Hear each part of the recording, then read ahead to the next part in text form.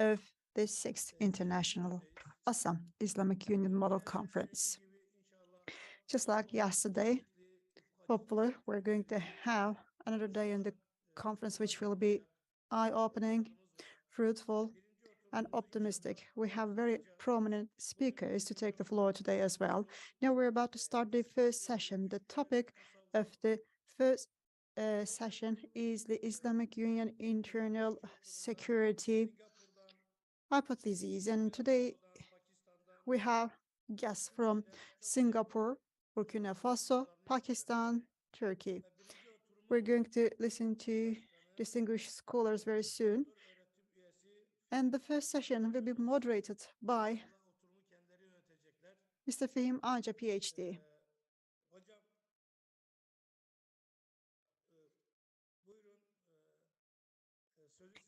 So, distinguished moderator, I would like to give the floor to you. Good luck with the session.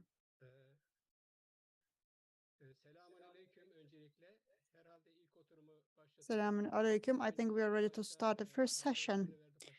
So, firstly, distinguished Commander Adnan Tanrıverdi and all those who put their efforts in this Congress, I would like to extend my best regards to each and every one of you. Now we are starting the first session and we are going to listen to 5 scholars presenting their proceedings.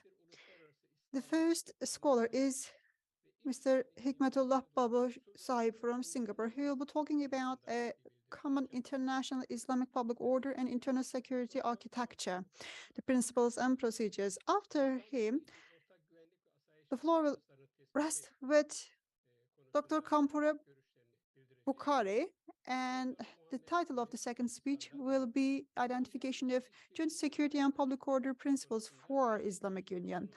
The third speaker will be Mohammed Munir from Pakistan, and he'll be talking about cooperation and security for Islamic Union.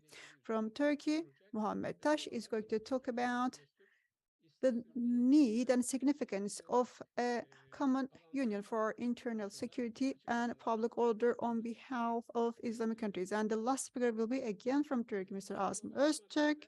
He'll be talking about the new security areas in the internal security of Islamic Union. Before you start taking the floor, let me remind you each speaker will have about 20 minutes to present. Once we listen to all the presentations, we are going to have a collective Q&A session. We are going to have 15 minutes for the questions and answers, and that will be the end of our session. I have a request from each of you distinguished panelists. Would you please briefly introduce yourself before starting delivering your presentation? That would be enlightening for the audience because I don't have much information readily available right now about you. That would be nice if you could introduce yourself when you are starting. The first speaker is Dr. Hikmetullah Baba, and I would like to give the floor to you for your presentation. The floor is yours. Evet. Yes, please.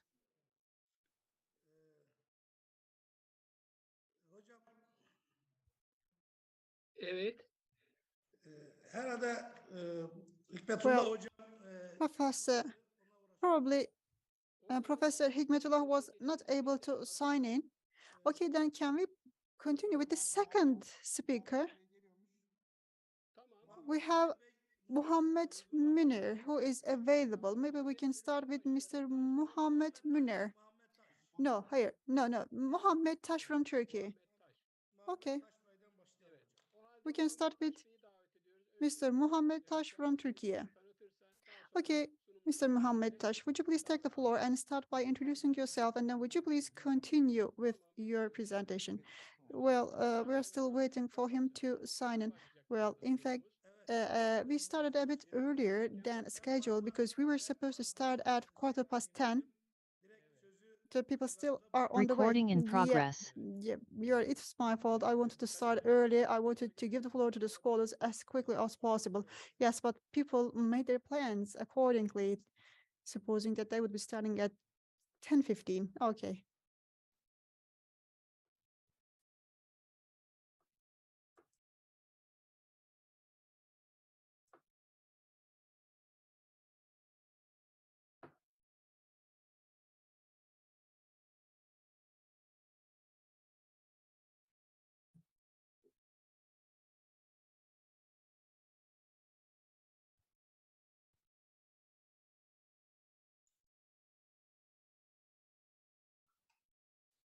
Dün hakikaten çok verimli, çok mükemmel By the sunumlar yaptık. way, yesterday we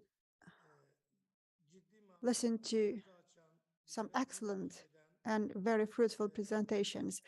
Uh, we found great hope and expectations in these presentations. They were very promising. Well, we received considerable feedbacks about all these presentations that were rendered yesterday, and hopefully the same will happen today as well, because we have very distinguished speakers who can enlighten us, and hopefully, according to the heralds we got from Commander Adnan, the next Congress will hopefully be organized in face-to-face modality. Good morning. Good morning.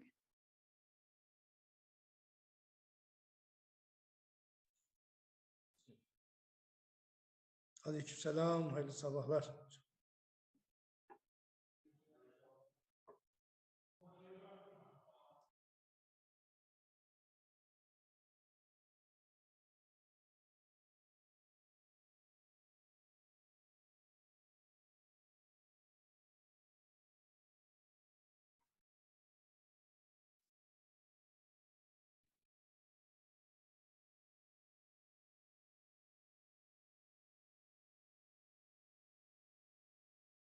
Hocam programın akışı nedir?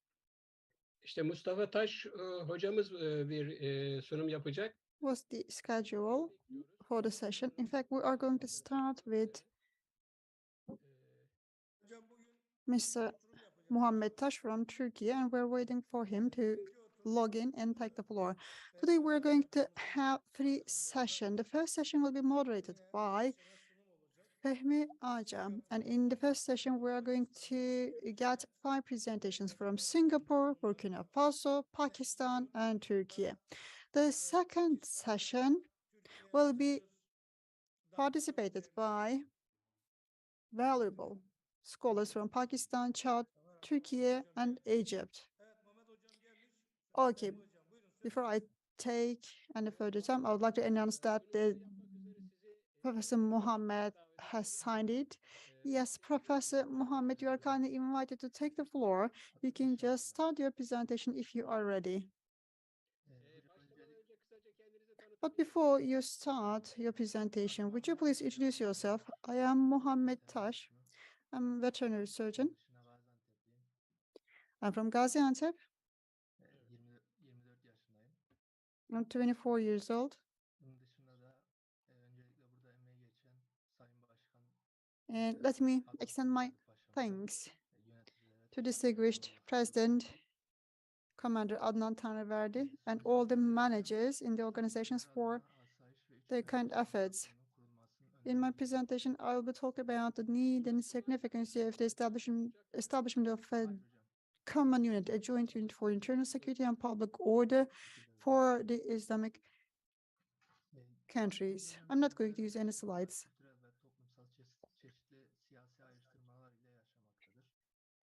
Today, Muslims are seen to be forced to live in a discriminating environment, and Muslims have to face many challenges. But in fact, that also triggered another problem: the lack of the ability to create a security unit, a joint security unit. Imperialist powers and their officials in the Islamic countries adopted the discriminating policy, and from past even until today, the creation of a joint security unit was prevented. And in fact, the Islamic world lost its opportunity to come together and convene under one umbrella. And during the late years of the Ottoman Empire, there were many lies,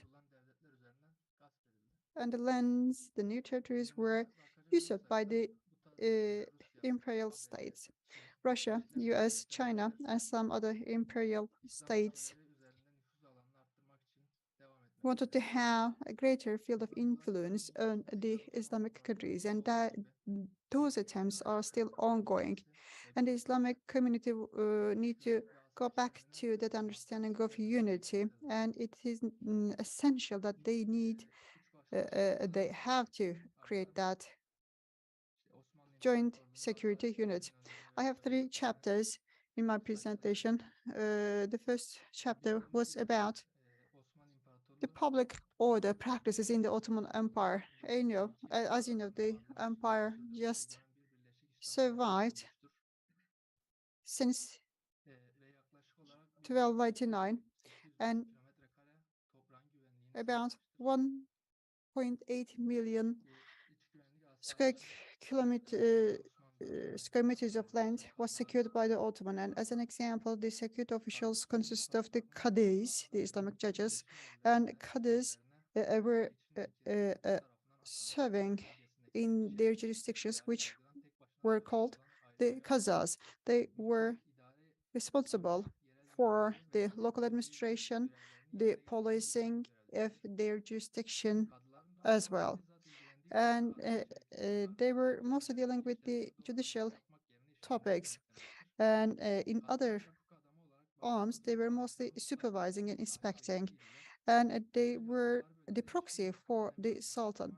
In their fields of operation, they were totally independent in their operations, and they were just reporting to the Sultan and the cabinet. And Qadis were also the spokespersons in the palace for the people. The Qadis would also investigate certain cases that were filed based on complaints, just like corruption and other topics. And Qadis were always trained people. They were trained in the madrasas, the Islamic universities. And first, they would have an internship period, about 3 to 5 years, and then they would come back to Istanbul, and they would spend some time in order to get profound knowledge, and then they would be appointed to their permanent working places. Their appointment would be handled by the Kazaska in the Ottoman.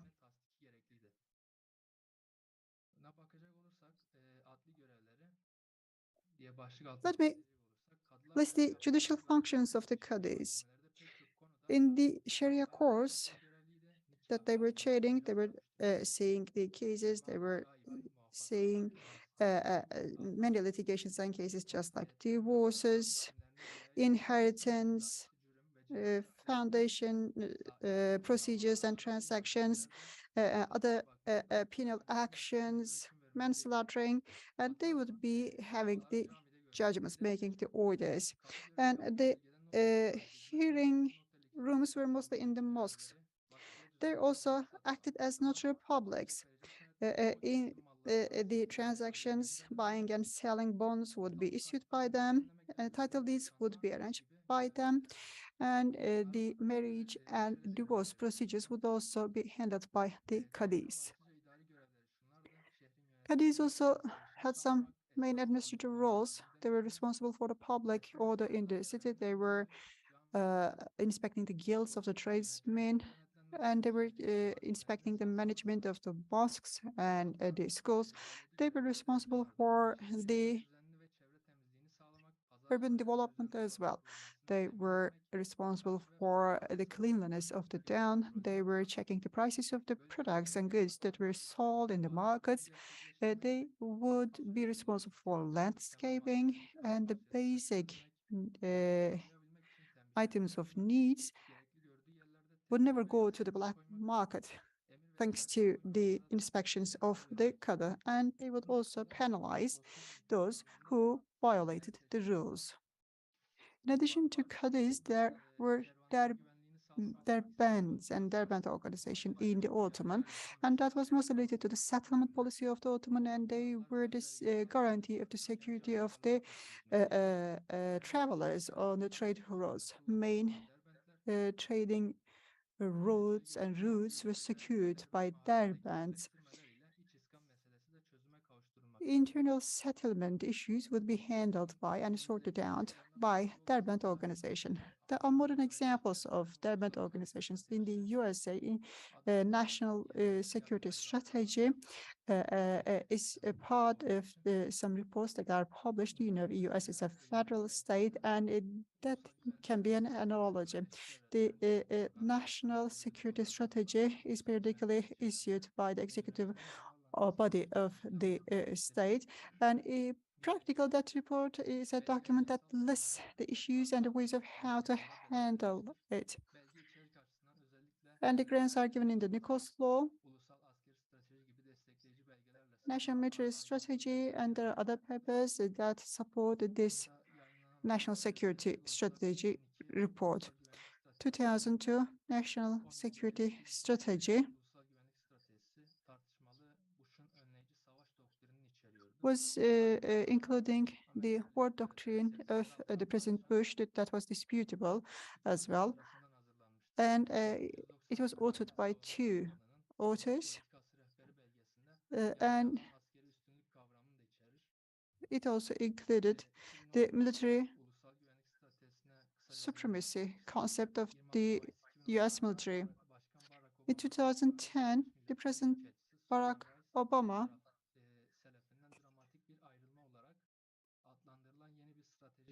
adopted a new strategy that was a new divergence, and it defended the increased interaction between China and India, and it also said that new strategy said something about the nuclear weapons.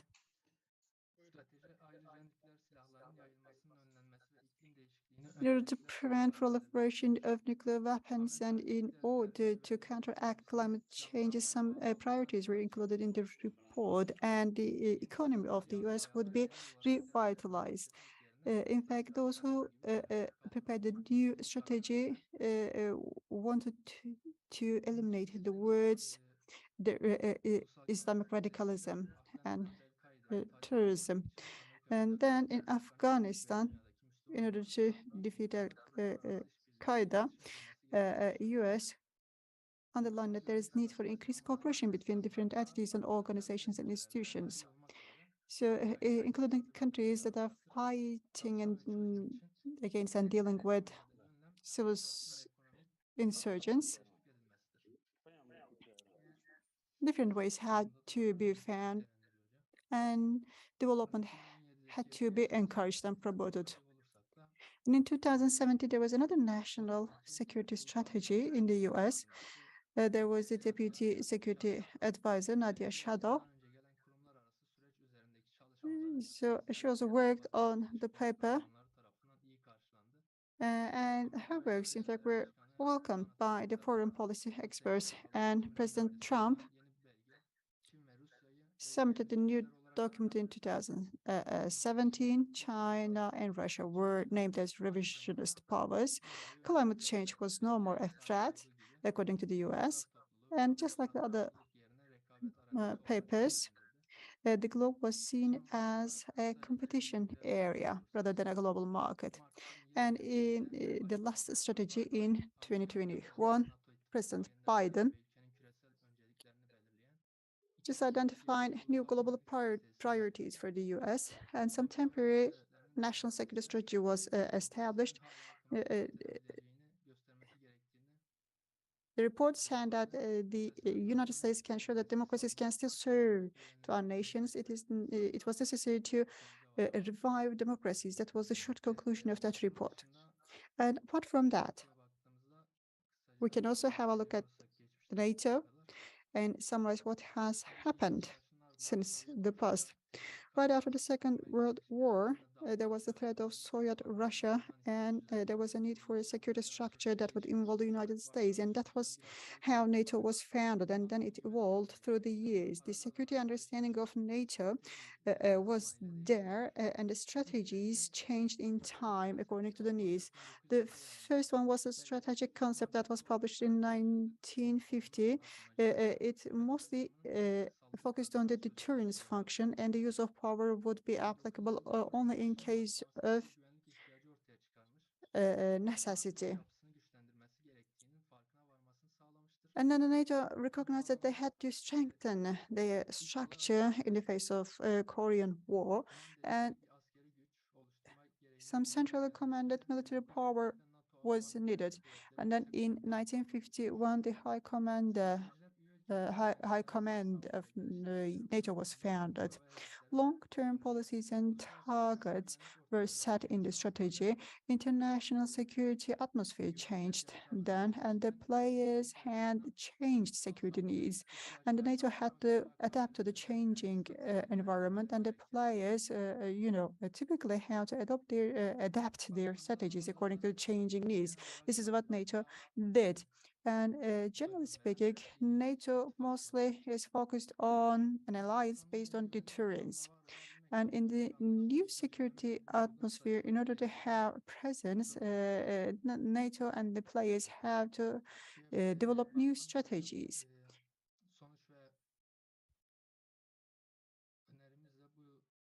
And I would like to come to my conclusions and recommendations for this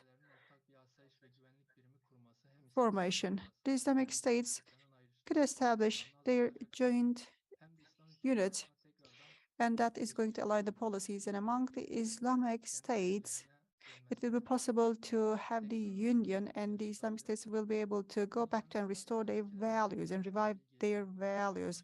And the Islamic States will be able to share technologies and know-how, and the states can achieve this. They can have a wider field of operation. Terrorism and other items are there that are being manipulated in order to trigger more discrimination among the Islamic nations, and all these attempts can be deterred with a union.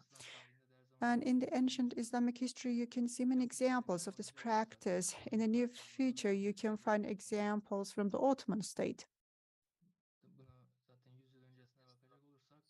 Just a century before the collapse of the Ottoman Empire, in fact, the foreign powers were not able to usurp the resources of the Ottoman Empire. However, they were able to attain their imperial goals, and they were able to create new threats. And then that was the way to usurp the resources of the empire. This is why I said that a common public order and security unit is needed among the Islamic states, and they need this union. Yesterday, I remember what Professor Necmettin Keleş said based on Anfa Surah. God instructs that the people should surrender to the Prophet and God, and the believers must be patient, because God will be standing by who have patience. Thank you very much for your attention. Thank you, Mr. Muhammed Taş. You shared some very important considerations with us. I would like to contribute to your presentation. I am a retired soldier. And about what you said regarding the NATO strategy and the US national security strategy, I have some experience. Sometimes we intervene, sometimes I studied that in detail. After the fall of the Soviet Russia, the US started to look for new threats, and the new set of threats was mostly Islamic. In fact, we started to react this. We were reacting in one platform, but in a different platform. US was able to embed and incorporate this term into the documents, and then they were able to create and build that new threat. In fact, until a couple of years ago, those states, Islamic states, have been the allies and the friends of NATO and the US. They were prepared, and they quickly implemented their ideas. So September 11, and then the invasion of Afghanistan and Iraq, they were different steps of the same strategy. All the Islamic states have to be aware of what was going on. And if we have awareness, we can have the union, because this is all related to the internal security. Everything starts from the interior. First, you have that turmoil internally, and then the necessary conditions are created under the pretext of violation of human rights in a territory, and then comes the intervention. All the Islamic countries must be aware of this, and they need to have the necessary internal security measures in order to strengthen their own internal structure. Thank you, Muhammed Taş. Thank you for your nice proceeding. Now, let me announce the second speaker. I'm not sure whether he is ready or not. Hikmetullah Babu Sahib from Singapore. Are you ready to take the floor? If not, we will going to continue with Kompre Bukhari. But sorry, before you continue with the second speaker, I would like to ask a question to the first speaker, Mr. Muhammed Tash. Yes, please. Thank you. Muhammed Tash, thank you for covering this topic related to the Internal Security Organization and strategies of the Ottoman state and the US. Well, you know, the main purpose of this Congress. And in fact, we say that when the Islamic states come under one confederation, there may be 5 centrally administered functions. And one of these functions could be the Ministry of Interior Affairs. And what kind of organization could it be? What units would be in the headquarters, in the center, and in the 9 federal regions? What kind of structure would be available, and what would be the structure in the national states in correspondence to this? You know, depending on the administrative structuring of the national states, there would be different units in the provinces and the districts as well. So do you have anything to say about this kind of organization? So can you say anything right now? If not, would you please just prepare and send us a report about this? So we wonder the format of the units in the headquarters, in the federal regions, in the national states, and in their administrative subunits. We'd like to understand the roles and responsibilities of these different units at different levels. This is what we are looking into right now. Yesterday, we listened to many useful proceedings, and there were references to the global powers of the past, and we discussed their current situation. We discussed their public order problems that are pending today. But now, you know, we are headed towards a different direction today. We would like to discuss this new structure of the Confederation, because we are suggesting that there should be a Minister of Interior at the headquarters level, and there should be reflections of this at the regions, at the national states. So because I'm telling all this because we would like to create that final declaration. We said that if there is this Islamic Union, that should be the organization for the potential Ministry of Interior. Would you please send away a report covering all these topics, because your study was a nice one.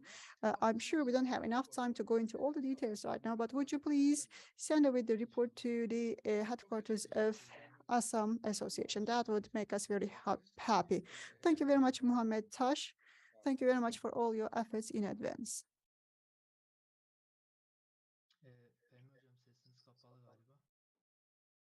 The moderator, you are muted. Well, thank you very much, Commander Adnan, for your kind contribution. I'd like to give the floor to Dr. Kompre Bukhari from Burkina Faso. The floor is yours for your presentation. Kompre Bukhari, please go ahead. Forward your presentation.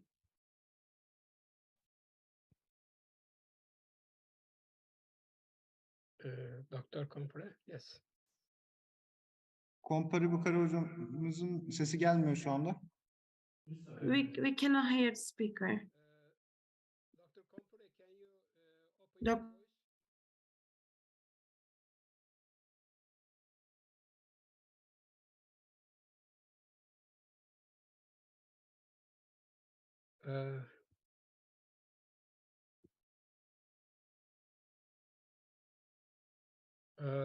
Dr. Kompore, if you are ready, you can start.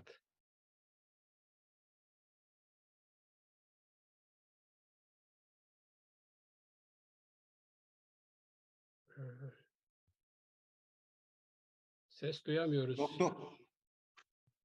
We cannot hear the voice.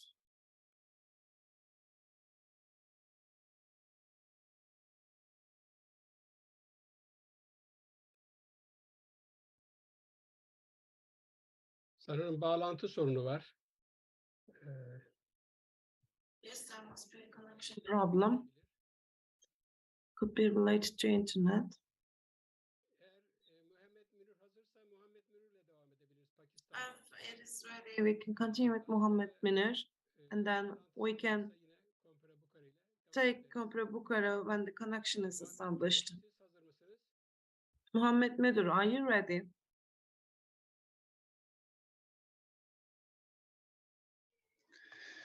Merkezdeki arkadaşlarımız oturumdaki In the konuşmacılar center, telefon irtibatı hazır olanları they are going to have a telephone call. If they can have a telephone call with the speakers, and we can have this ready ones. And please call the speakers. They said that Muhammed Münir is prepared, Kompre is prepared as well. But there must be a problem, some kind of a problem. Evet, Muhammed Münir'i görüyorum zaten. I can see Muhammed Münir. Muhammed, Başlayabilirsiniz if you're ready, you can start. takdiminize. Bismillahirrahmanirrahim. My name is Munir Ahmed. I am from Pakistan. I will present my paper, Cooperation and Security for the Islamic Union. I start with the current situation of Muslims in the world.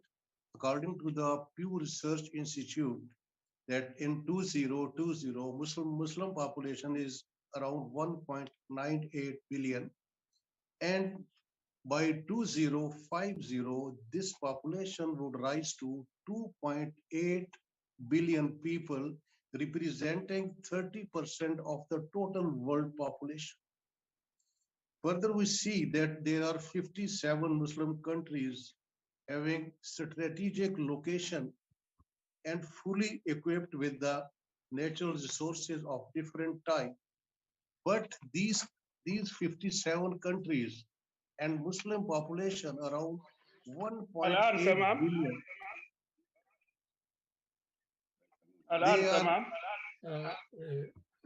They are not having. Dr. Kampore, please, now Muhammed Münir is giving his presentation, and then after him you can start your presentation. Okay? Right. So in the world, Muslims are currently presenting 25% of world population, but this huge population has no arrangements for cooperation, for security and safety. By the end of this decade, by 2030, there will be major positional shifts in nations and regions. So there is a dire need that by that time, we should make Muslim population in a position to have arrangement for cooperation and safety among them. So I would be giving my own proposals in this regard, that how to do this. Currently, there are two opportunities for Muslims. One is that this is the time of age of reason. In this age, people are moving away from religion because the traditional religion is not able to cope with requirements of 21st century.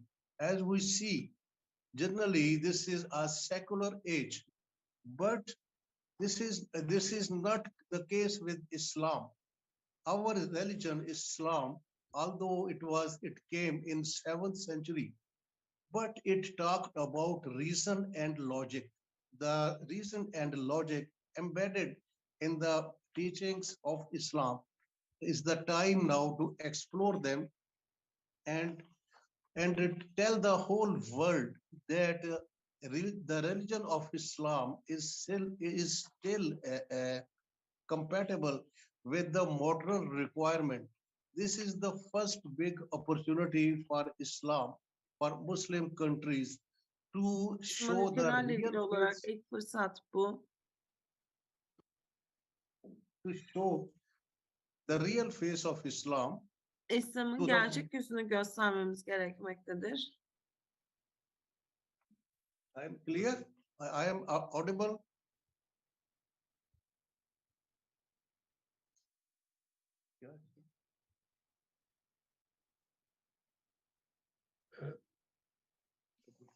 You may continue. Yes, sir. So this is the first big opportunity for the Muslim world that they need to interpret Islam in the language of reason and logic, which is the requirement of the 21st century. And second opportunity lies with the fact that two economic systems, two big systems, the communism and capitalism has lost their appeal. They have lost their grandeur and glitter because as we see in early 90s, communism came to an end. When communism came to an end, there was great deal of drum beating in the Western circles that now capitalism is the only economic system. For the last 40 years, almost the entire world is working under capitalism. But during this period, the capitalism could not provide the desired welfare and the prosperity. So now mankind of 21st century is in search of an ideology, is in search of a system which could provide the two system, a system of good governance and an economic system which lies with Islam because in the 7th century state of Medina, Hazrat Muhammad sallallahu alaihi wasallam had implemented these two systems, which was revealed in the Holy Quran. And what I think that in this time, at this time when people are moving away from religion, it is time for us to show them the real face. And what is that face? That is that is hidden in the two words of the the Quran. Because when we read the Quran, we find two words repeatedly mentioned, salat and zakat. Generally, we treat these words, salat as prayers and zakat as a charity. But in fact, if we have a deep study of the Quran, we see that these two words are narrated in a sequence, in the sense that the word of salat is always followed by zakat. These are the two systems. And when our Prophet Muhammad Sallallahu Alaihi Wasallam was under the migration journey, then these ayahs of Surah Al-Hajj were revealed. And Allah subhanahu wa ta'ala said that when we give authority to our people on earth, they established the system of Salat and Zakat. And when Hazrat Muhammad sallallahu alaihi wasallam went to Medina, he implemented these two systems in the 7th century state of Medina. This is our real strength. Now I want to tell you what is these two systems. The system of Salat, it has three parts. The first part is faith-based morality.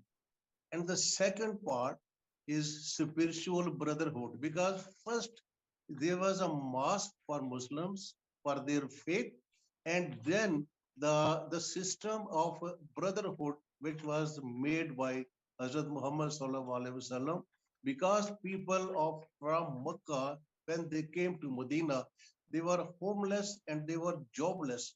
So there was a spiritual brotherhood which was created in the Medina. And the third part of Salat, that was the Misake Medina, the Treaty of Medina, which was a political system. So in nutshell, the word Salat consists of three things, which I mentioned earlier: faith-based morality, spiritual brotherhood, and the good governance system, the political system. After that, Hazrat Muhammad Sallallahu Alaihi Wasallam implemented the economic system. At that time, there were four Jewish markets in Medina, and Muslims were in not a position to establish a market. But Prophet of Islam was in such a hurry that he ordered to set up a market in a big tent. That was the start of economic system, and that has three parts.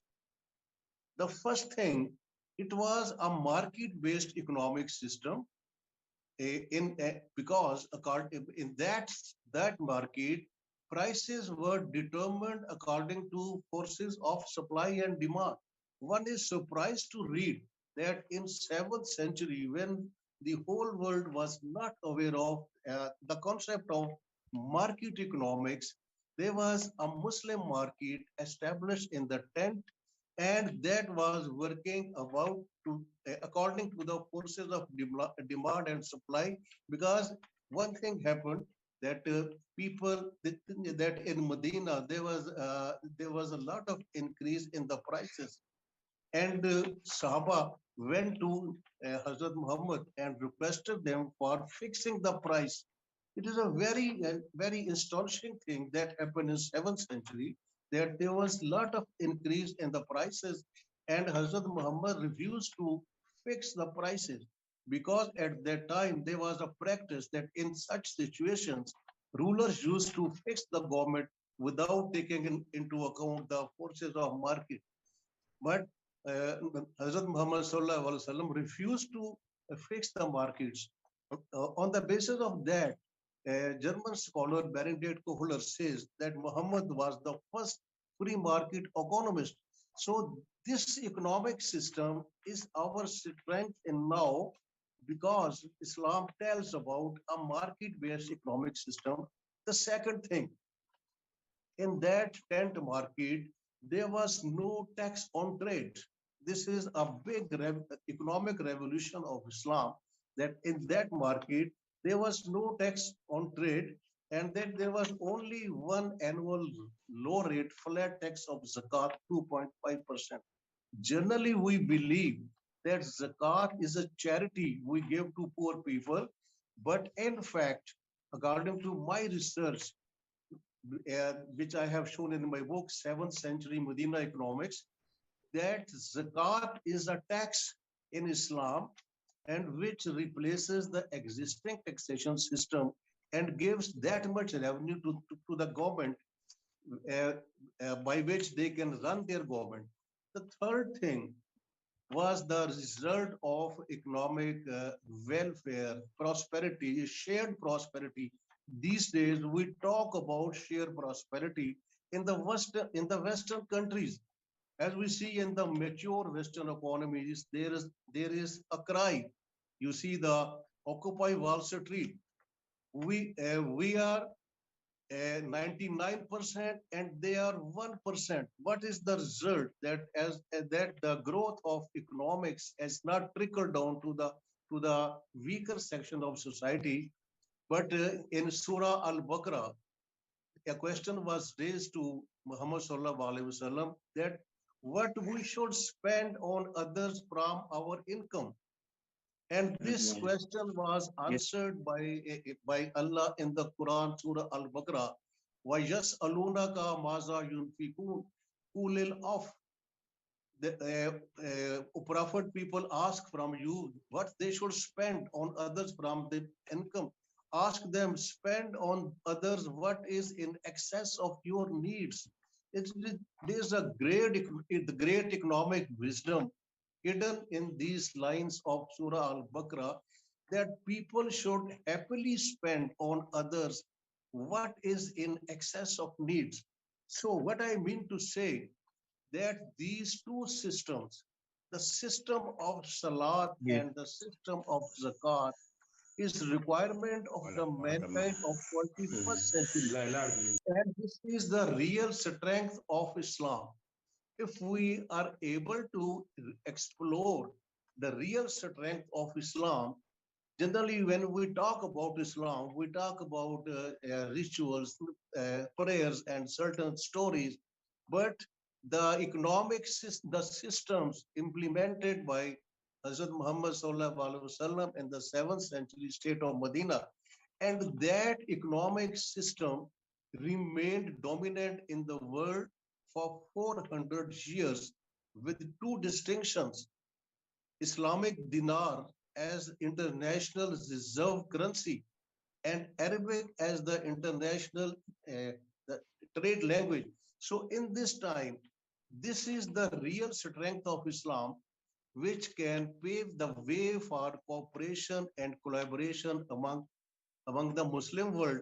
And we can also offer this to the advanced world, to the advanced countries. Now I come to the third point of my presentation. How we could do this, how to achieve this. Because as I said earlier, this is a secular world. This is age of reason. And in this age of reason, how we can present Islamic civilization, how we can tell them that our civilization, Islamic civilization, is even now fresh and compatible with the requirement of 21st century. For this, I have proposed three-pronged strategy. Number one, awareness about the true face of Islam. As I have mentioned, that there is need to make a book, a compendium of all these three systems. Because what were the three systems? Rule of law, good governance, and economic system, which were implemented in the 7th century state of Medina.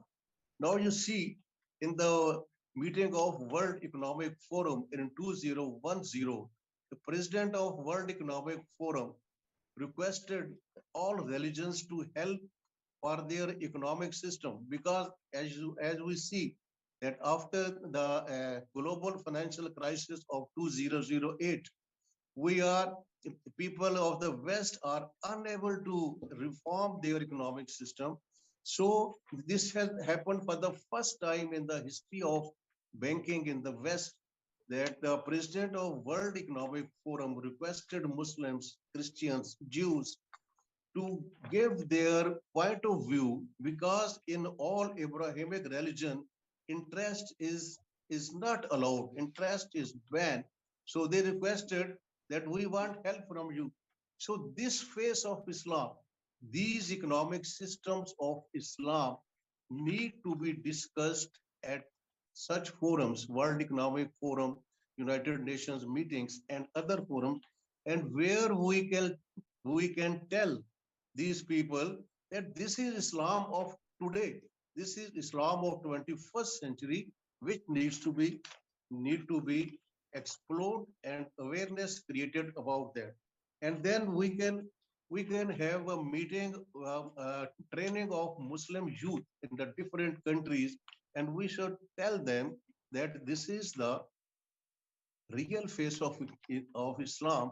And one thing very important, that this will give an ideological ideological advantage, ideological edge to the Islam in the modern time, because it answers to all the questions. Now you see in the world what we are demanding: there should be rule of law, there should be good governance system, there should be economic system based on welfare.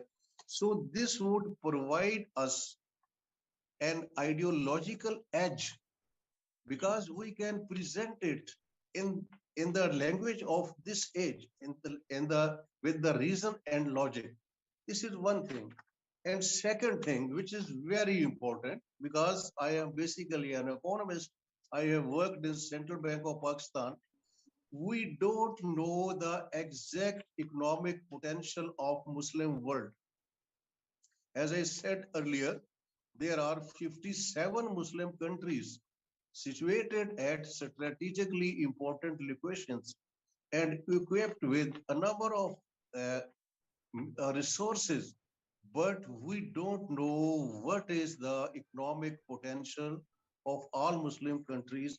So the second thing, we are where it is must for us that we should have an economic potential of all Muslim countries. We should make a country profile of all Muslim countries, and on the basis of that, we could devise certain strategies, certain initiative. For example, the concept of the counter trade, because Muslim countries which they are exporting from other countries, they could trade within themselves. When we have that data with us, when we have that complete economic profile of all Muslim countries, on the basis of that, we can make strategies. And then, as we see in the Muslim world, some countries are advanced and some countries are lagging behind. In economics, in banking, there is a concept of a lead institution. So those Muslim countries which are advanced, like Turkey, Malaysia, Pakistan, Iran, Saudi Arabia, other countries, they can work as a lead country for others. Those countries which are lagging behind, those should be identified and they should learn from the achievements of other Muslim advanced countries. For example, I take the name of Turkey. They are having a very good health system, advanced countries. So those Muslim countries which are poor in those areas, they can learn from Turkey. And similarly, is case of Pakistan. Pakistan, Bangladesh, they are very advanced in textiles. So they can, and Malaysia, they are advanced in electronics. So when we shall prepare this economic profile, we can guide our Muslim brothers, our Muslim countries, those who are lagging behind, to come forward and learn from their advanced Muslim brothers. And thirdly, when we shall have this study of economic potential, we shall be able to advise the the coming opportunities in the whole world. It would be a sort of advisory service for our Muslim brothers that these are the emerging economies, these are the emerging opportunities where they can go, they can invest, and they can make their country develop. And third thing, why I am talking about a grand agenda, because first I say that we should explore the real face of Islam. And then I say we should prepare economic potential of Muslim countries. How we could do this? For this, we need a strong institutional arrangement. Currently, we have only one institution, OIC, Organization of Islamic Countries, which is the apex institution which talks about Muslim, which takes into account, yeah, which protects Muslim interest of Muslim countries. For this grand agenda, we need to streamline our institutional arrangements. Firstly, we should strengthen the structure of OIC, because what I have searched on Google, there are 6 sub offices of OIC. Among those, 3 are in the non-Muslim countries and 3 are in Muslim countries. But I think, because to do this great job for Muslim union, for Muslim cooperation, we should add regional dimensions to the structure of OIC.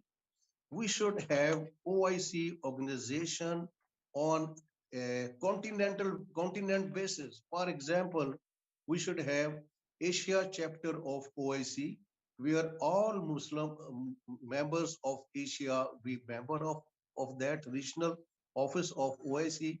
Similarly, we have OIC chapter for Africa, and where all Muslim countries in Africa would be member, and then they will make studies about their countries, their member countries, any situation, any good performance by the by the people of that country. And we see that Muslims all over the world, Muslims have established their excellence in the West, in the European countries, and in America, elsewhere, because whenever they go there in their individual capacity, they show excellence, and that is recognized worldwide. So when we shall have this regional chapter of OIC, then we shall be able to present Muslim interest, Muslim excellence in different countries in a better way. And second thing I would like to suggest that in the past, Pakistan had a regional cooperation development agreement between two countries, Pakistan, Iran, and Turkey. And, and that cooperation pact worked good in the beginning, but in the later years, it could not be used.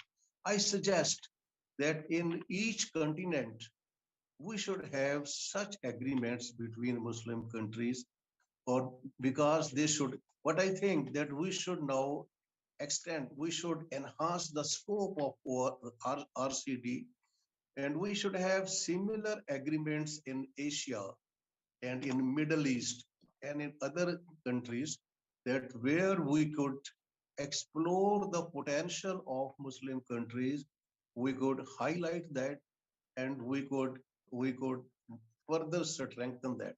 Then one thing more, that that we should also have a cooperation pacts. We should also have arrangements of networking between Muslim countries. When we shall do this, then we shall do this, different youth, particularly I am much enthusiastic about youth of Muslim countries, because they are getting education, they are aware of now their past glory, and they have a passion to bring that past glory into their present life. So when we shall make these arrangements, as a result, we shall be able to provide better representation of Muslim world for cooperation. And if we need, we can make another institution, which is a companion institution to OIC, that will be working under OIC in the field of economics, in the field of politics, because a lot of work is required to be done.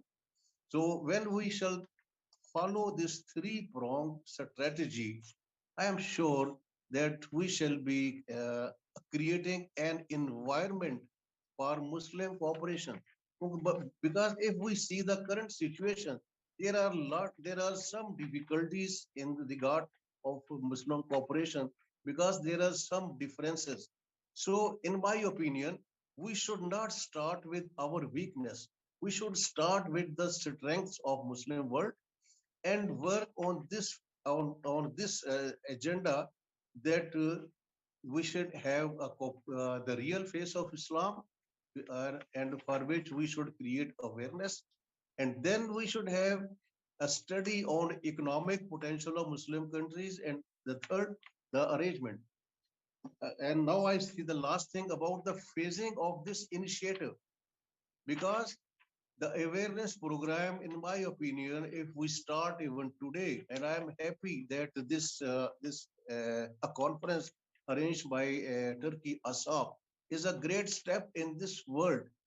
If we complete the first phase, the phase of awareness by 2025, then we are in a position to start work on second agenda, that is assessment of economic potential of Muslim world, and then we can start the third phase. So by the end of 2030, when the whole world will be in a change position, we shall be able to start work for Islamic Economic Union on the pattern of European Union.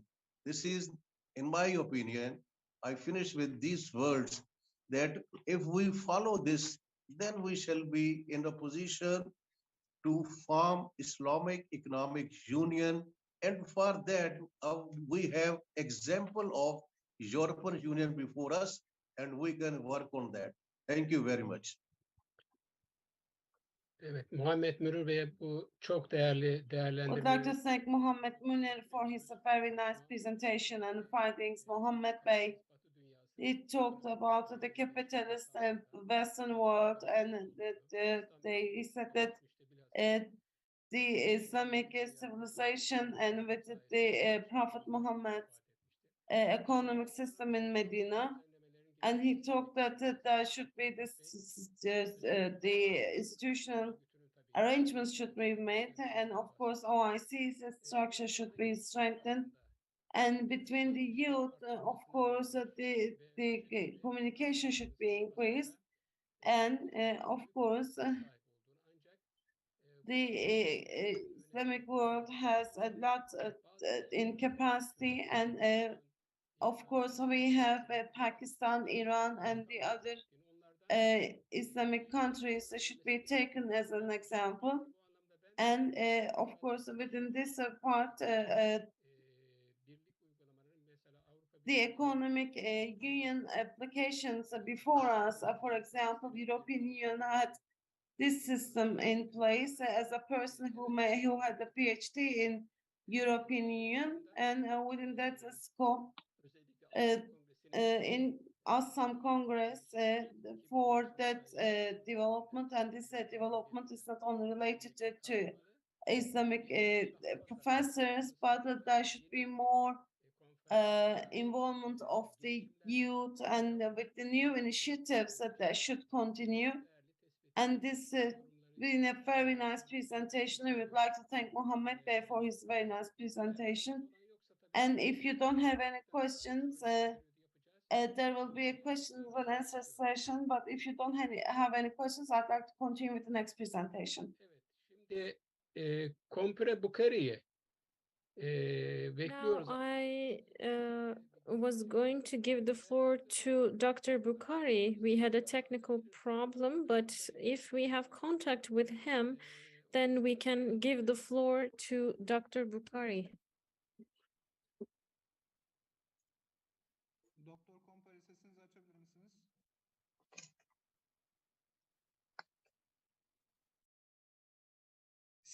Doktor Kompari, sesinizi açabilir misiniz? Dr. Bukhari, can you please unmute yourself? Dr. Kompre, please open your voice. Please.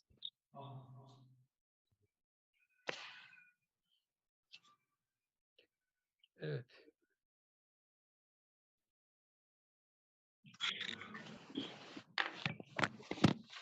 Dr. Kompre, if you can hear me, please open your voice.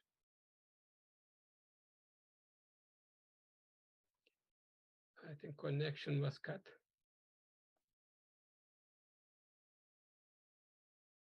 İletişim kesildi galiba.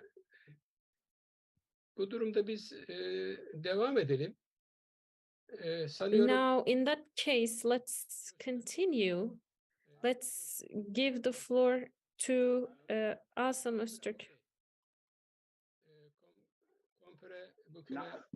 Ready. طيب نعم طيب السلام عليكم ورحمة الله تعالى وبركاته. بسم الله الرحمن الرحيم. الحمد لله القائل في محكم تنزيله وقاتلوا في سبيل الله الذين يقاتلونكم ولا تعتدوا إن الله لا يحب العاصين. سورة البقرة آية 190.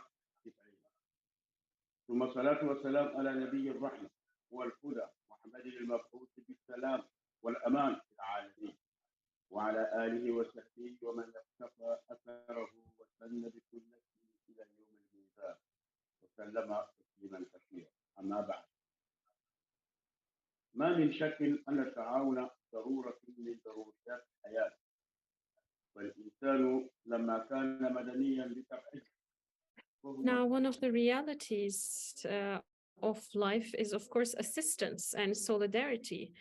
And without that, without collaboration, we can definitely say that life would be quite challenging.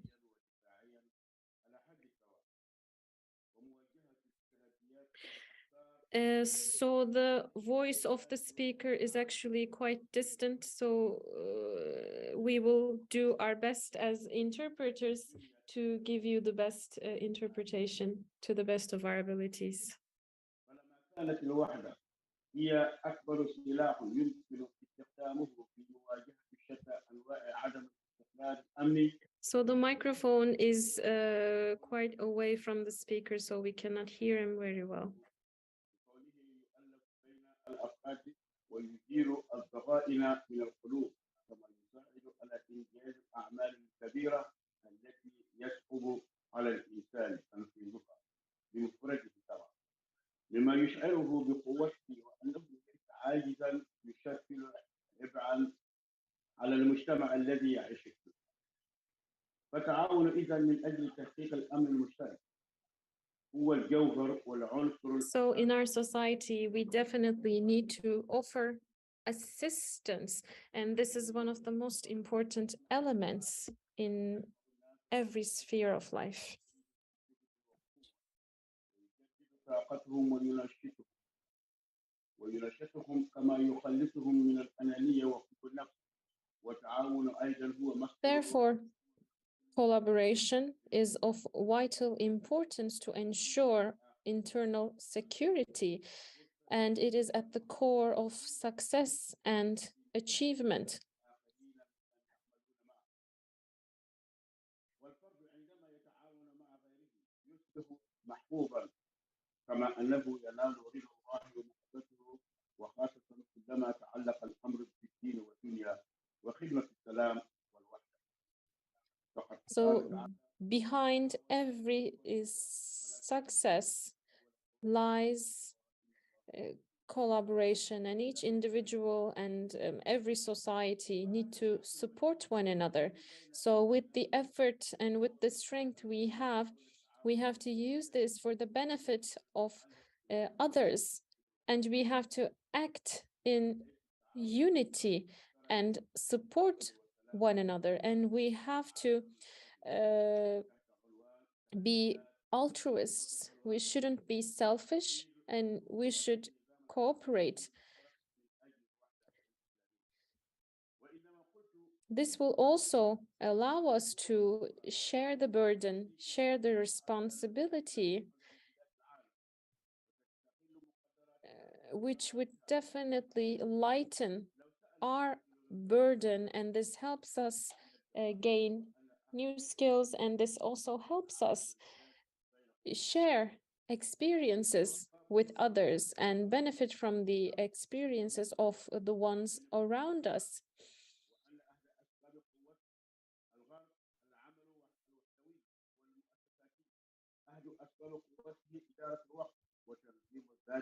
Now, with regards to the entire world, we need unity within the entire humanity. In the Maide Surah, it says, help one another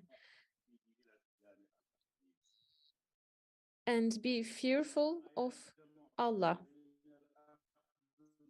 Therefore, today, the study that we conducted has some positive outcomes for the entire Islamic world.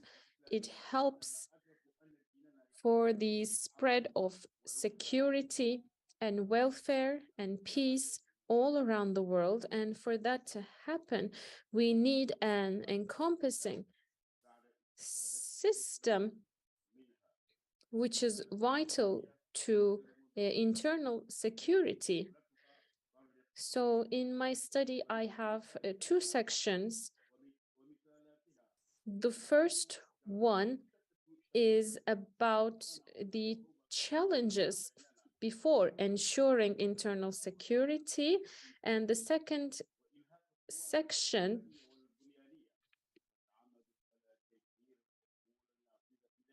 is about establishing the proper foundation to ensure internal security. So this is the topic of the second section. And as a conclusion, I have an overall summary of my study, and also I have some recommendations.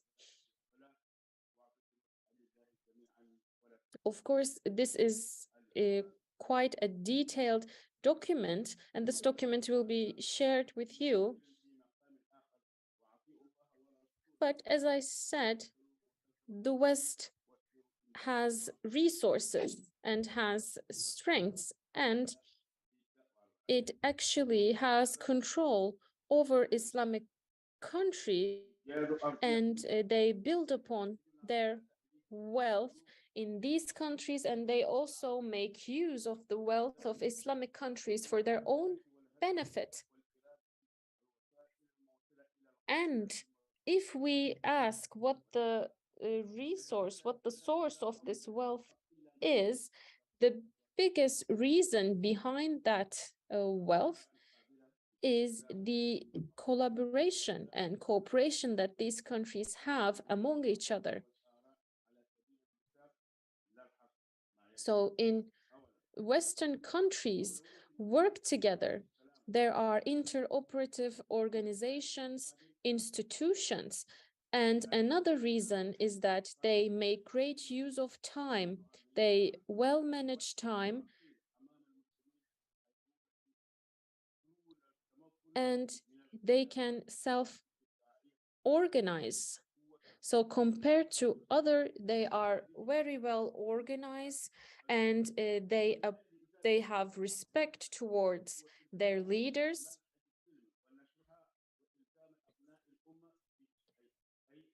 Therefore, some of the main principles of the civilizations today are upheld by Western powers, and they base their economic and military strength over these principles. And these are actually quite similar to the Islamic principles that we ourselves uphold. But on an individual level and on a community level, we have the opportunities to implement these principles in each and every field. But as we fight with a variety of challenges on every front, we haven't been able to uphold these principles. And while on the other hand, the West has been quite successful in implementing these principles.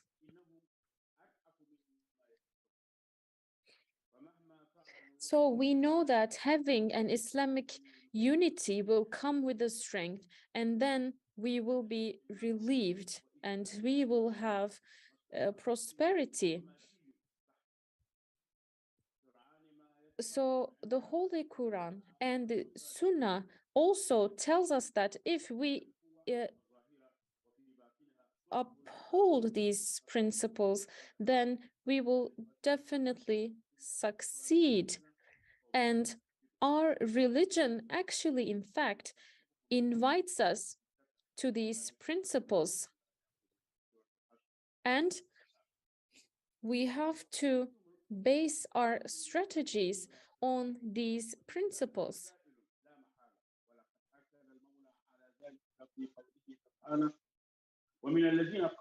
Now, the West has a certain kind of policy, so they divide and then they conquer.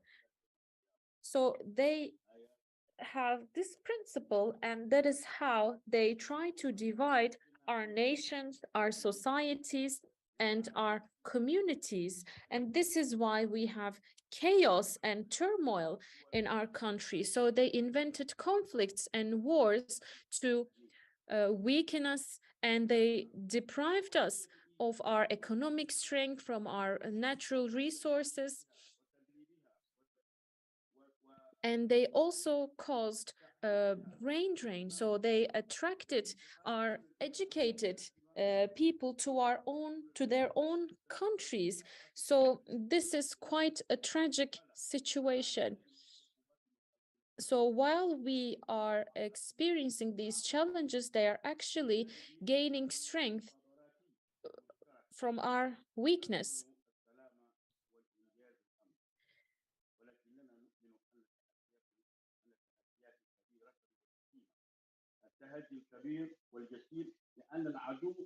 So our religion always invites us to fraternity, to collaboration, to solidarity, and it tells us that this is the only way we can succeed.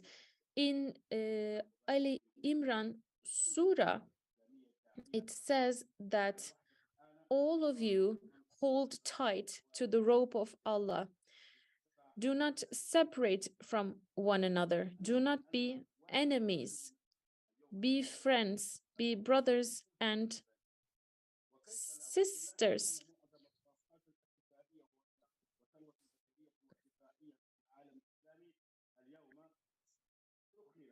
So while you were at the brink of the fire of hell, Allah saved you.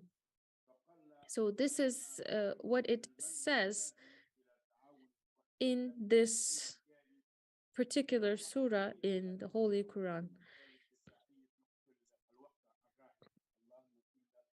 So in the Anfa surah, it says, obey Allah,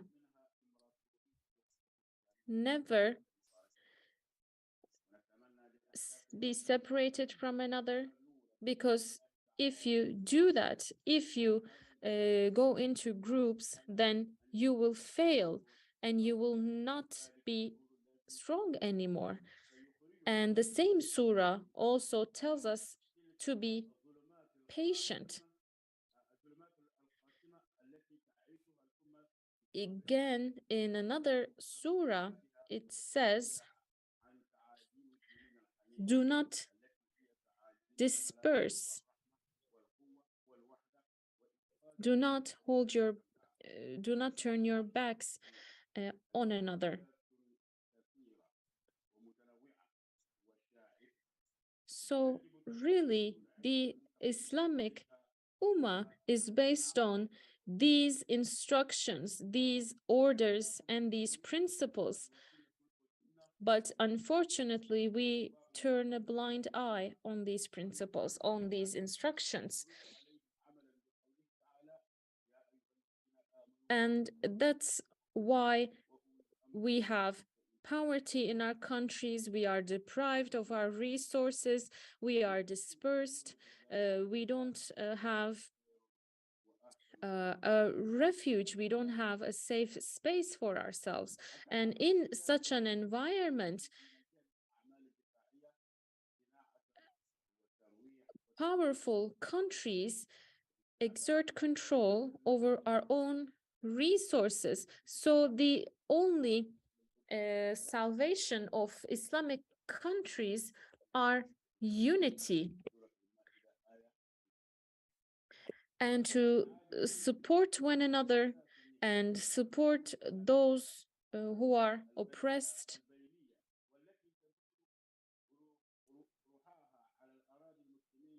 And also by obeying the orders and instructions given by the Holy Quran.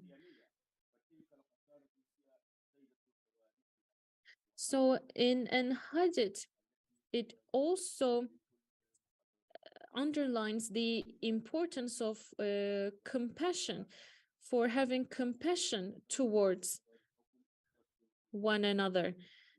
And it actually likens the unity between people as an entire body. So for example, if you have an ache in your arm, then your entire body will be in pain.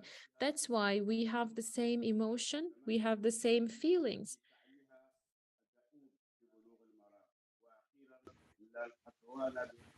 So of course, there is much more to my presentation, and I will send my study to you for you to examine it.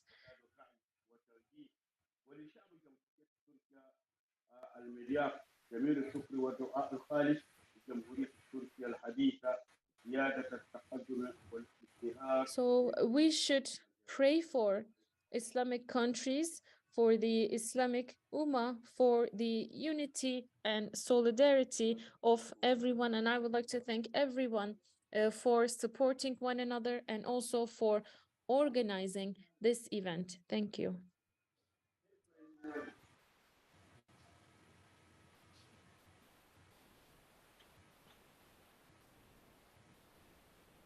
Fehmi Hocam sesiniz geldi. Evet, pardon.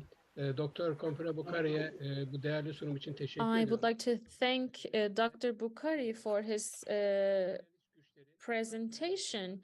He underlined the influence of imperialist powers over Islamic countries.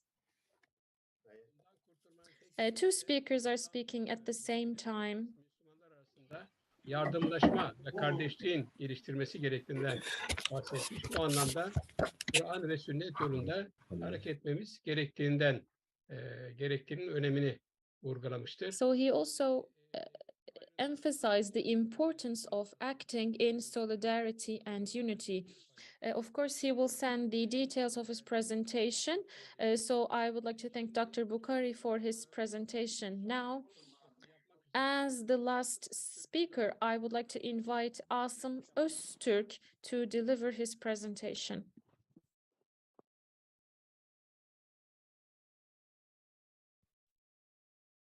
Hocam sesim geliyor mu?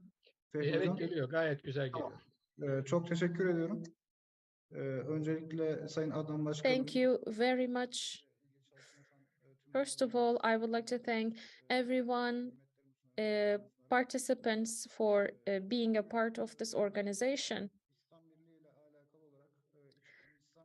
So today, I have a presentation on new security areas in Islamic Union, Internal Security Constitution. İstanbul Medeniyet Üniversitesi'nde uluslararası ilişkiler alanında doktorama devam etmekteyim. So I'm currently receiving my doctorate training in Istanbul Medeniyet University. First, let me give you a brief introduction about my presentation. So in today's world, we have a lot of technologies that we need to make use of. That's why countries depend on technologies and innovations. But of course, this comes along with technological and also military weaknesses. But of course, new technologies are still being developed. So in addition to land and sea technologies, we have a variety of other technologies in place, and these are of course open to exploitation, and this actually makes internal security much more complex. So a unity between Islamic countries will definitely require a huge infrastructure. For that reason, it is not possible to only rely on conventional methods. So in addition to offering a certain infrastructure, we definitely need to make use of new technologies because security weaknesses, vulnerabilities in a certain country will definitely impact the security of others. So a unity to be established among Islamic countries will definitely have to take into consideration new technologies we have in place.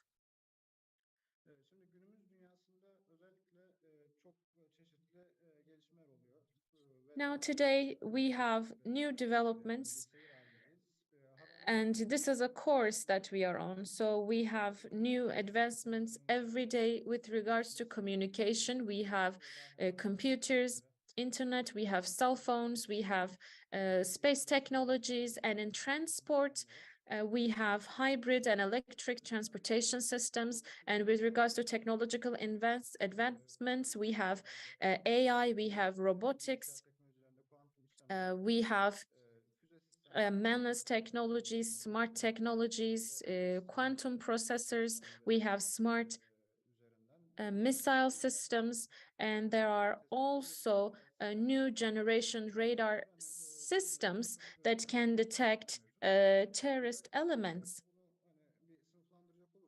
So to categorize, on land, we have manless land vehicles, we have robotic technologies. On sea, we have plane ships, and we have smart ordnance, and at air we have drone systems, and also smart missile systems, and in AI we have monitoring systems, analysis systems, and in space we have space technologies, radar technologies, and also communication technologies available. Now, in today's world,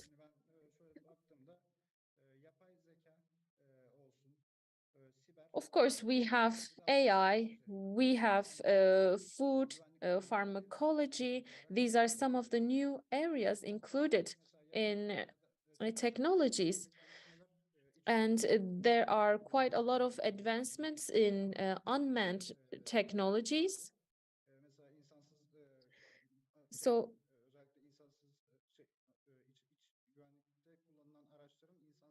especially in internal security, there are devices and equipment used that are unmanned. We have robotic technologies that will have quite an impact on internal security, and that's for sure. We have robot dogs, we have transportation vehicles.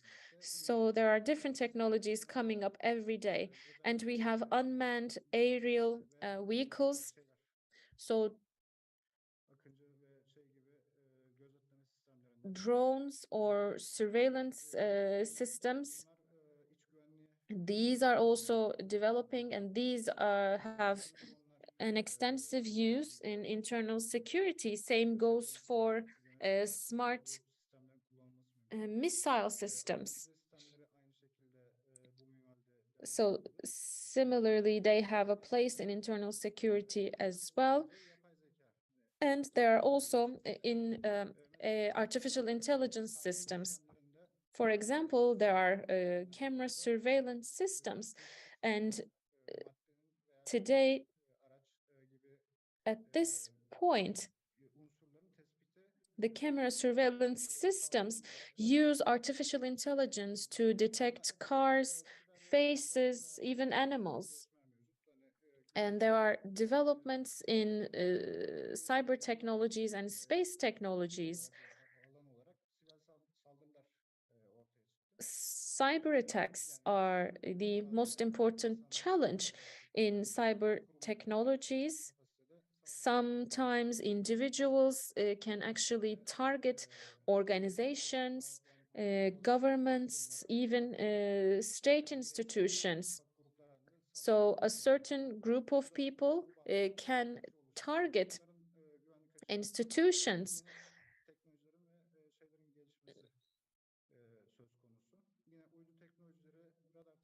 Again, we have space technologies, satellite technologies, radar technologies, and communication technologies.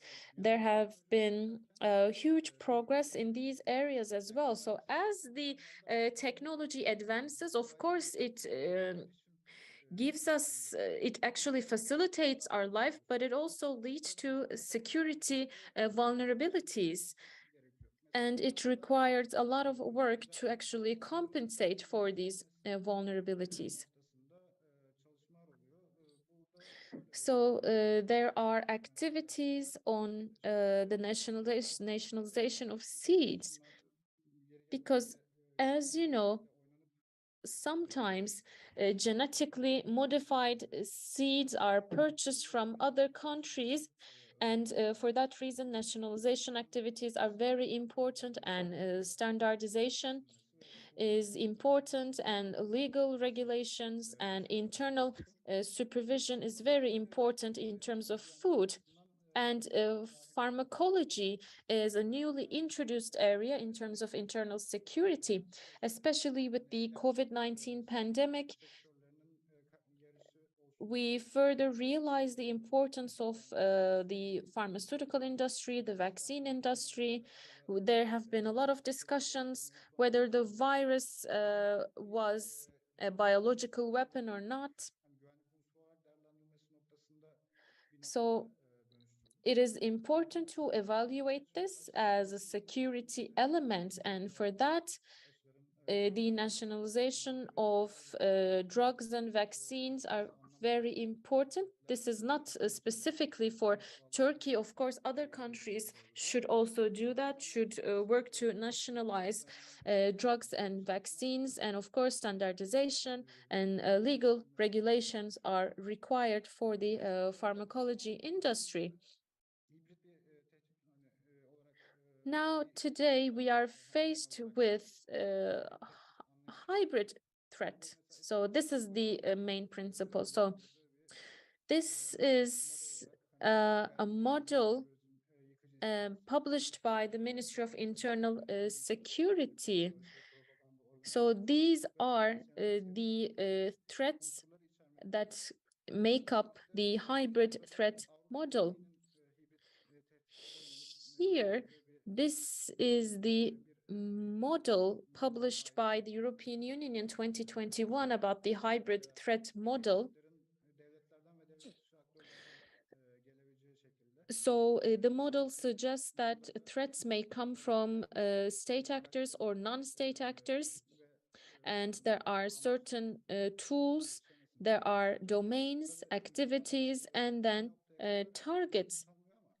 Of course, it fits today's conditions up to a certain point, but as I said, with cyber, it doesn't completely cover each and every field that we are faced with today. So I will talk about internal security from the perspective of developments, actors, methods, impact levels, and also security.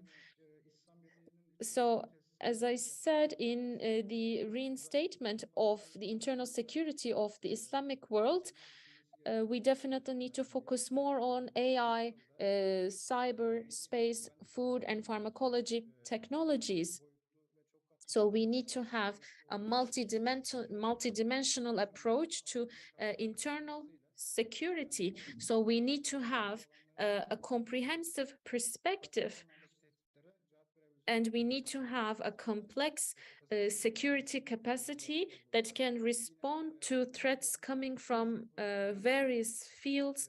We need to have a synchronized and a centralized security infrastructure, and we need to have a centralized operations system that collects technical and human elements. We need to have AI-supported early warning systems, and we need to have constant and central coordination among Islamic countries, and we need to have common legal regulations. So thank you very much for your attention, and I would like to thank everyone for giving me the opportunity to speak at this event. We can have questions or we can continue as you wish. Thank you very much. Assam focused on the importance of technological advancements and their use in internal security, but he also underlined the fact that new technologies bring about new vulnerabilities and weaknesses. So he also told us that we need new technologies to further prevent the weaknesses. Of course, there are some technologies, for example, unmanned land, marine, and aerial vehicles, widely used by our country as well.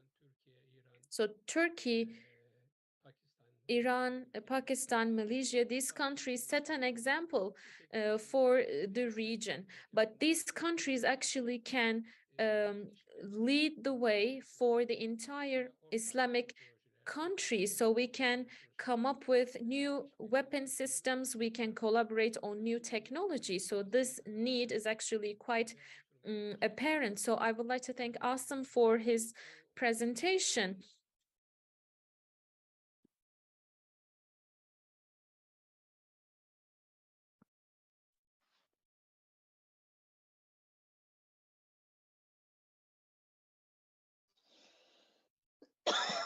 Hocamız düştü herhalde Necmettin Bey. I think Necmettin is not online anymore. Yes, we have some technical difficulties. I think I would like to thank the moderator and participants. This has been quite a fruitful session for all of us. Now we can move on to the second session. Hikmetullah Bey'le irtibat kurulamadı mı acaba Necmettin? Didn't we make contact with Hikmetullah? Can you hear me now? Yes, yes, we can hear you. Herhalde bu arada kısa bir süre bağlantı kesildi. I think I got disconnected for a while. I actually summarized Asam's presentation.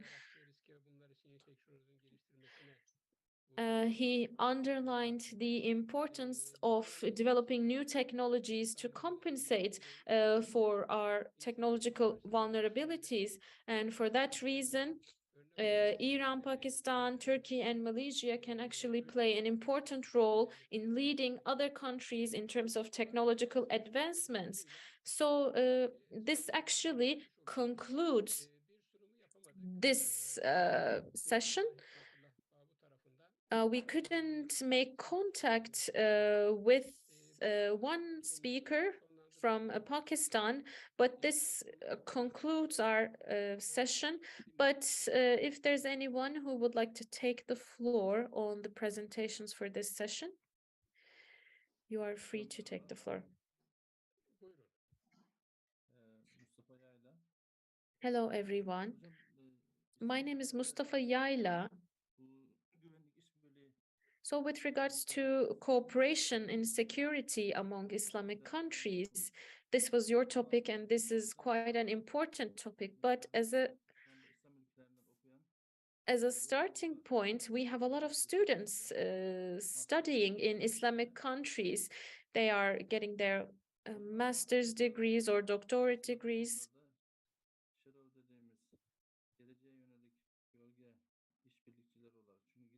So they could act as shadow collaborators because they will have a voice in the countries that they are trained in. So we can actually establish technological collaboration between these students and students studying in Turkey. Maybe we can organize events, we can inform them, we can brief them about the newly advancing technologies. So this could actually be a good starting point for the future, so that we can accelerate our efforts. You are definitely right. But in order to advance in such a topic, we need some incentives because it's not easy to bring people together. So you need to offer some incentives to people so that you can bring them together. That is even much more of the case for students. So you need to give them some kind of a motivation to bring them together.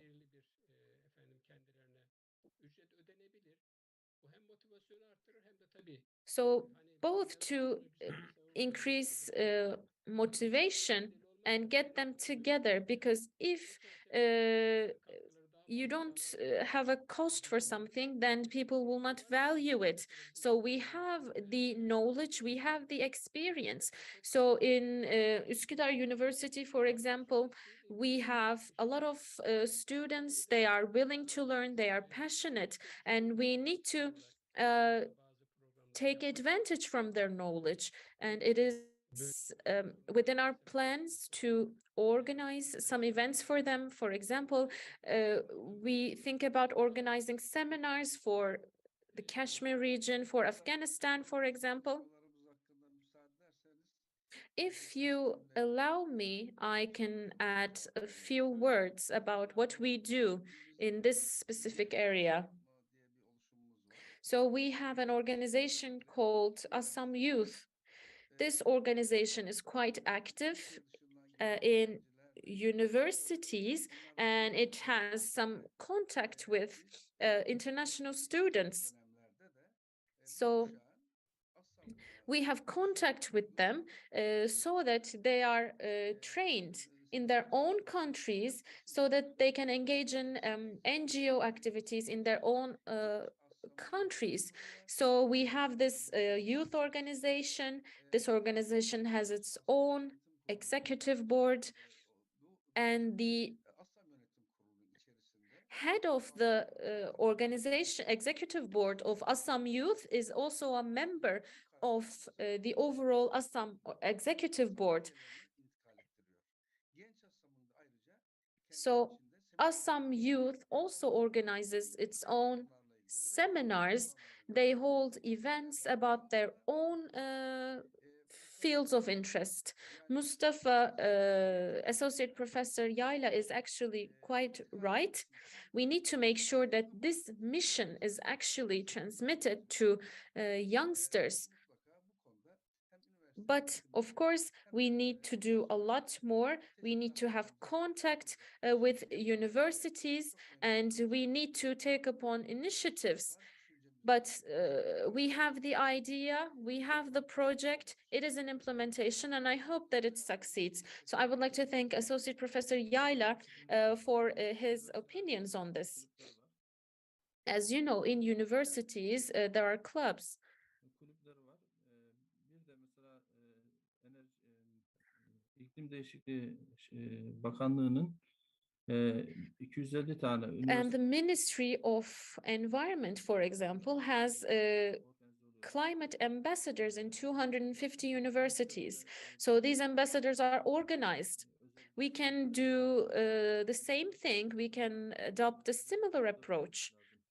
I'm sure that the students have councils, have these student groups in their universities.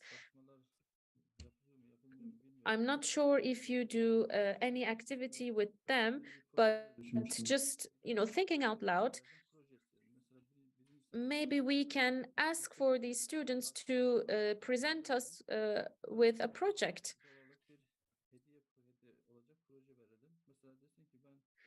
So after their first year in Turkey, and before they come back to Turkey for the second year, for the summertime, we can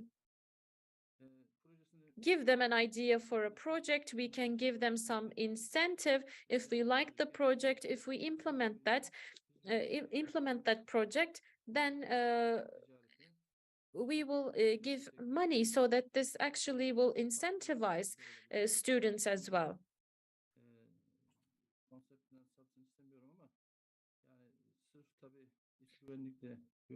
So, of course, it doesn't only have to be about internal security, but it could cover other topics as well. But as you know, it is not easy to ensure internal security without the support from other fields. So this is actually, this could be a great option. Let's keep in contact with you. Let's exchange ideas, and we would appreciate your support. Of course, what we want to do is that we want to act as an NGO. So Assam's mission is to come up with projects, come up with a legislation. We want to work on the legislation of an Islamic Union. For that, we have 5 fields, and one of these fields is internal security. Of course, other than that, we have other fields as well, and we want to deliver seminars on the areas of interest for the youngsters, for the students as well. For that reason,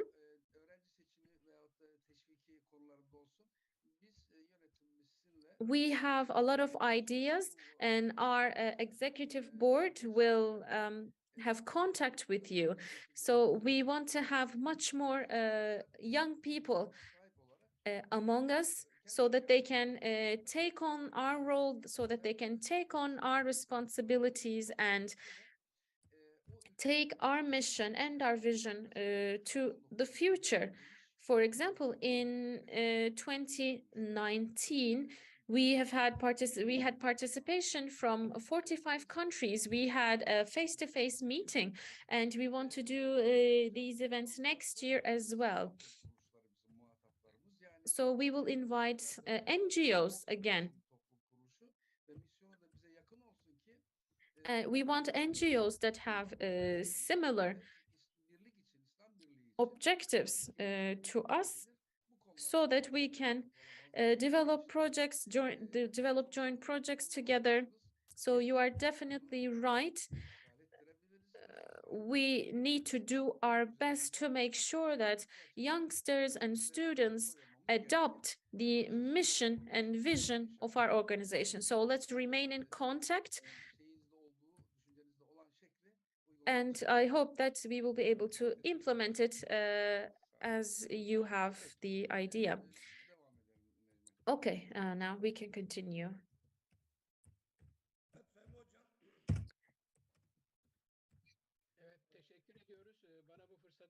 Thank you very much for giving me this opportunity. I would like to thank Mr. Tanrıverdi as well. This has been also my opinion, and I hope that we can collaborate with Assam on this to include students in our initiative. The idea that I have is actually to have a seminar on the Kashmir problem, and I hope that we can take on this initiative with Assam. We have students actually from Kashmir. They are quite excited about such an organization. So this would be a great starting point, and I hope that we will have many more fruitful events like this one. Thank you very much. Thank you everyone for the speakers for their presentations. Thank you very much. You moderated quite a fruitful session. We've had great presentations. I would like to thank you, and I would like to thank the presenters. Now we will move on to the second session. Hopefully, let's not waste much more time. And I will be moderating this session because Assistant Professor Günay, I think, is not available. So please excuse us for this minor problem. So in this session, we will have 5 presentations. We will have a presentation on concept and principles of internal security and public order in a Muslim state, which will be delivered by retired Major General Dr. Shahid Hashmat, and which will be followed by authorities and responsibilities of the Ministry of Interior of the ASRICA Islamic countries, Union, local government and security in city, rural, coast and border areas, which will be delivered by Dr. Abdul Wahid from Chad, which will be followed by a presentation on joint intelligence model for common public security and security to ensure Islamic unity, to be delivered by researcher Ümit Batur from Turkey. And then we will have a presentation on the caliphate between challenges and hopes, which will be presented by Dr. Mevlana from Egypt. And as the final presentation, we will hear from researcher Sahar Zaki Kabal from Egypt to deliver the presentation on security of countries in transitional periods. So now I would like to invite retired Major General Dr. Shahid Hashmat to deliver his presentation. Sir, you have the floor. Thank you very much. I hope I am audible.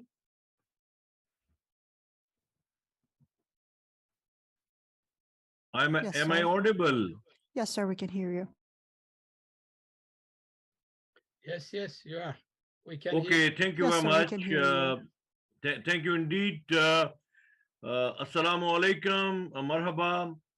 And before I speak on the concept and the principles of internal security, first of all, let me thank and congratulate Assam for holding sixth consecutive Congress.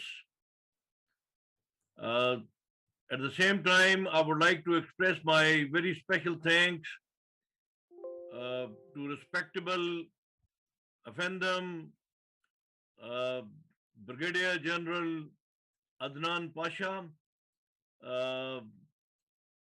and a very young scholar, Dr. Assam Uzturk, for his very continuous and constant coordination and informing us about all the changes which were taking place.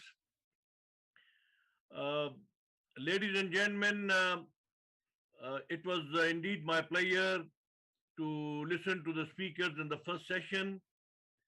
Some very bright and brilliant ideas have been expressed. Before I come on to the actual topic, which is more of a conceptual and academic aspect, I would like to share with you that the internal security situation in the Islamic world is unfortunately very bad and very poor. We are facing multiple challenges to the national security of the Muslim countries in their individual capacity, and of course, to the integrity and the sovereignty of all Muslim states in the concept of the nation states and in the concept of the Islamic unity and solidarity. Because we are faced with enormous challenges where the internal and external security challenges are not so exclusive as they used to be. The internal security is being caused through multiplicity of new generation warfare and through the hybrid warfare, and at times it becomes difficult to distinguish between what was traditionally called the external threat or a threat to the national security and what is an internal threat, which is internal dissension or internal political turmoil. So if we look around, I will not name the countries, including my own country. There are a number of countries which are facing very, very serious internal political turmoil, which can actually be detrimental to their integrity and sovereignty. Coming on to the concept of internal security and its principles, let me share with you that the national security, as commonly understood, it means the defense against the enemy and protection of the sovereignty and independence of the state.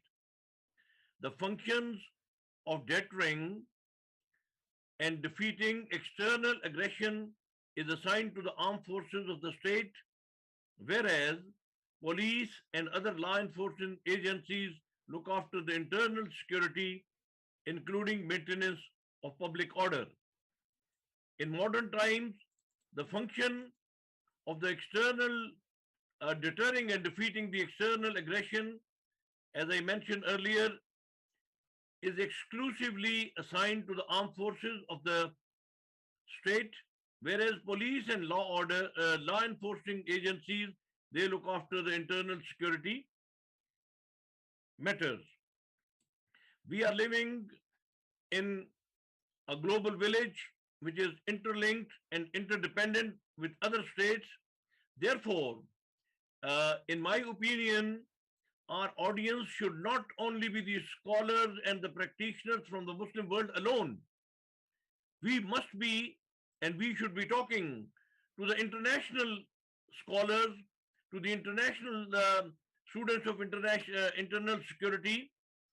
And there are so many misgivings and misconceptions about the Islamic concept of the internal security, because there is so much of oppression in many Islamic countries, or the Muslim countries, let me call it, are the countries which are ruled by the so-called Muslim rulers, that the message which goes all over the world is that the Islam does not practice or does not preach or does not support the rule of law. Because in practice, what the international world, what the international audience, what they see going on or going around in most of the Islamic countries, that is indeed not in line with the teachings of the Islam. Excuse me. So, because of the non-Islamic practices which are followed by the rulers to perpetuate their rule, which actually violate all human rights and violate the teachings of the Islam as well, a bad name is brought to the Islam. Therefore, it is our fundamental duty that we must come up with a true concept of the Islam which upholds the rule of law, which upholds the justice and the fairness while dealing with the subjects. Ladies and gentlemen, I would wish to focus on this issue while I'm talking about the concept and the principles of internal security and public order. Such concepts, they differ considerably from one Muslim state to another state due to their peculiar historical background, social and political and social structures, excuse me, regional and geographic context. And due to their prevailing systems which differ from some kind of democratic practices to absolutely a monarchic or autocratic control in some of the countries. The concept and the principles followed by the Muslim states for ensuring their internal security and maintenance public order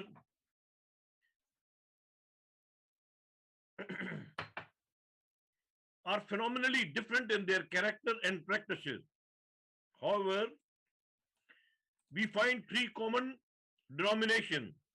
First, the Muslim countries are creation of a post-colonial arbitrary division with total disregard to their geographic, social, ethnic, linguistic, and historical background and the linkages amongst themselves. In many cases, such divisions are totally unrealistic, illogical, irrational, and artificial, thus superfluous and unsustainable. Sorry. These divisions, they were done by their erstwhile colonial masters to retain their control during colonial occupation and to perpetuate the neo-colonization.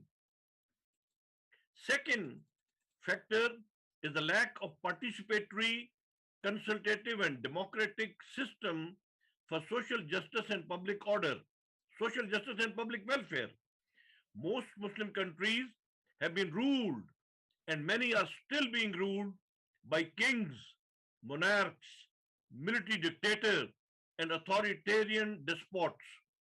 Such arrangements are also directly related to these countries' colonial past, as it was easy, and even today, it is easy for the erstwhile masters to control and manipulate these countries through one-man show or a group of self-serving coteries. The third common factor is, excuse me, widespread insecurity, which is prevalent in most Muslim countries. Therefore, the Muslim states, they need to develop common strategies based on the Islamic teaching and norms to handle all such threats.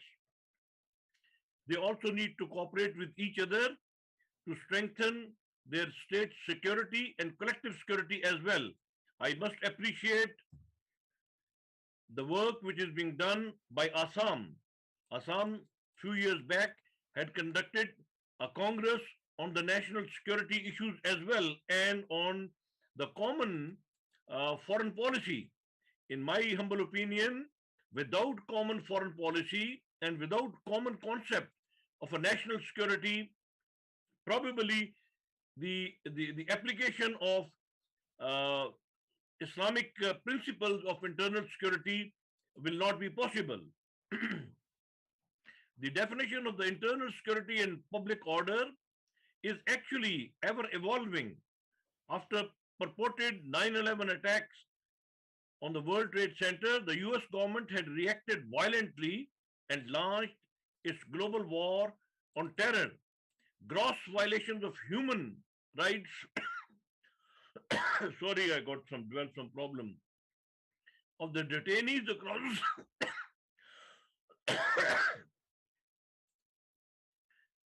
the moderator, can you allow me about 10-15 minutes break and I can restart after the second speaker? Okay.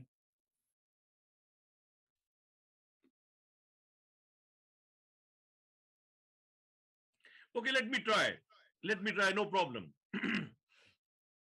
The gross violation of the human rights detainees across the world, that is very well recorded. Many were detained without any legal order. In fact, there are scholars, those who feel that all such crimes need to be tried by International Criminal Court as crimes against humanity and genocide. Therefore, the Muslim countries are left with only one option, that is to draw inspiration from the Islamic concept and principles of the state management while keeping in mind the modern best practices in the domain of internal security and public order. Islamic principles of the state vis-a-vis internal security and public order can be summarized in 4 or 5 cardinal points. Let me discuss these one by one. First of all is the state responsibility. State is responsible to ensure the safety and the protection of all citizens, both from external aggression and internal disorder.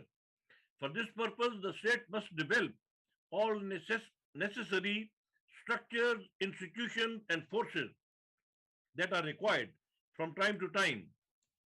Simultaneously, Islam lays the responsibility on the citizens as well. The citizens must respect and establish order. All citizens must be treated as equals, irrespective of their religious creed, color, ethnicity, language, political affiliation, and social and economic status. And no discrimination must be done against any weak or poor. Unfortunately, in most Islamic countries today, we see that it is only the poor, those who are caught by the law enforcing agencies, and those who are powerful and those who are corrupt, they manage to violate the law. Justice must be done for all, and the rule of law must be respected. While doing so, there should be no harassment and no exploitation by the state. The public welfare that must take precedence over the state interest, and under the camouflage techniques of a state interest, public welfare must not be compromised. Some other principles are extremely important. Those, along with the state responsibility which gives the authority to the state, accountability of those who have the ability to exercise power is extremely important, because if there is no accountability, there will be too much of oppression and too much of violation. So the government officials and institutions, they must remain accountable to the institutions which are well established and supported by the public. Sorry.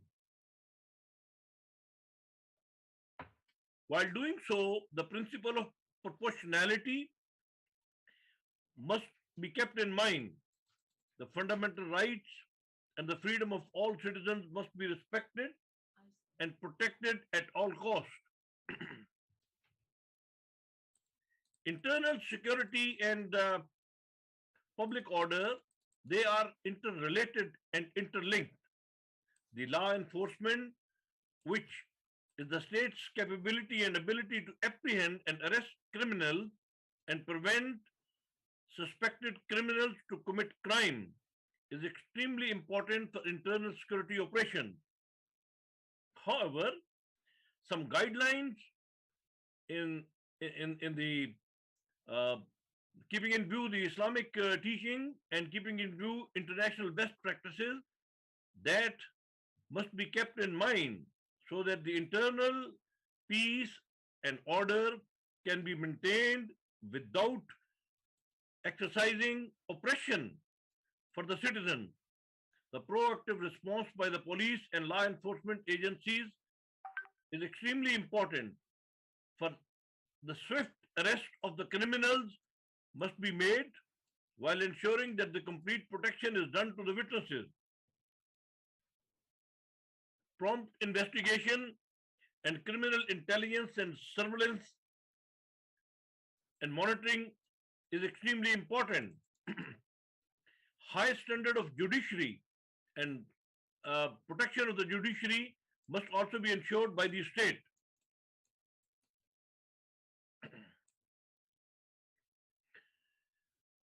Ladies and gentlemen, all states must ensure the Islamic principle and international standard for the fair trial, which must be arranged for all those who are considered to be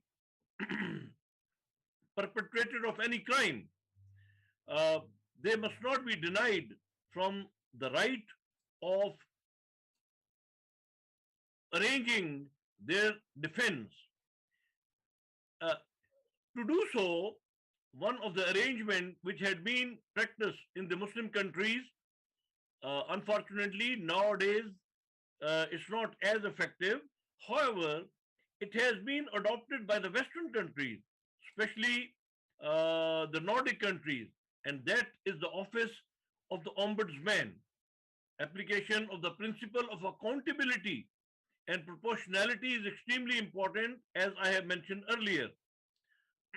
State must ensure the effective monitoring of the oversight, and the Ombudsman with complete authority should be allowed to exercise extensive oversight to reduce, not only to reduce and minimize, but to eliminate any excess and abuse of power and oppression by the state. Ladies and gentlemen, Islam is a dynamic concept and provides guidelines to all societies for all time. At times, the argument is used that the systems which are established 1400 years back, or for that matter, during other states, they are no more valid. Certainly not. The guiding principles remain same. Methods and techniques have changed. In the last presentation by Assam Ostok, he has very rightly indicated the development of the technologies, and through the technologies and modern methods, by combining the Islamic principles, I'm sure new ways and means can be adopted to ensure the internal security while we are following the Islamic principles. Some very important guidelines which have been important in understanding the principle and the concept of the Islam is that the mischief, which is unrest, That is not acceptable. The Quran, in very clear words, says, Ayah 11 of the second surah, make not mischief on the earth, because the God has created the earth in a right way and in a peaceful way. Allah also says that the Muslims must obey Allah and obey the messenger and obey those who are charged with the authority among you. But unfortunately, this ayah has been misused by many rulers all along the history, and it has been quoted to justify the abuse of power. We must keep in mind that obedience of the ruler is conditional. It is not unconditional. It is conditional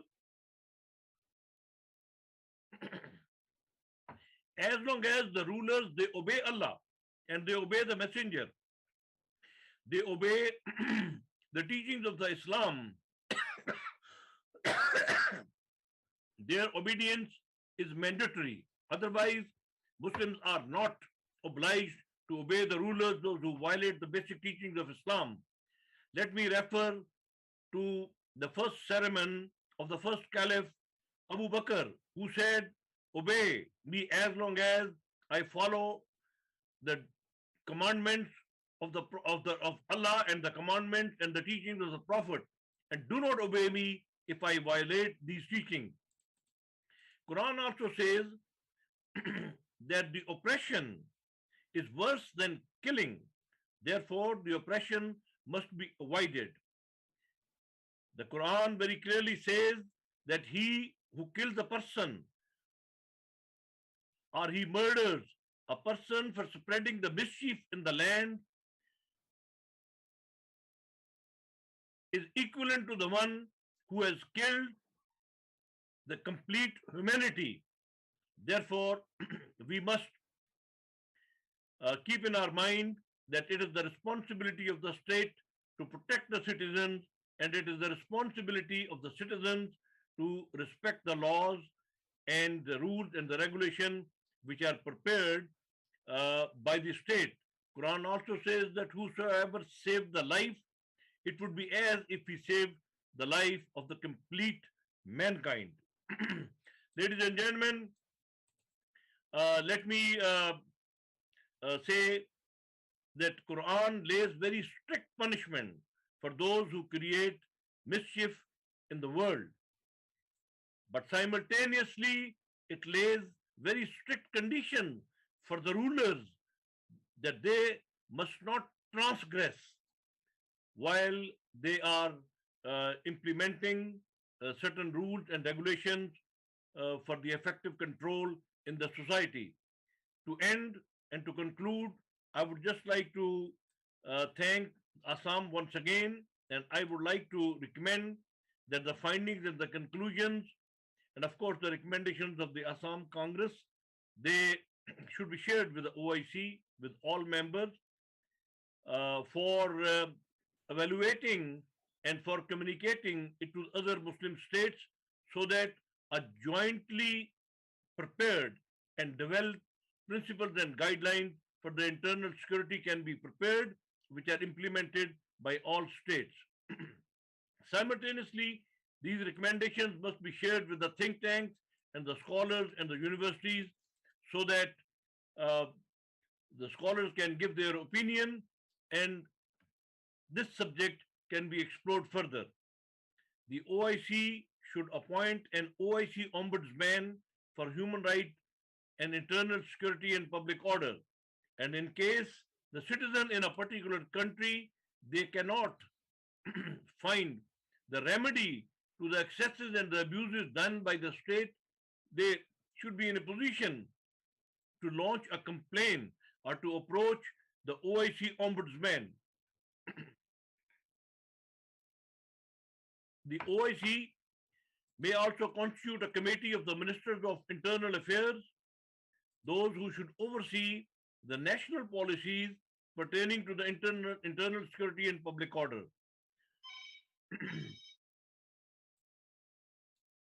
Ladies and gentlemen, just to say last few words, the Islamic Convention on Internal Security and Public Order is extremely important.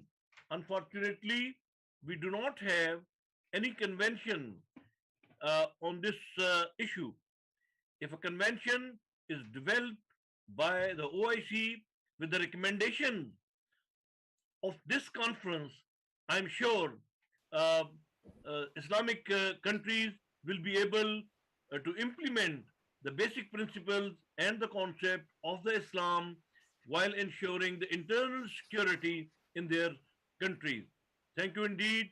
If there are any questions and queries, I'm available right now or at the end of the session. Once again, let me congratulate Assam for arranging such forums and for an organization, the conceptual discussion on various aspects which are very pertinent for the Islamic world. Thank you indeed. Tashakkur. Doktor Şahit Haşmet Bey'e çok teşekkür ediyoruz. Çok muhteşem bir sunum yaptı. Dr. Shahid Hashmet, thank you very much. That was some excellent presentation. Thank you very much. And you had really excellent sentences. Yes, you're right. We live in a global village. And that was a beautiful sentence. Secondly, the interesting sentence of yours for me was that internal security and external security are no more distinguishable. In fact, now they are very closely interlinked. And you also talk about one main place of internal security. This is about the roles and obligations of the rulers as regards internal security. And there are some responsibilities for the rulers and for the citizens, and everything have to be in place. And justice and public order, that is an important correlation. Internal security is not an isolated concept. Well, you are right. Internal security is based on justice. These are an integral whole, and the monitoring and prosecutions and proper penalization of the criminals. These are very important elements of the system. Well, thank you very much. That was a very satisfactory presentation. In fact, you had very limited time, but I suggest and recommend all the participants that please play back Dr. Shahid's presentation and listen to that once and once again. Thank you very much. So, my apologies for taking a little more time. I had some problem with the throat and there was some interruption. Please do excuse me for that. Yok, güzel oldu. That's okay. That was beautiful. Thank you. We have no time concerns because today we don't have any delays. We have some extra time. Don't worry. Thank you very much. That is very well appreciated. The second speaker is going to talk about the organization, roles and responsibilities of the ASRICA Union Minister of Interior. And the speaker is from Chad, Dr. Ahmed Ajali Abdulhait. Welcome. رسول الله صلى الله عليه وسلم. Süremiz 20 dakikadır. شكرا للسيد رئيس Also, الجلسة you have 20 minutes. وللمنظمين في جمعية أسام وخاصة السيد. Well, thank you very much, my dear brothers in Assam. Thank you very much, especially Mr. Adnan Tanrıverdi. Thank you very much for giving me the opportunity. I would like to greet all my colleagues who defend justice. This is the 6th International Assam Congress, and I have been following all the presentations since yesterday, and there were some beautiful presentations delivered. Of course, the Congress is taking place at a very important time for the Islamic community. Of course, Turkey's relations with the Islamic world are being enhanced in terms of political, economic, military areas. So Turkey is enhancing and reinforcing its ties and relations to the brotherly and sisterly countries. Well, Turkey and Chad cherish some good relations in the fields of culture and military. And Turkey has some advanced defense industry, and Chad buys a lot of equipment from Turkey in this field. Now, let's have some future projection. ASRICA is going to have some big voice in the world. That will be a huge achievement for the Islamic world and all Islamic states in different countries. In fact, they need to have their own space, the positions. They need to fill in the gaps, especially in Africa. Well, as you heard, I will be speaking about the Ministry of Interior in Africa, Union of Islamic Countries. I'll be talking about the organization, roles, and responsibilities of such ministry. And I will be talking about local administrations and security in the urban centers, rural areas, in the coastal areas, and in the borders. I will be talking about decentralization in the second part, and in the third part, I will try to refer to local developments and development in general, the Confederation itself, and some recommendations will be concluding my presentation. Well, this concept of Islam Union will cover 5 continents, and it is going to be a very strong union because of the availability of many resources in those areas, and a confederal structure in Africa, Asia, and other continents will be realized. And you know, Islam Ummah is sort of settled in all these continents, and no matter where in the world, the Muslims will always remain connected to the Islamic community.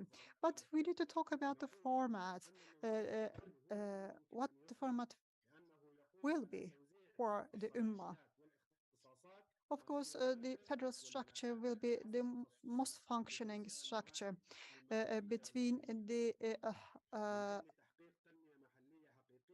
headquarters, I mean the central and the decentral areas. There can be some good distribution and proper distribution of human resources. And currently, Ummah is scattered all around the world, and the Ummah can be brought together. Culturally speaking, we cannot forget the local areas. Each locality is a local color, is a richness by itself, and a necessary administration or coordination will be shaped according to the needs, I think, in order to cherish the culture and the cultural richness. And then the system will get mature, and that is going to pave the way for more collaboration between the peoples. The cultures and the civilizations will be converging, will be closer, development will be shared more equally, and the resources will be available based on the needs.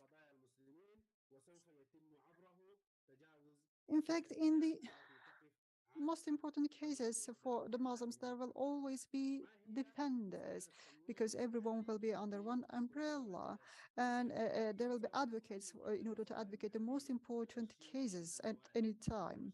And when you look at the Confederation, the confederal structure, you see and understand the importance of proper use of resources, the human resources, and all means and opportunities will be mobilized, and they will be distributed all around the Muslim states in the world. Nothing will be wasted, and sharing and distribution will be fair, and the needs will be financed. the projects will be implemented with the fair distribution of resources. That will be the benefit of the Confederation.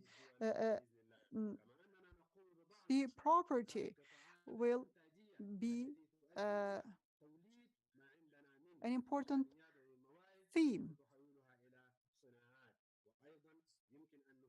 Aids and helps will always be available.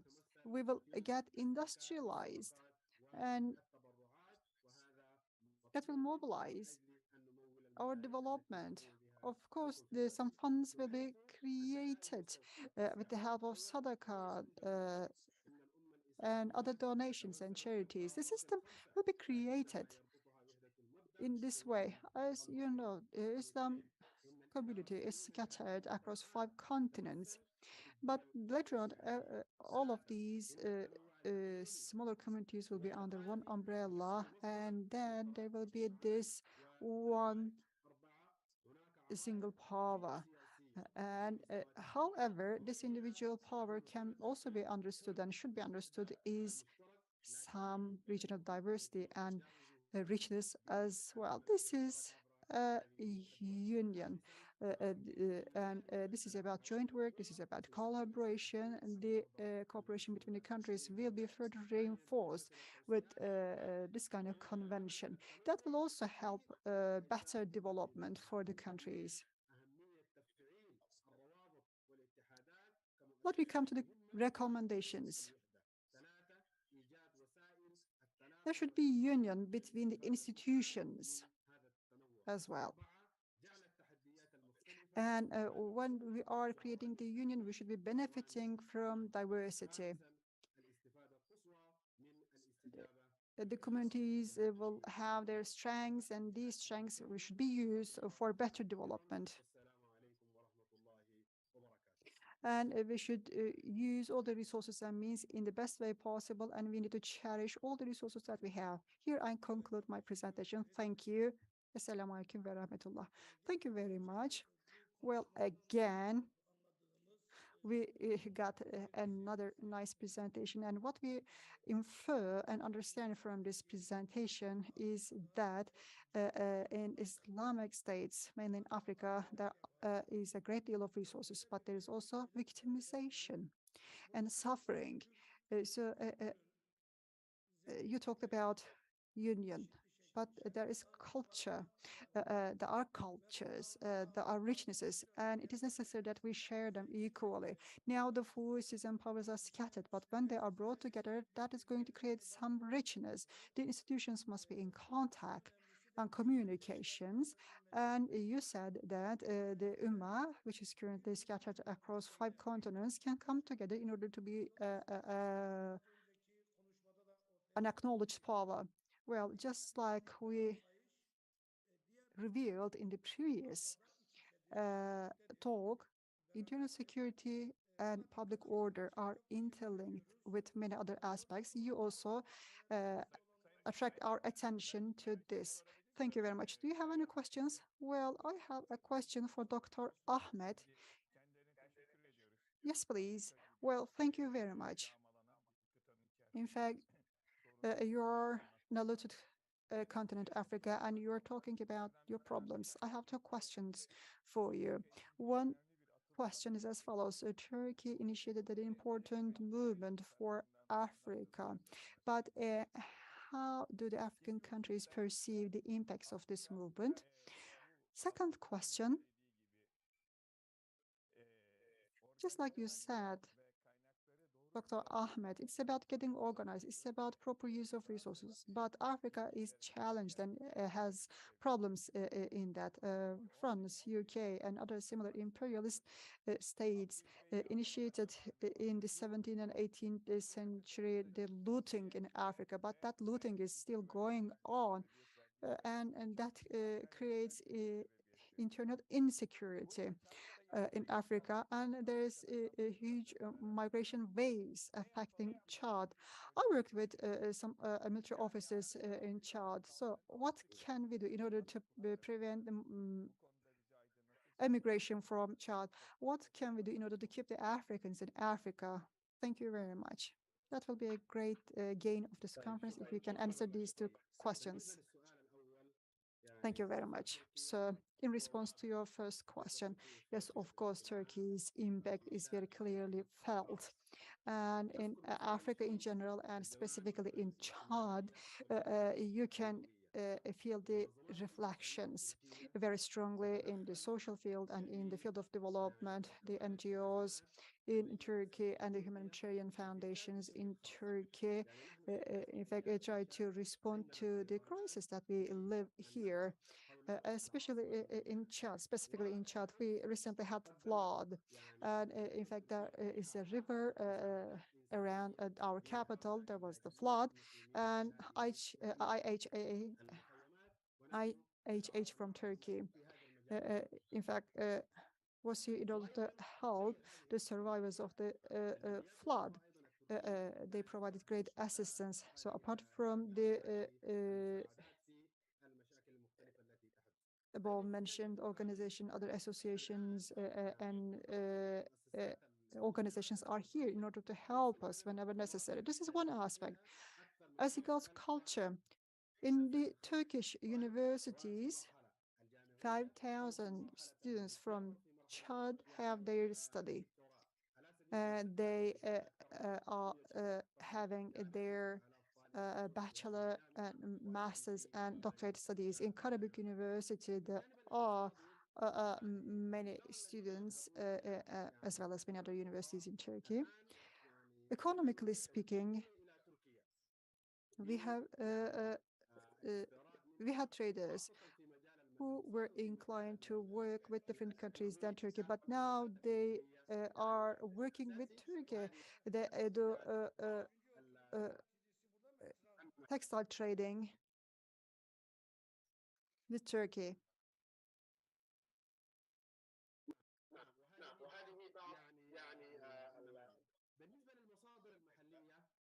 These are just some examples. In terms of local resources,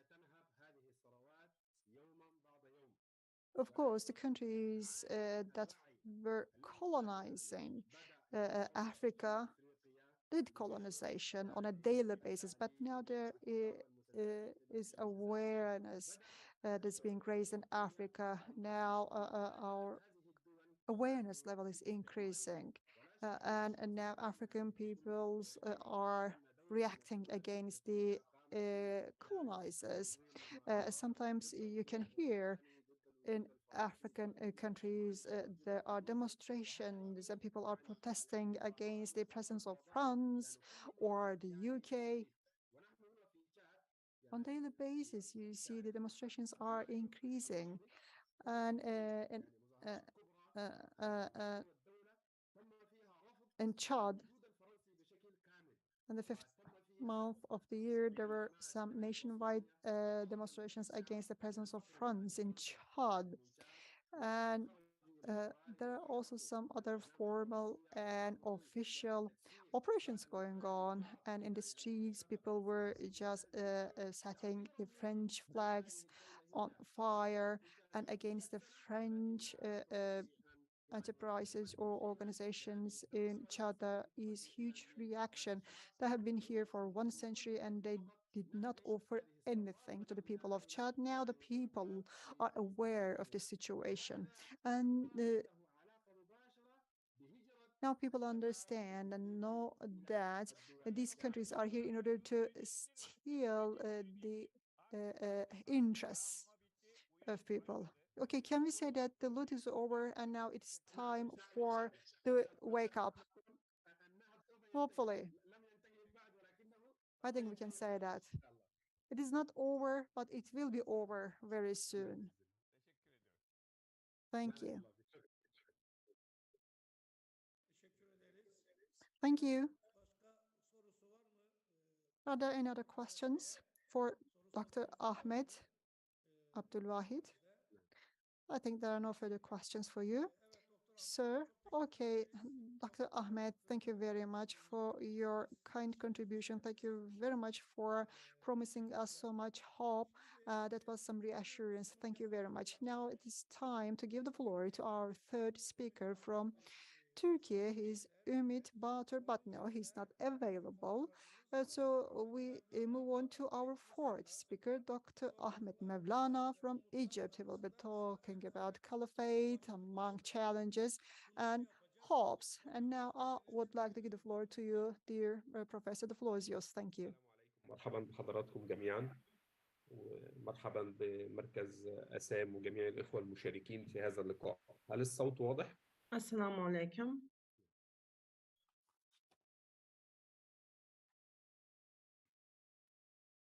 الصوت واضح؟ Hocam süremiz 20 dakika. Sesiniz geliyor. Buyurun. You have 20 minutes.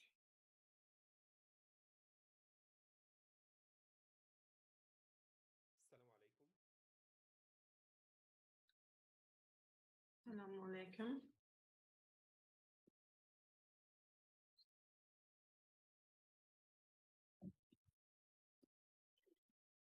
Yes, he cannot hear us. I told him through the Arabic channel. Assalamu alaikum.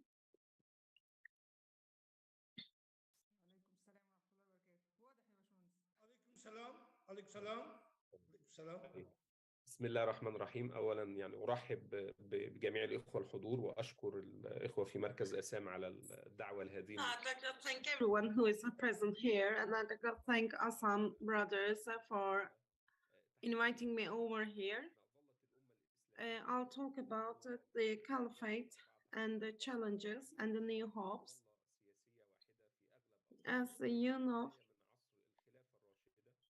for the 14th centuries, the caliphate is until the end of Ottoman Empire. There is a caliphate, and after the caliphate is after the Ottoman Empire is dissolved, then the caliphate as institution disrupted as well. And that increased the scatterness more in Islamic countries.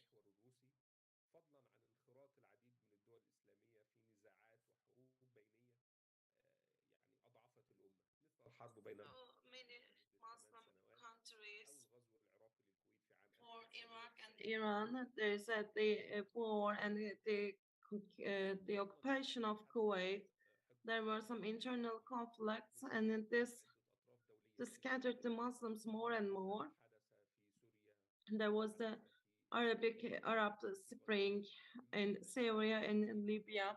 In other countries, the Arab Springs took place with the external powers, and where we say that the Islamic Ummah got weaker and weaker because of these external interventions.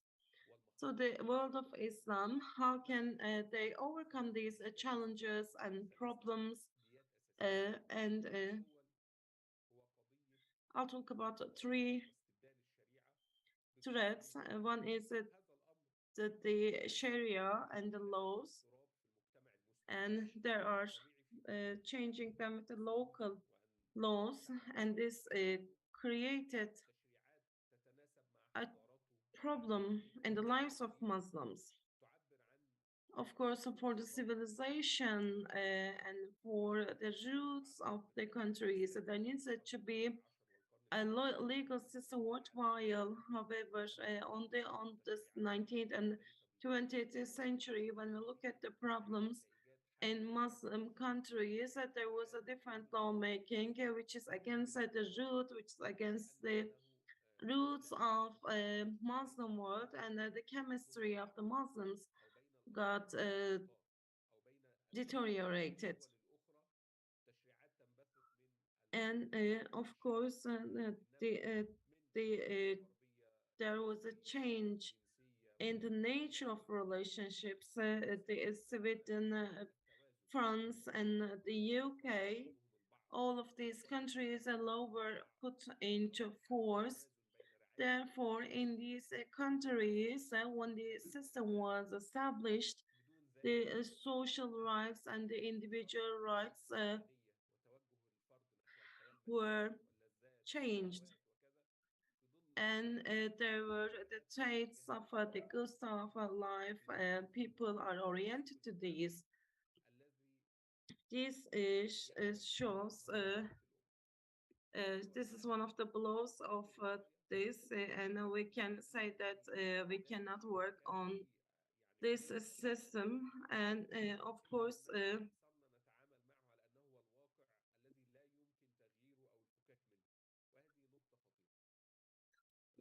so another problem is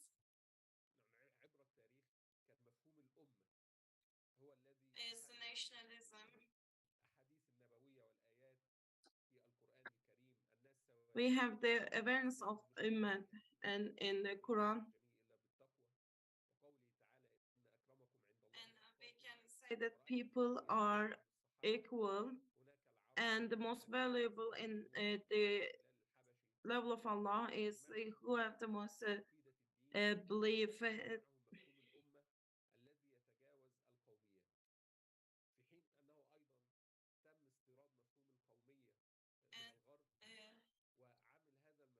Gather the societies around this. However, the West disrupted the system. There was the nationalism, and within there is a concept of nationalism that increases scatterness more and more, and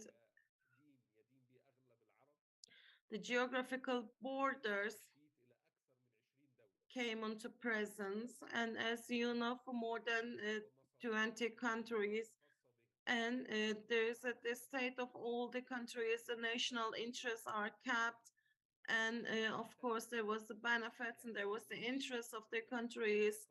Turkey from Cyprus to Europe, we can say that there is a dissolution process, and of course we can see many countries, and all the countries have their own systems, and that everyone has selected a flag for themselves. And we see the Cyprus and in the Middle Eastern countries, the powers started to colonize the other countries. We are talking about nationalism. We have this the history common. We have the interests common. We have the roots in common, and of course there started the wars, and of course after the imperial powers.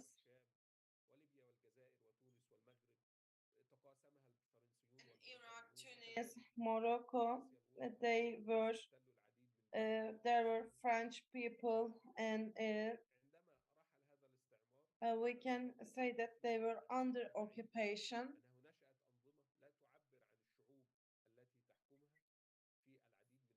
And there was the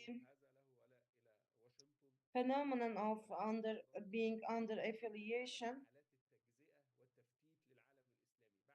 and this caused the dissolution as well.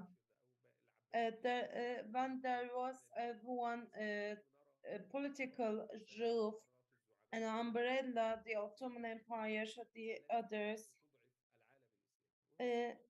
of course, this changed the system, and there was the sense of belonging to one place. Of course, can we have one caliphate, one unique caliphate? Is it a dream? Can it be done? When you look at the hadith of the Prophet Muhammad, he says miraculous the following: there is caliphate. When Allah wants it, there is a caliphate. When Allah wants it, He takes it over. So there could be the unity, and it turns into caliphate. There's a long hadith of the Prophet Muhammad, and he tells us that. And from time to time, when there's a dictatorship, maybe there will be the system, and of course the Islamic message will be disseminated. When we look at the European Union, this is an experience. There are people thinking that the unity is very distant in the future. But of course, for long years, there are different countries, there are different languages, and of course, geographically speaking, there are the regions which are separated one another through the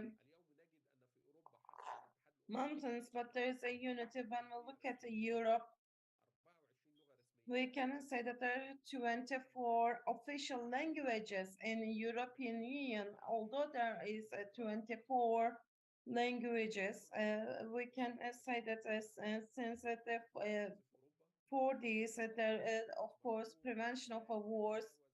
In order to prevent the wars, there is a system, and of course, it is above the nationalism. And of course, we can say that there is nationalism in the essence of the wars, having said all these opinions and ideas, and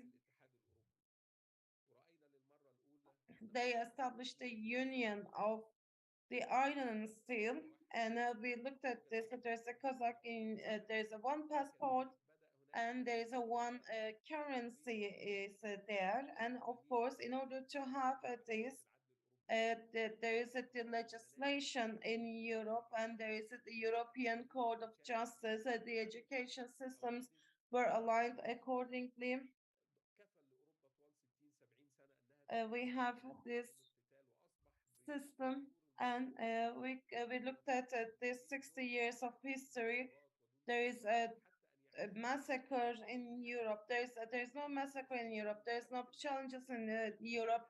There's one passport. They can live another country, and they have the right to vote. A French person can reside in Germany. They can get the votes there. And when we look at this project, that there is the wholeness, there's an integrity, and of course the Islamic countries can make use of this. A project can be implemented all together, and in the Islamic countries, the systems can have these systems. That there could be there is the Islamic cooperation organization. All the countries are there, and as a result of this, there are conferences, but this is a very important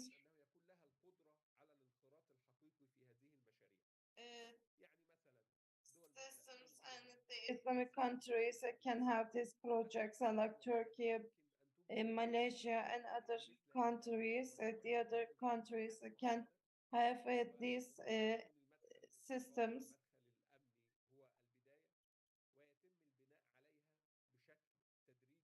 And of course, there is this system, and they can have this system gradually to disseminate that system. We are talking about 40 years of Europe, and they have this system, and gradually how it is implemented from year to year. There could be a step to be taken, and in the Islamic world, we can have this. There could be economic, there could be educational or humanitarian step. It could start with one step.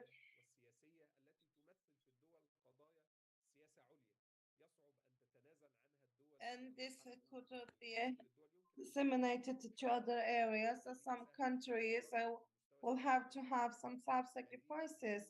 For example,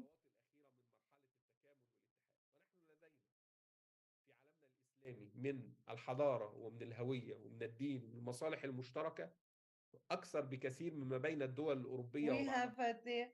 the civilization in common. We have many points in common, and of course, in a shorter period of time, we can have this compared to Europe.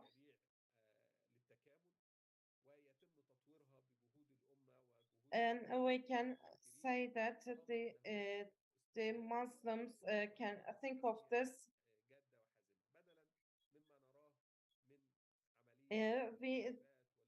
There should be a political will to be realized. Of course, the conflicts, the problems, the shortcomings should be set aside. And because of very small reasons, we cannot have this. I will be finishing my presentation. Thank you. Dr. Ahmet Mevlana, and this has been a very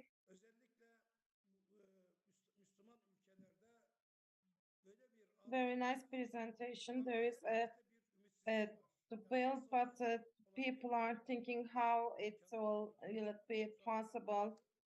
People are thinking of this. Dr. Ahmet Bey, with the examples that he gave, he said that this could be possible. There are examples of this.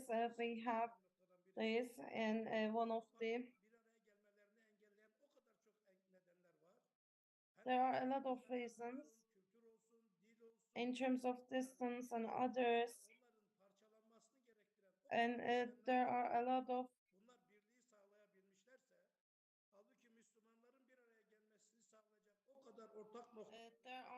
of common points that will gather Muslims together, and I think that this unity is very easy to have, and this is a promising presentation. Thank you very much. And one of the things that one of the Assam's points is that in the Islamic geography, in all the roots of the problems, there is not a one system, and of course, there's the caliphate is taken down, and of course, in having one bill and in Islamic countries can have this, and this is a very good. And any questions to Mr. Ahmed, to the speaker?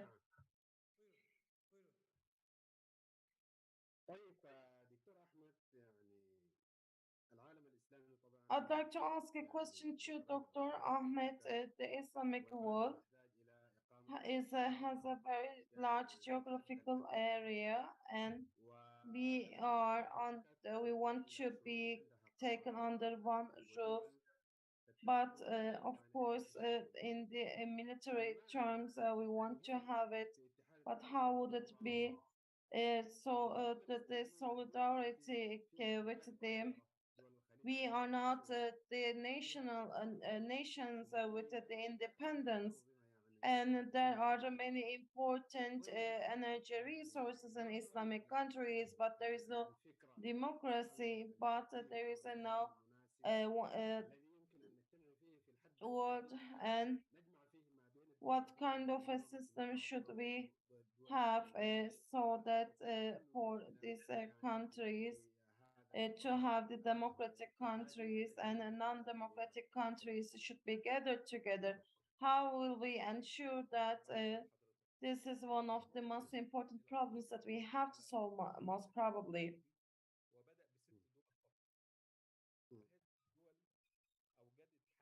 So we take the European Union as an example, and if we do so, we can say that there is a togetherness in the coverage, and there are criteria, and of course we see that, and with that this union can be established as a result of a referendum, we can give it a try, and if we attempt to do so, this will be a beginning, if I might say so. We can start with the small steps. Of course, we have the resources, and if we can assess the resources, the democracy will be then there. Of course, now we are talking about there is a huge gap between the nations and the power parties in power. Qatar is a very rich country. It is one of the countries which closes the gap. Even though there is no democracy, this is possible. And I'm trying to say it is possible. It doesn't have to be democracy. This is not a prerequisite. Maybe we can start with 5 countries, and if we have this, we can encourage other people to take part in. And we have many important resources, and we can work in these resources. There are research centers all in the public. There needs to be a research conducted, and we have to be distant from the political discourses. These discourses will disintegrate people, and of course, this will be a small unity, a preliminary unity. And of course, if we can have this, and we will encourage people to be in this countries to be in this regard, that will be an encouraging point. We want a unity which will not take permission from from Washington.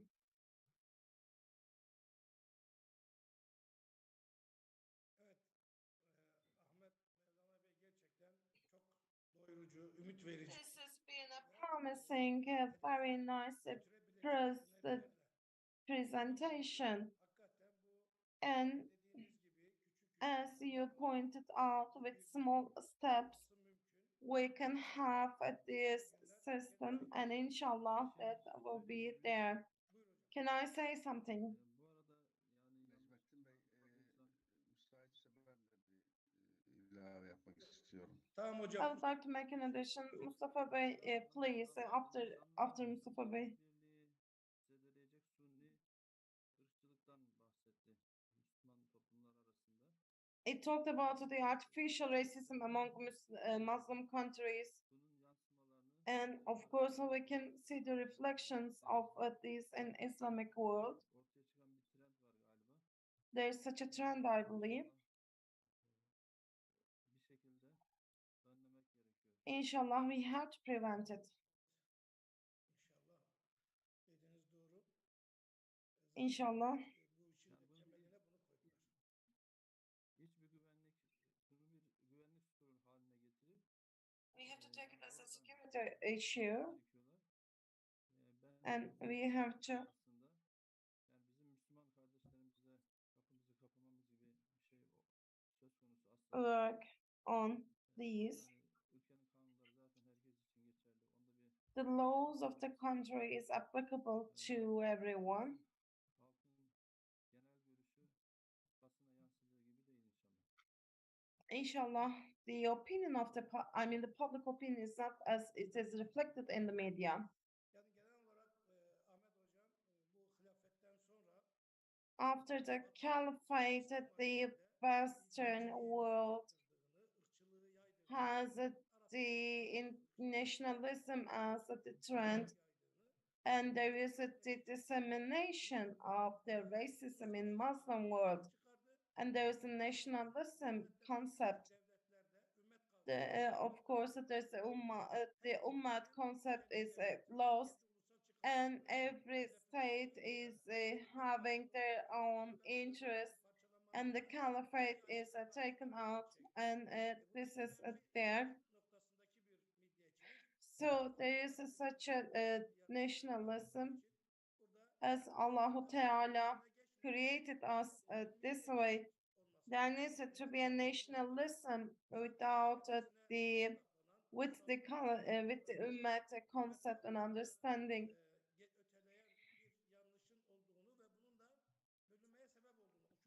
And this causes dissolutions and disintegration.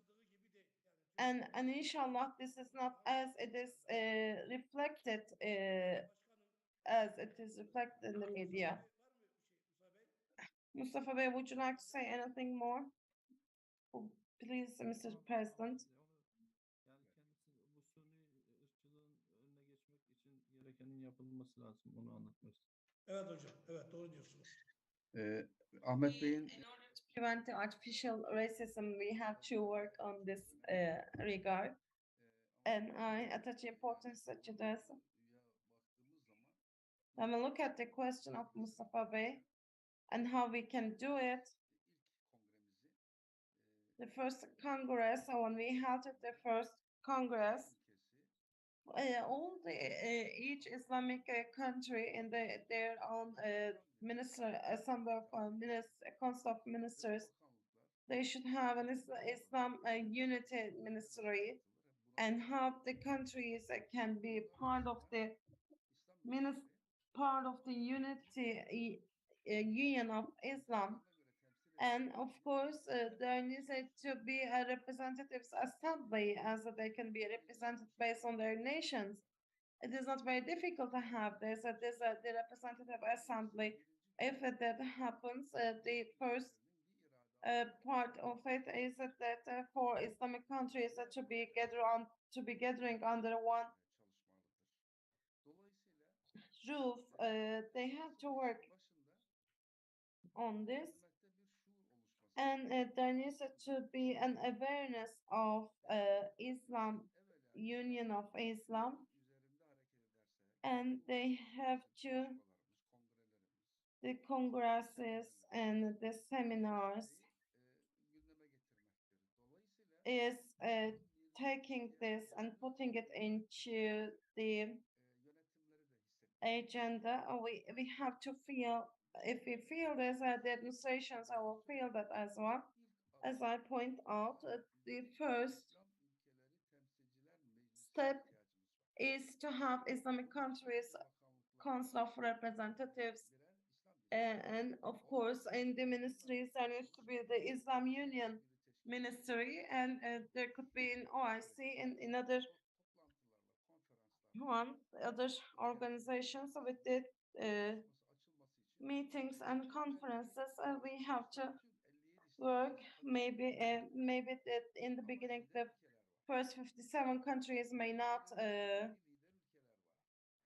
participate into this, but there are later countries that if there are 5, 6, 10 countries, for example, Turkey, Pakistan, Egypt, and if Saudi Arabia, if we can have it, and then we will take these countries, and they will have a formation there, and the other countries, if are democrat countries, based on there could be political decisions and other decisions, and they can be part of this integration. It's not possible to have 57 countries united at once, but if there are 9 federal countries, if there are each one country from 9 federal regions, then there will be 9 countries, and that will increase in this regard. And there needs to be an assembly of the representatives, and this should give democratic decisions. And there will be decisions, and that will disseminate the decisions to their nationals, and the countries should have the country, the representatives assembly, and step by step the Islamic Union can be established. It is not difficult. There is one ummah, and we have to have the awareness of this in Islamic countries. Thank you very much. Anyone who'd like to make contribution or ask a question regarding the presentation? Yok herhalde. Peki I think not. beşinci konuşmacımız The Mısır'dan fifth speaker is from Egypt, Sahar Zaki Kabel araştırmacı. Sahar Geçiş dönemlerinde ülkelerin güvenliği başlığı altında Zaki Kabel, Security of Countries in Transitional Periods. Please, you have the floor.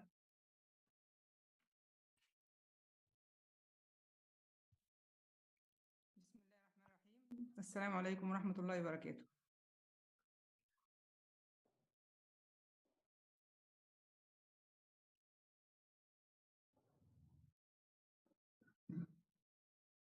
عنوان البحث أنا زي طبعا مع So, النظرية as you said, the topic of my presentation is the security of countries during transitional periods. I don't need to introduce myself. Let's start with the problem itself. So one example is this. During crises, decisions have to be decisive. They need to be absolute. Of course, in crises, we always have internal and external crises, and internal ones are usually related to politics and economy and illiteracy, poverty. These could be some of the reasons behind an international crisis. There could also be a natural crisis that are also included as an internal one. But the reasons behind international crises are different.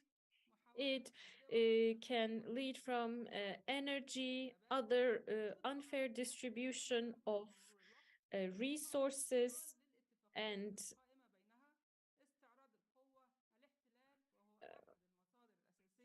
also the conflicts between states and the possibility of conflict between states could be some of these reasons. And we experience many international problems in the world right now, and there are a variety of ways to solve them, usually by way of negotiation or intimidation or sanctions.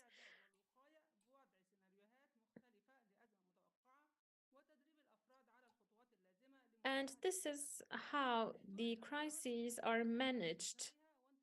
Early detection is very important. And then we have to develop various strategies and scenarios. Then we have to face the crisis itself, and we have to be able to take the necessary steps to prevent the crisis from seeping into other fields. But unfortunately, it is not possible to solve them with conventional methods.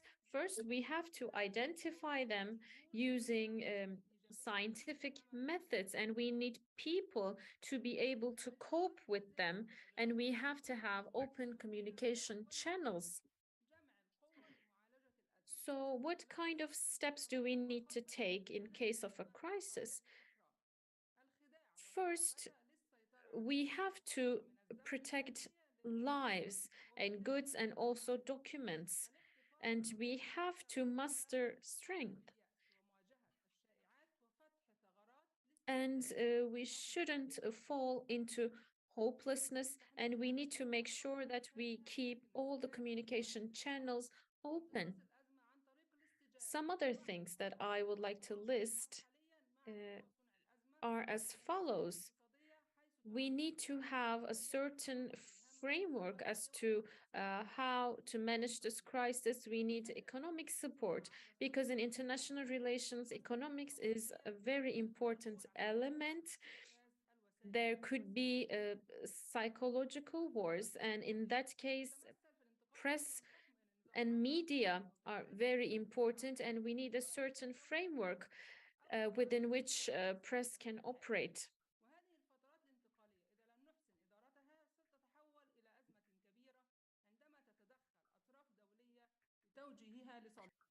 So the occupation of states, there are usually interim governments replaced. And this happened during the Arab Spring, as you know. These were great protests against leaders, and at the political levels and the press levels, many crises actually erupted during the Arab Spring, and it wasn't dealt with in the national and the international platform. And Arab Spring took place in a lot of countries, and it impacted the entire world. As you know, in our region, we have problems in the distribution of resources, and there is some uncertainty about the distribution of these resources. So that's why we need a joint security strategy. الأمم المتحدة في المحافظة على مبادئها وعدم قدرتها على حل الأزمات التي تصنعها الدول الكبرى. وما زالت أمريكا وروسيا. And we know that United Nations have some documents about this, and we know that this is actually a proof as to how the United Nations failed in fulfilling its mission. So one thing about Russia is that, as you know, Russia wants to reinstate Soviet Union, and it has very strong political ties with European countries. And as you know, the US is frightened that it will lose its influence over Europe, and it goes into wars outside of its own country.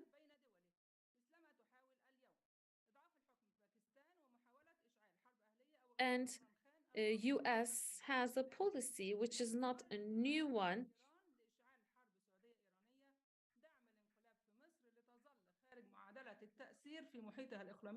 وضمان عدم تحالفها مع السعودية وتركيا وباكستان ضد الهيمنة الأمريكية. أمريكا وبريطانيا تدعمان أوكرانيا عسكريا لتظل الحرب مشتعلة رغم دعوات تركيا لوقف الحرب وحل الصراع سياسيا لتخرج أمريكا. So it tries to resist the rising power of Iran and other countries, and it tries to prevent Russia from gaining influence over these countries to stand against Russia. Because we know that Russia is another very important threat, and the Islamic world might actually face another powerful force, which is Russia. So in this region, there are a lot of countries that actually influence. So we have Europe, we have the US, we have Russia. So what Islamic countries need to do? We need to take Turkey as an example. Turkey is a sovereign country, and it is getting stronger every passing day. In terms of defense industries, for example, Turkey is a leading country. And we know that many other countries actually purchase defense systems from Turkey. So a few more things that I would like to add is that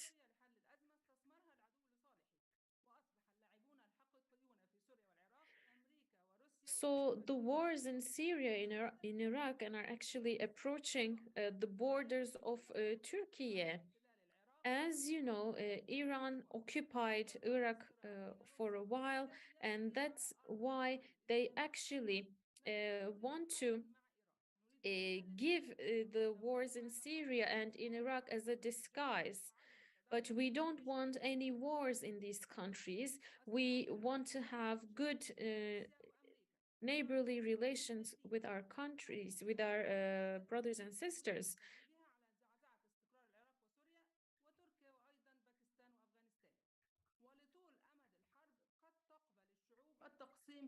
So the conflict in Syria is actually a competition, basically a competition between the US and Russia, and they want to destabilize Afghanistan. And we know that these big powers, these major powers, are actually financing the wars in Syria and in Afghanistan. Same goes for Iran as well. We know that it is possible that militia could be formed in Iran. So what to do to resolve crises? I would like to point out a few issues.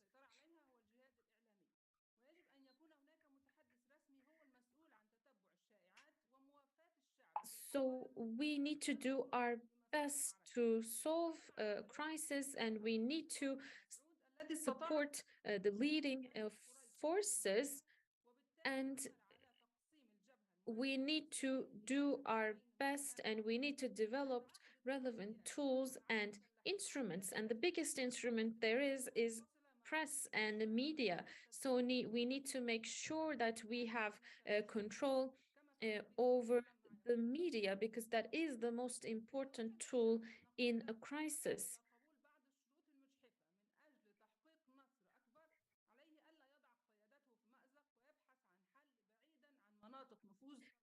So in order to succeed, we need reasonable solutions. So after the Hudaybiyah agreement, Prophet Abu Jandar came up with these such reasonable solutions.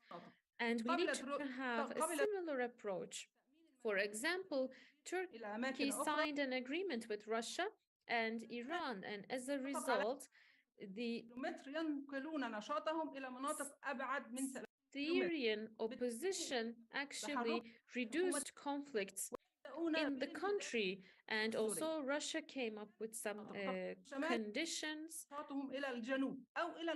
and Turkey took some very important steps as well to keep the conflict away from its borders. So Turkey also kicked off operations and did its best to secure civilians. المكائد والعصبيات واليهود الذين يبيعون السلاح لكل الأطراف المتحاربة لجني الأموال والسيطرة على اقتصاد الدولة، وهذا يتطلب أولاً تحديد الفئات as you know, we can give examples from the disagreements in Medina.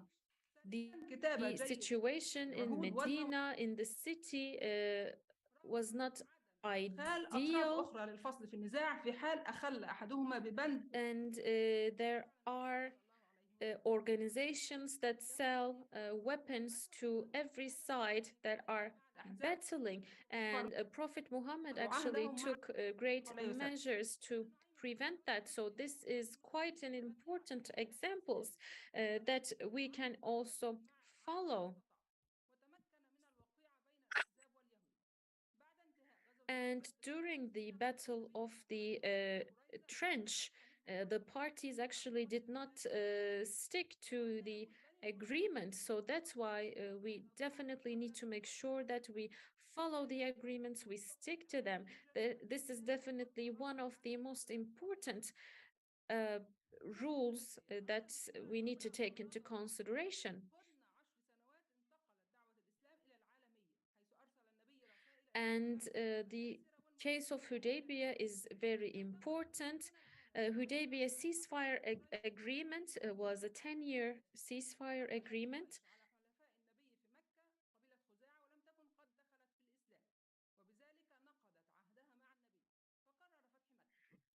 Signed between Prophet Muhammad and the kings of that time. Of course, back in those days, some parties did not stick to the agreement. And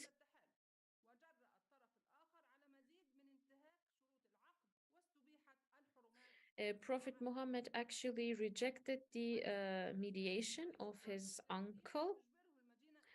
But of course, we know that due to this agreement,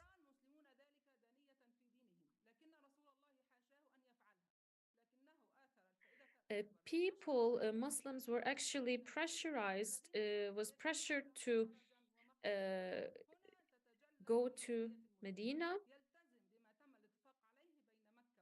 And in that case, this example is very important because this was a time when Muslims actually came up with quite positive solutions.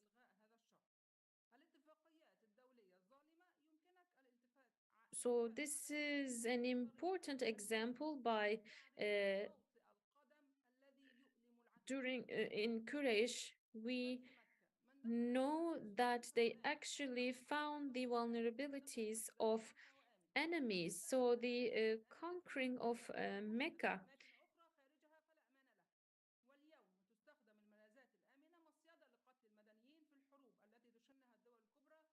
تملك كل الأسلحة ضد الشعوب العزل من السلاح. ثم جاءت مؤتة وتبوك تدريبا عمليا لمواجهة So today, none of these principles are actually implemented today.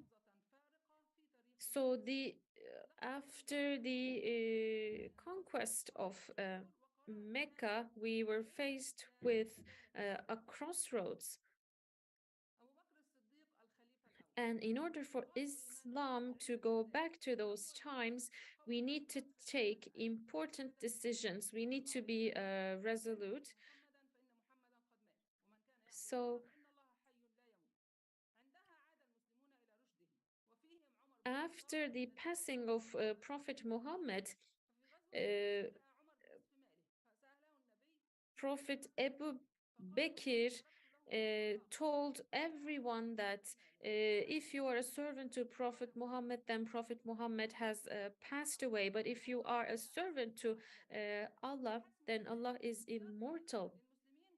So this is an important crossroads, and this was an important challenge before Muslims, which brought about the selection of the new caliph.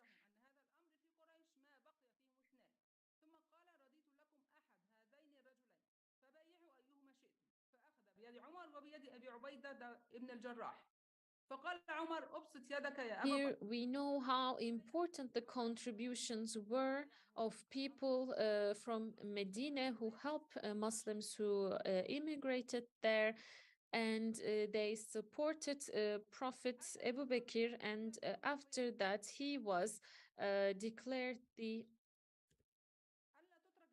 caliph, because they knew that a state should not be left without a leader. And at the same time, he was appointed as caliph only a day after the passing of Prophet Muhammad. And for example, we left Egypt without a president for many, many years.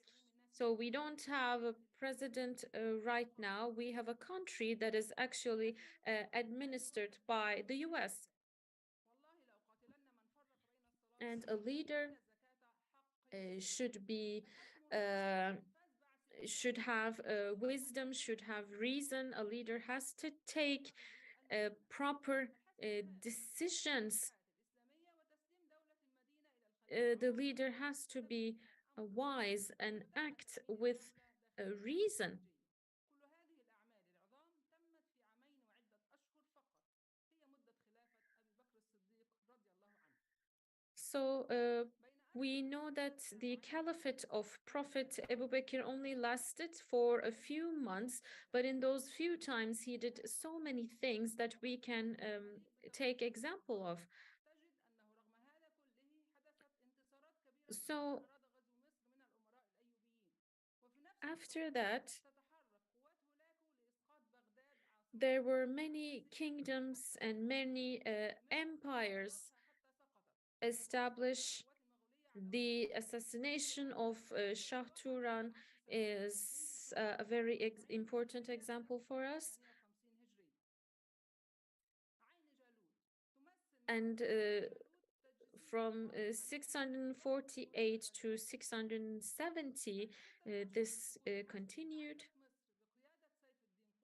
بعد أن And with regards to the Angeluk battle, ابن عز الدين أيبك we know that وعلى رأسهم العز Mansur Nureddin, the head of, وتولي الحكم ليتمكن من إعداد الجيش وصد who was leading the army of Egypt, actually decided to dismiss the king of Egypt, and he established a consultation board, and he established the Maliki kingdom. الولاية على الأحرار. عين جالوت هي عالم يعرف حدود ربه وقائد يستعين بالعلماء Ain وبعلمائه وقادته Jalut جيش استعد لتأمين الدولة here emphasized the importance of people, and he himself set a great example of how important that people should keep on serving Allah. So these are important examples that we need to follow even today. So the Islamic world is in the middle of conflicts and crises. And the Islamic world, Islamic countries need to take important steps to prevent the entire world from going into destruction. We need to take steps to stop the war in Ukraine.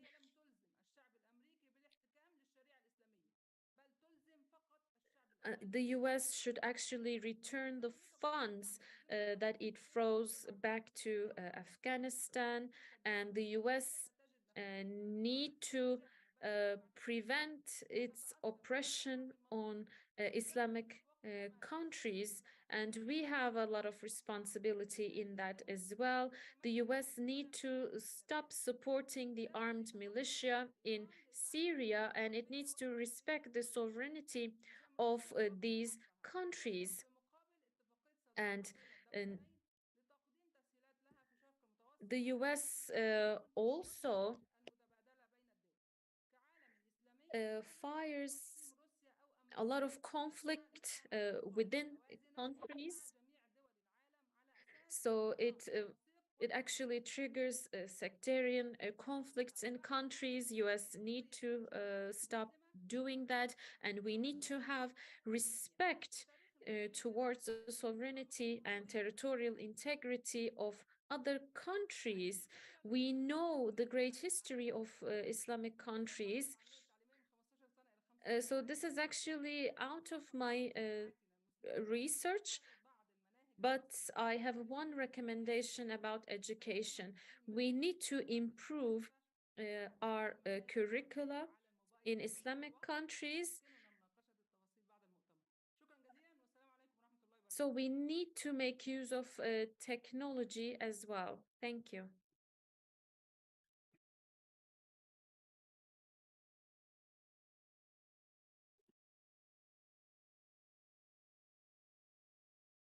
Necmettin Bey sesiniz açık değil. Tamam, şimdi açıldı. Evet, çok teşekkür ederiz. Thank you. Thank you very much. Ms. Kabal, now I took some very important roles. First, she mentioned the crises in transitional periods, and she noted the importance of crisis management, early detection, and control over media, and gaining psychological edge, and ensuring safety of people, and to gain economic power. So these are very important notes that I took from the presentation. She mentioned a few points about the Arab Spring, because we know that the Arab Spring did not only had great impact in Arab countries, but it also had influence all around the world, which was actually misused by the Western countries. And she noted that Islamic countries were oppressed and they were forced to choose either the US or Russia. But the one important thing is that today the solutions of each and every problem, each and every challenge that we are faced today could actually be solved by looking at the history of the of Islamic nations. So we can actually draw great examples from that time. If we can do that, then we can solve crises today. And to wrap up, she pointed out the importance of education, and that we needed to make significant changes in education. And she emphasized the need to use technology in education. So I would like to thank the presenter for her presentation. So if there's anyone who would like to take the floor, please feel free to do so. You can also ask questions not only about this particular session, but about other sessions as well. Mr. Najmuddin, am I allowed to say something? Tabii buyurun tabii buyurun tabii. Yes, sir, you have the floor. Thank you very much. We have learned a lot from all the scholars. And if I connect this Congress with the previous 5 Congresses conducted by Assam, and I had the honor and the privilege of attending number of them, I would like to say that there is no denial to the fact that Assam is doing an incredible job for creating an awareness amongst the scholars and amongst the practitioners of international relations regarding the significance and the importance of forging unity and solidarity amongst the Muslim world. I'm sure most of the participants must have gone through enormous material which is available on the Assam website. The speeches of honorable and respectable Brigadier General retired Adnan Pasha and other speakers. But I want to make a suggestion that whereas all such congresses are very useful in creating the academic environment and developing the academic understanding, there is a very big gap And that gap exists in implementation of all these recommendations. We do not expect a miraculous or some, um, uh, uh, sudden abrupt change which will come out of these academic and intellectual endeavors. However, I feel that the gap exists between all these consultations, suggestions, recommendations, analyses, and the policy making. The policy makers are still hostage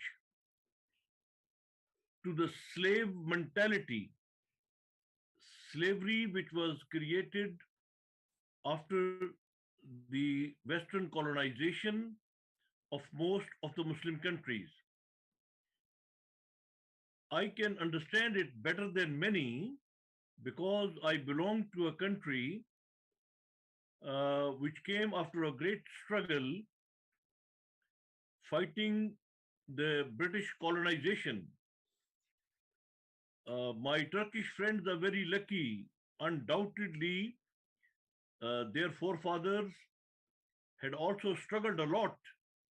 But I remember my late father, God bless his soul, he used to say that Turkish people have never been slaves. Your integrity and solidarity was challenged. Some foreign occupation was also there. But in one form or the other, there has been no discontinuity. There was a transition from the Ottoman Empire to the modern Turkey, Republic of Turkey. But if you see the Pakistan, India, Bangladesh, Malaysia, Middle East, Egypt, the North Africa, and many African countries, more than 24 African Muslim countries, they all were colonized either by British or by French.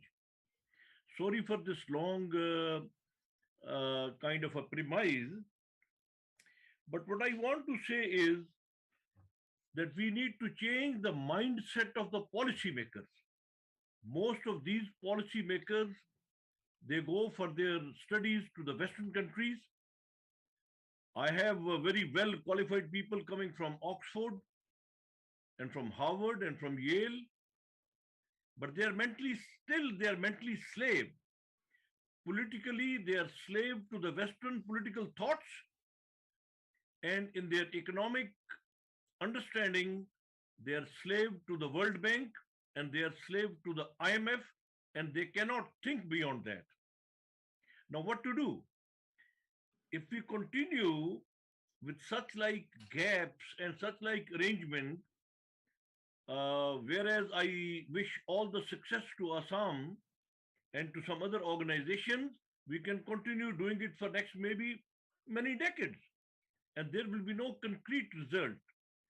I have a very strong recommendation, and we are fortunate that the president of Assam, Brigadier General Adnan Pasha, whom I had the honor and opportunity to meet once or twice, he is also listening and he is on the forum, that we must bridge this gap. What we can do is that we can associate some universities. I know large number of universities, Turkish universities, are already associated with this arrangement. And I had the opportunity to meet some of the scholars, professors from Turkey and from some other countries as well. But what we should do is, as Effendim and Hajam Adnan Pasha has just said sometime, in the last presentation, that we need to create an intellectual mass, an intellectual nucleus. And for doing so, Assam should get in touch with the top line universities in about, say, 7 to 10 countries. You cannot unite all the 57 countries or 63 countries it will not be possible. They have a different background, and more than that, there are different interest groups. As far as I am concerned, in my understanding, it's a clash of interest. It is not much clash of ideology. The Western colonizers, they do not want to lose their control. The France does not like to lose the control over all African countries which have been their colony. Italy does not want to lose the control on few North African countries. The British and later on the Americans, those who occupied their position in the international affairs, they do not want to lose the control over Pakistan, Iran, Middle East, Malaysia, Bangladesh, and many other countries. So this fight is a continuous struggle. It's a continuous endeavor. Just to conclude, my recommendation is that please incorporate at least 10 to 15 universities from 7 to 10 Muslim countries. Let there be 2 or 3 or 4 or 5 leading universities of Turkey. Let there be another 2, 3 universities from Pakistan, 2, 3 universities from Malaysia, few from Egypt, and of course, there are a number of other countries which can be mentioned. I do not want to eliminate anyone. And whatever has been done by the Assam, they must do the follow-up. My emphasis is on follow-up. I had the opportunity to attend the Assam Congress on Foreign Affairs and the foreign policy, on the defense and the security, on the defense production, and few others as well. I would request that all areas are important. Just give me one more minute. 4 areas must be given priority. Number 1, foreign affairs and foreign policy. If we do not have a common understanding and a common thinking and a common objective and a common aim on foreign policy, nothing will move forward. The second most important thing is the defense and security. The defense and security, it actually comes out of the foreign policy. If your foreign policy, policy objectives are common, you would like to protect your external, you would like to protect from the external threats and from the internal threats as well. So your foreign, after the foreign policy, the common defense and common security is extremely important. We have National Defense University in Turkey. We have a National Defense University in Islamabad. We have a National Defense University in Egypt. And of course, we have the National Defense Colleges or National Defense Universities in other countries as well. The third and the third on the priority is, of course, the internal security and public order, which we are talking today. And the fourth, which is equally important, is the economic security of the Muslim world. Commerce and trade, common commerce and trade and industrial development. I have taken a lot of time, and I'm thankful to the moderator who has provided me the opportunity to express my views. If we can assign these subjects to these universities and request them that they should do the follow-up study of what has been done in the Assam Congress. Assam is doing an extremely wonderful, incredible job. And all these reports have been published. They are available. The follow-up must be done by the scholars, and then the gap should be bridged. We must reach up to the policymaker, and we must influence their minds. And when we influence their minds, we will influence their decisions. When we influence their decisions, the result will be there on ground in different fields, be it foreign affairs, be it defense and security, be it internal security, and be it commerce and trade. Thank you very much once again for giving me the opportunity. Teşekkürler, sağ olun. Buyurun başkanım. Teşekkür ederim Well, Necmet. thank you, distinguished president. The floor is yours. Thank you, Necmettin Gereş. So Hashmet Pasha, thank you very much. We keep getting your continuous support as a friend. Well, that is why your recommendations are always valuable for me. In fact, we went to the Islamic countries, we visited those states, and when we were visiting them, we also contacted the opinion leaders in those countries. And when we suggested the idea of Islamic Union, they said that they agreed, but they didn't have an answer to the question how. They didn't know how to make this union. Yes, the question is there, but there are no opinions, there are no comments about how it can be done. After this impression, we said that maybe we should create some legislation first. The operational fields of national states that can be managed from a central level could be the subject of this legislation. And defense industry, foreign relations are some of these operational fields. And this year's Congress is dealing with internal security and public order. Next year, we're going to discuss a different field. That will be the judiciary system and justice. Once we complete all these efforts, then we will focus on the principles with the help of valuable scholars just like you. In fact, in the earlier congresses, our final declarations used to be 2 or 3 pages long, but as of the 5th one, the length of the final declarations turned out to be 35 pages. You know, with all the inputs, when we include everything in the legislative efforts, now the declarations are very long. Now we are looking forward to our next Congress. That will be about the justice system. And then we will proceed into a new stage. By the way, let me remind you that Assam doesn't have any operational power. We don't have this capability. We just are a think tank. And we are an NGO.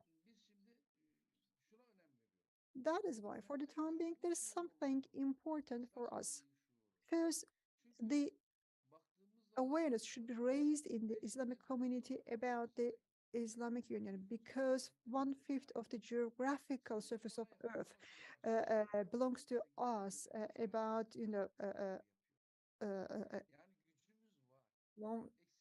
maybe 1/7 of the population is ours, and we have a great part in the defense spendings. But we don't have the union, and we don't have the feeling of unity. First, we need to show the method of and joining under a union, and then we can get into the details. So next year we will be talking about the justice system. In the previous years, we also held seminars in universities. After a long series of seminars, we decided to arrange congresses.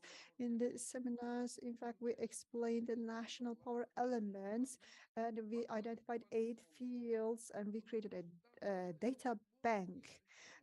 Now we use the data in that data bank.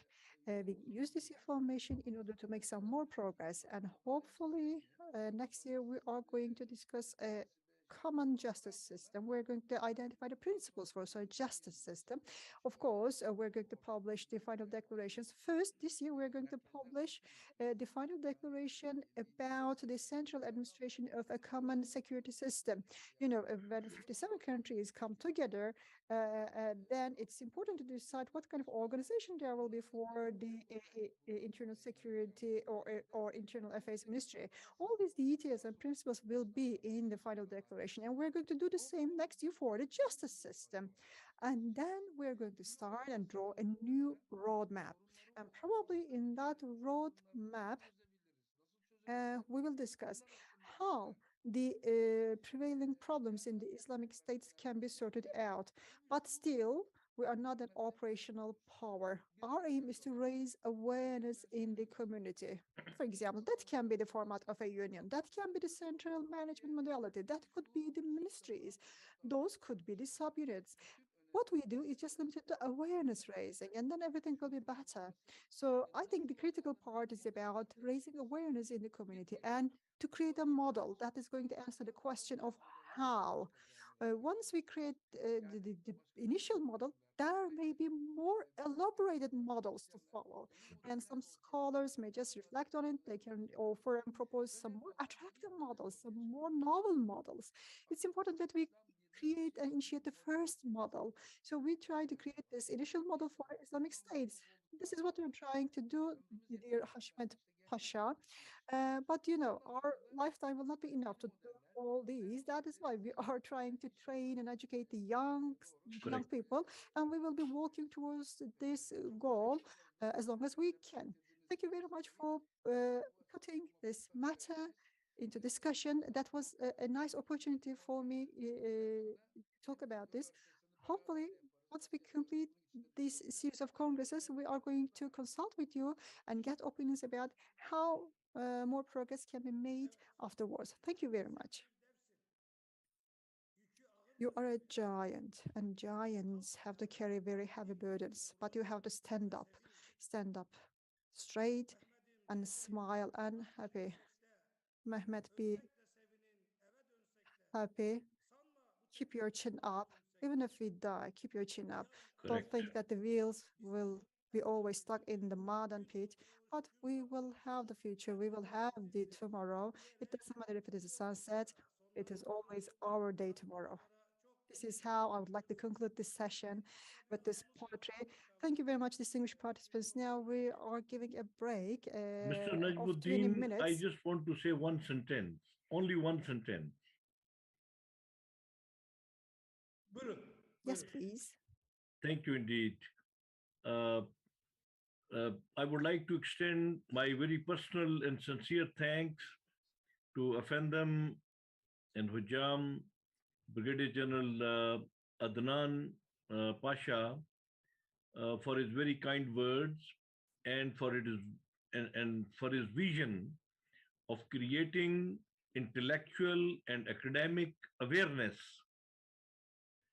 amongst the youth and the young generation. But I can assure all the audience that having spent about 40 years in professional life, more than 35 years in the army, and almost 25 years in the academic world,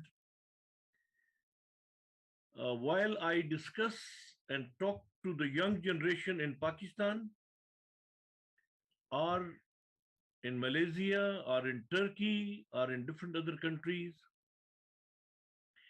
I find a burning desire. I'm using the word burning desire. I don't know how would you like to translate in Turkish and Arabic language. A burning desire amongst the Muslim youth for unity and solidarity. Unfortunately, there are two hurdles.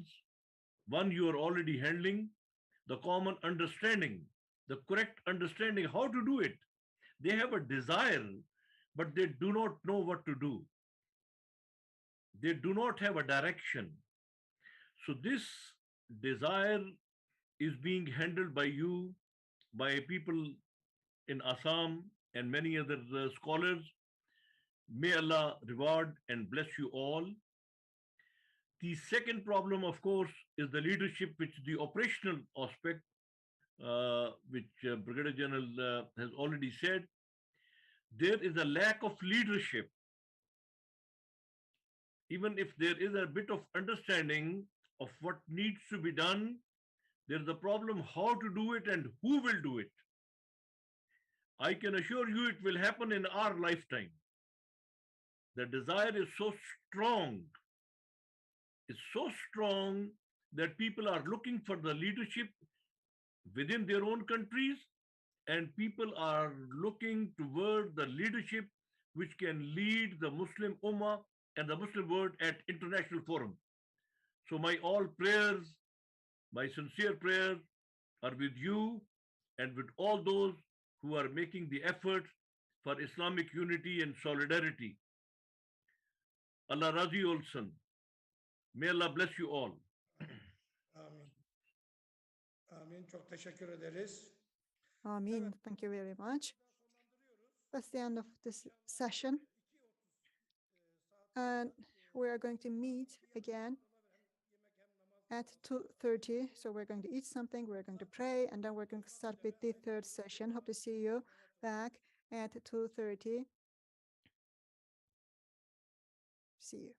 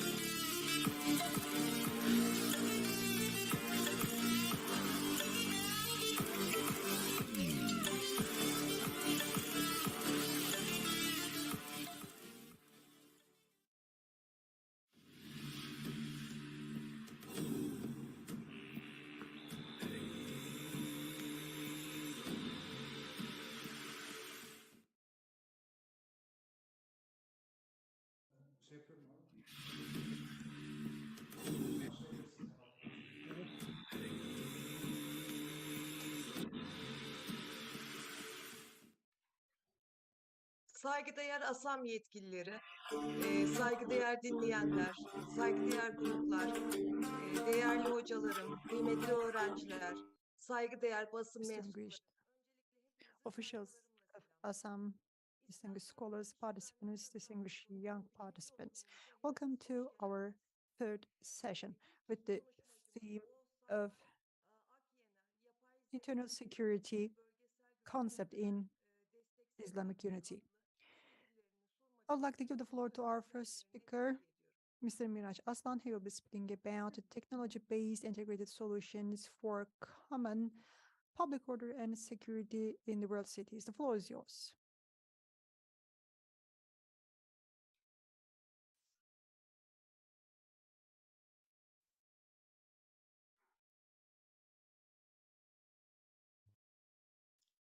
Esra Hocam hoş geldiniz. Professor Esra, welcome. Sorry, you didn't give me the opportunity of announcing your name before you started. That's okay, don't worry. No, the first speaker will be Oğuzhan Akyener, who will be speaking about the artificial intelligence supported regional security decision support systems. Well, thank you. I thought I will be the third on the list, but I now understand that the schedule has been changed upon my request because I had to change my own schedule. I'd like to thank you very much for this facilitation, and I would like to thank the organizers for the effort. I would like to share my screen right now. Actually, I work in the field of energy, but about artificial intelligence, I have been managing some projects as a non-technical manager. So that gives me some opportunity to work about artificial intelligence and security. Today, I will be talking about regional and national security systems that are supported by artificial intelligence, in short, AI. As you know, AI is used in many different parts of life. It has been more and more into our lives. By the way, distinguished moderator, how much time do I have? I would like to not exceed my time limits. You have 20 minutes. Great, thank you.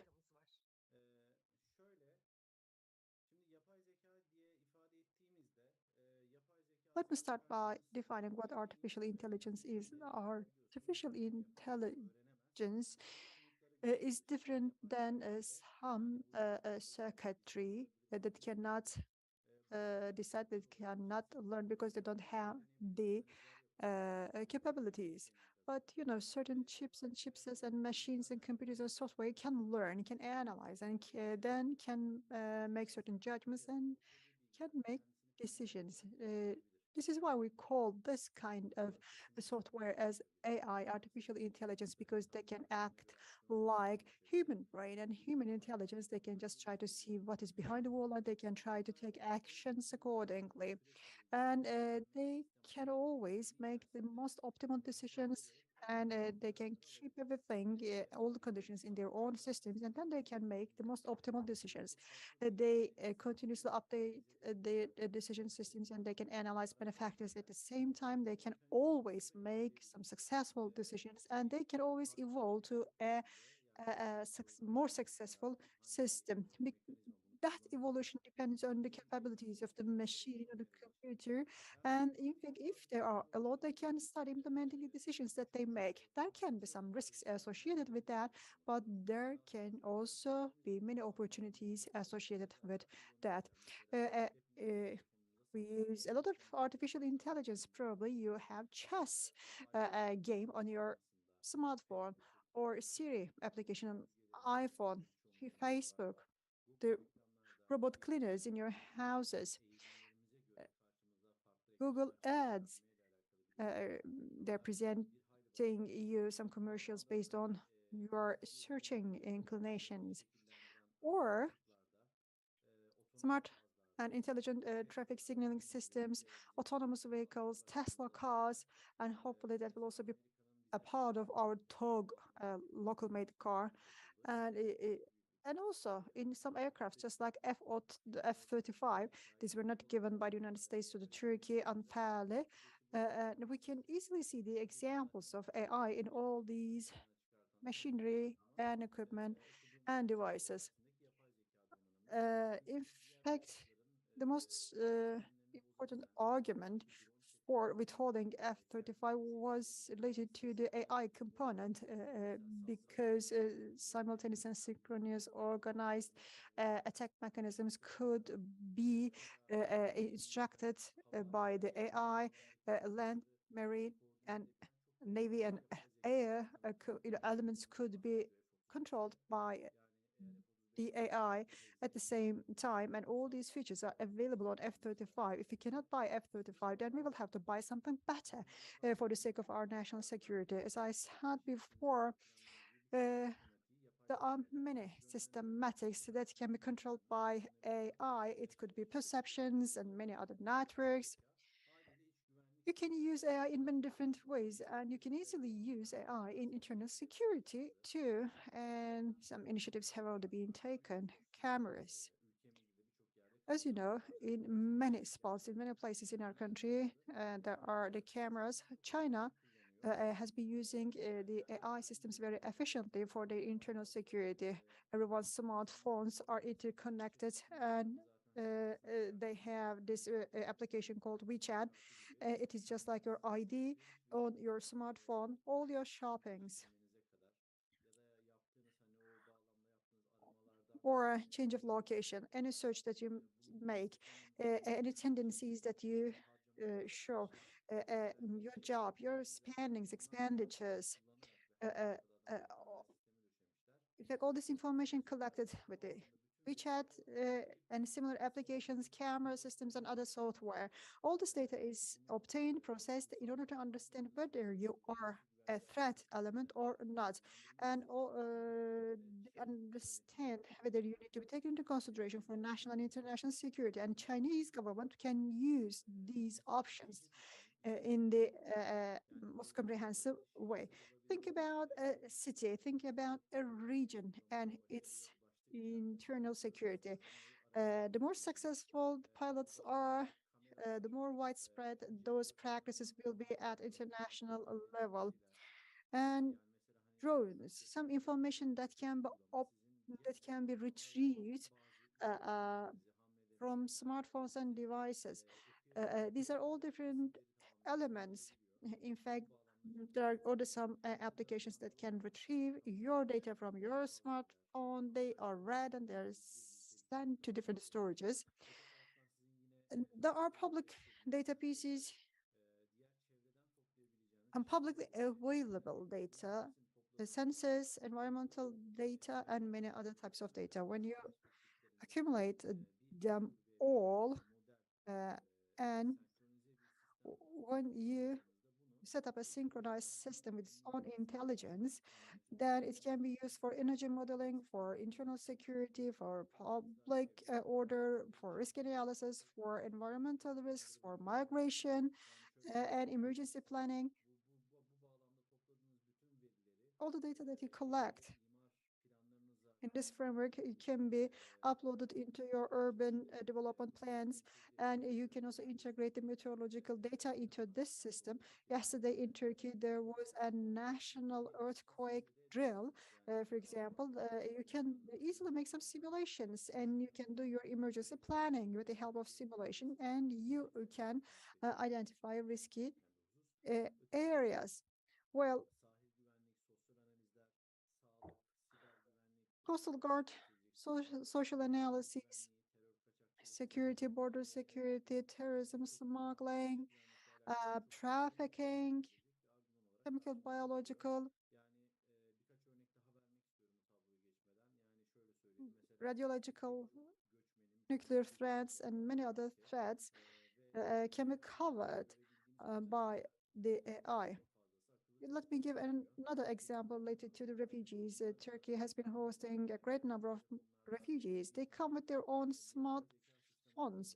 For example, with an AI systematic that could identify the incoming refugees with the help of their smartphones, then that could be an important integrated solution for the integration of the refugees. But if you think that that could also be a risk for Turkey, then that data or that AI can be used in order for deportation services to be performed properly, or it can be used for tracking those individuals when they are in the country, and that can be some exemplary use for internal security. U.S. internal security AI programs.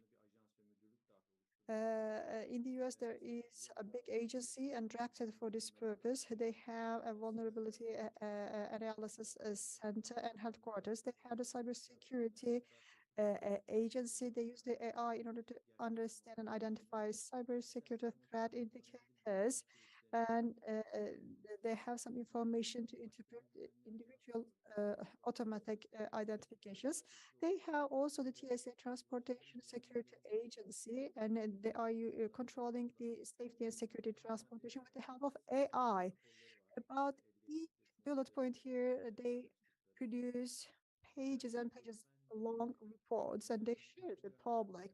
They also use AI for the migrants. If there will be any asylum seekers in the US, the evaluations are taking place with the help of AI. They analyze the incoming refugees, and the AI understands whether the potential refugee is a threat or not, and AI helps with the fingerprint processing. We use this as well.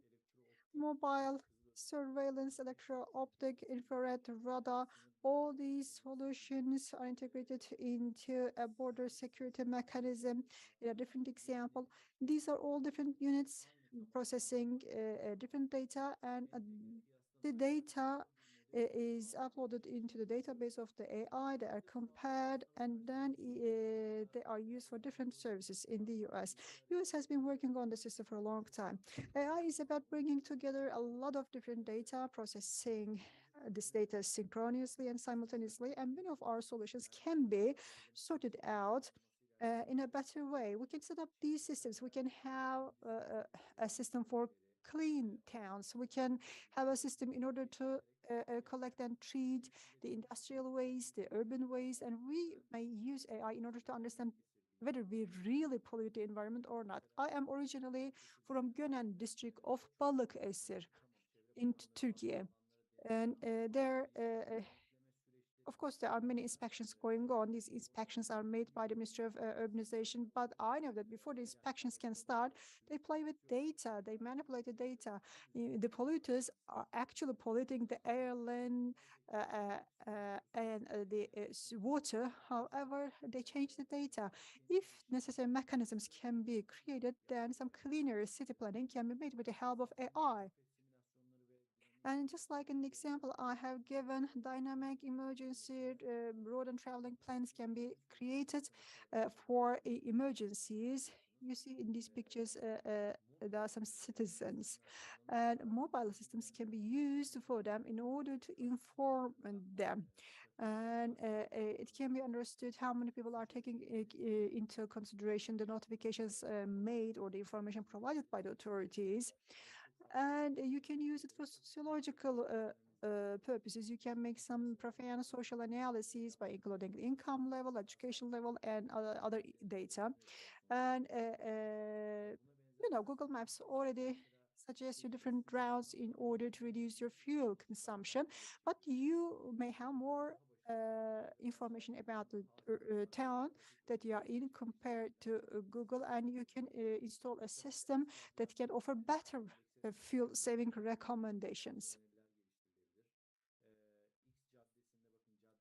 For certain streets, you can also have these advices.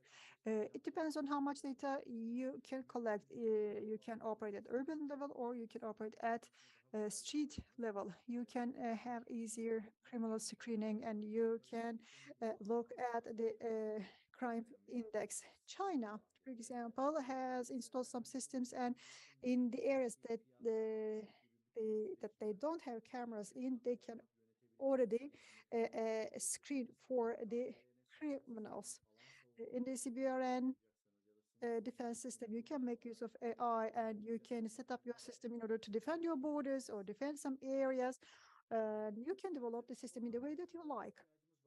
Of course, you will need certain items. Legal framework is the first item, because currently there are many open doors. We don't know what the AI can do and what we should be doing with AI, and that is a dynamic field. The legal framework has to be reviewed continuously. We need more technological capabilities, we need more financial capabilities, the community should be more productive, and we will always need more data, because this is Internet of Things, and there must be more smart devices from which data can be collected. When the devices are getting smarter, they should be more widespread, and they need to be used in the same environment systematically, and their data must be analyzable. And the public system, the government system should be more transparent. These are all we need, and that's all for my presentation. Thank you. You are muted. Thank you. Oğuzhan Hocam size çok teşekkür ediyoruz. Bize yapay zeka ile ilgili çok önemli bilgiler verdiniz. Dr. Oğuzhan Akiner, thank you very much. You informed us profoundly about AI. Esra, we cannot hear you. In fact, I turned on my microphone only after I noticed that it was muted. Thank you very much for your warning. Well, thank you very much, distinguished speaker, about the information you provided us regarding AI. It's not only about security, but AI has many fields of implementation in our daily life. It occupies an important place in our daily life. And from your speech, I got many examples showing us how advanced China and the US are in terms of AI implementations. And we hope we can reach the same level in our country. And we hope that we will be providing and preparing the necessary infrastructure and substructure for such AI systems. Thank you. Distinguished audience, I would like to move on to the second speaker. He's from Afghanistan, Ramazan Ali Mahmoudi. He'll be speaking about security sociology, its meaning and elements. I would like to give the floor to distinguished speaker. The floor is yours. You have 20 minutes. Hi everyone. Herkese merhabalar. Merhaba ve ihtiramla cemil asdiqa. I am giving my presentation by Turkish language. Ben sunumu Türkçe olarak sunuyorum. I'm going to present in Turkish language.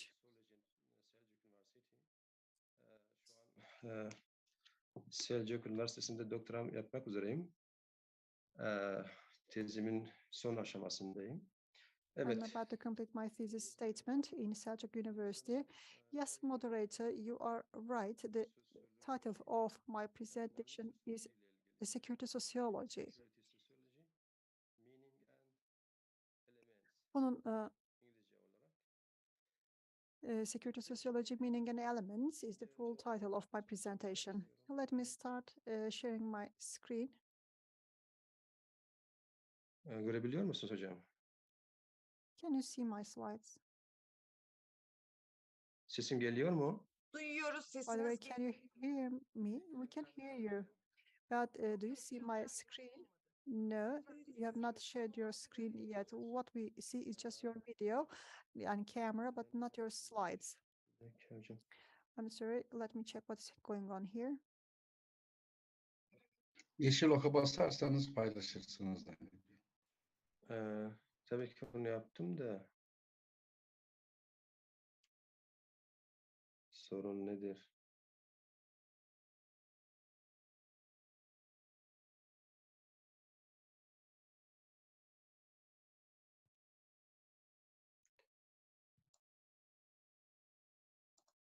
Olmadı değil mi hocam? olmadı. Aynen. Sorry, it still doesn't work. Maybe Assam, I can help you. Ekran paylaşımları açık. Would you please help me share my screen? You are allowed to share your screen. Please just click the green button to share. Pardon. Şimdi oldu değil mi? Evet hocam. Evet hocam. Peki. It works now. Let me start with the presentation, security sociology, meaning and elements. First, I will start talking about the sociological aspect of security. What is security? What are the elements of security? First and foremost, security is one of the major and most basic needs in a society. This is a reality. This is about our whole life. And in general sense, security means protection against all kinds of hazards, dangers, and accidents.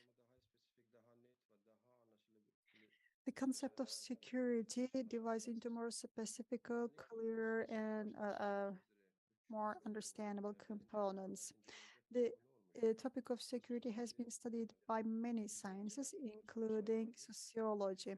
In sociology, security has many definitions, aspects, and elements as a topic of study. Şöyle bir şey daha var ki güvenlik sosyoloji henüz genç, çok genç bir However, security sociology is currently a young department, a young discipline, and the science and literature is not currently rich on this topic. And some believe that security could be a topic of political sociology or warfare sociology. Here are the keywords: security, security sociology, social security, social capital, and social credibility and trust. Presence and absence of security has become an important matter for the human community. So security is taken as a basic need for human beings, and compared to physical needs, the need for security is deemed to be an essential need, and in certain conditions, it can be even more important than the physiological needs. What is security? Security means avoiding exposure to dangers or protection against dangers. And security means avoiding fear, panic, concerns, and similar feelings. Generally, security refers to peace, freedom, reassurance, health, and other conditions.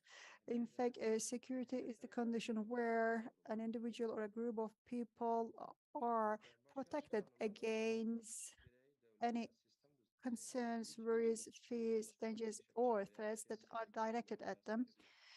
In another sense, security is categorized into internal and external security at individual, state, and system level. And security can be political, economic, military, and social. And security is about protection, and it comes with certain values. What is security sociology? Security sociology looks at the scientific aspect of relations between society and security. What is the security understanding in a society, and what kind of society is created with this security? In other words, security sociology is about the mutual relations between security and society, and these relations pave the way for building trust in a society. Security sociology looks for answers to the following questions. How does a society formulate security? How does the society organize a stable security? How does the society follow institutionalization of security? And how does the society discriminate or distinguish between secure and insecure? Security sociology tries to answer the following questions. How does security shape a community? What are the challenges or obstacles to security in a society in different environments and in different conditions? What are the interactions that are brought about by security? How does security utilize social and political powers and classes, and what are the factors determining security for a society. And security sociology tries to answer those questions. As a social phenomenon, security is about protection of a nation against threats and hazards. It's about improving the welfare of the public. It's about elevating the social values. And from a sociological perspective, security is not seen as a political phenomenon, but it is considered as a social phenomenon. Sociologically, security is not limited to the state and the policing organizations only, but it is in interaction with social structure, and it consists of some interacting social factors. Elements of security sociology. Security sociology checks and looks at some elements like social cohesion, group cooperation, the feeling of belongingness, social capital, social trust, social movements, and social security. Let me start with the first item, social capital as an element of security sociology. Social capital is an important factor in security. Social capital is about uh, advocating and respecting the rights of future generations, and it plays an important role in the sustainable development of a community and in equal distribution of the income and resources and social justice. Social capital originates from the interpersonal relations, and if the social relations between individuals are strong enough, then social capital can be created. Social capital interconnects the active interpersonal relations, human networks, and human groups, and then it creates an enabling environment for cooperation, and it consists of mutual trust, understanding. Social capital, socialization, social control, social cohesion, social order, and security are interlinked. If the communities and societies do not have any social capital, then they face the risk of divergence and irregularity. Fukuyama studies the relations between social capital and economic development. With social capital, honesty, credibility, and trust between the individuals increase, and the individuals are encouraged to go into cooperation. According to this definition, any network and civil society that is created with social capital is a product of social capital. Social capital contributes greatly to the elimination of abnormalities and social crimes.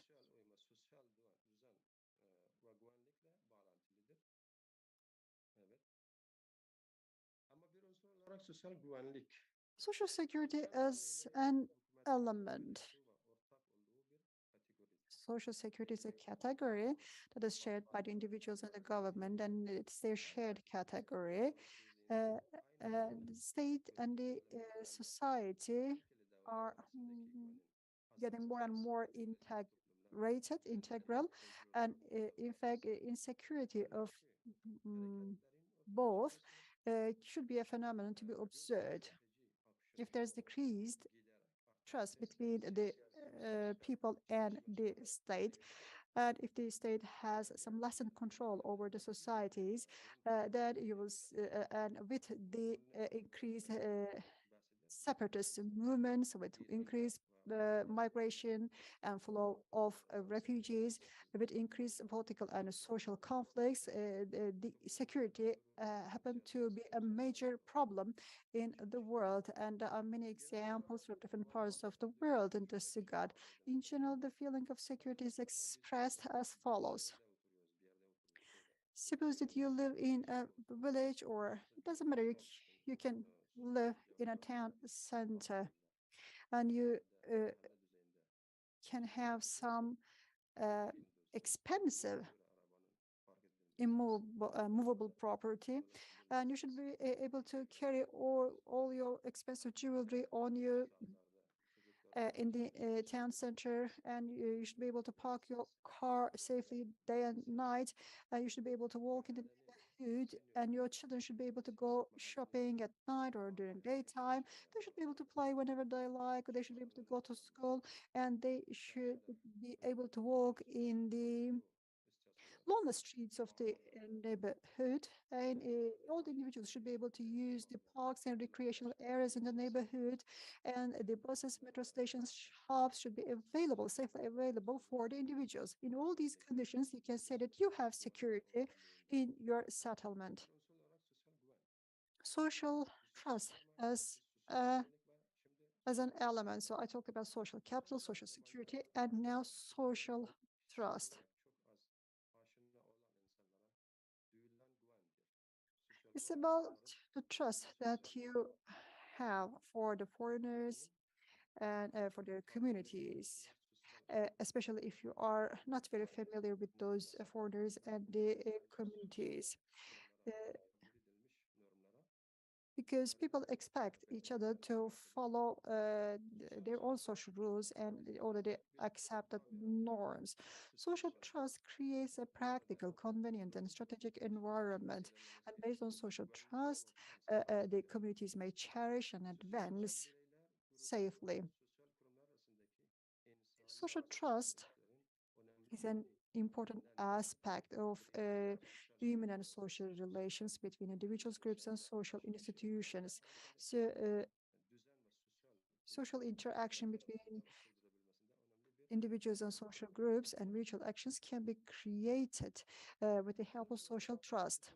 In conclusion, according to sociological analysis, in order to have sustainable security, you need social capital, social security, and social trust. These are the determining factors of sustainable security.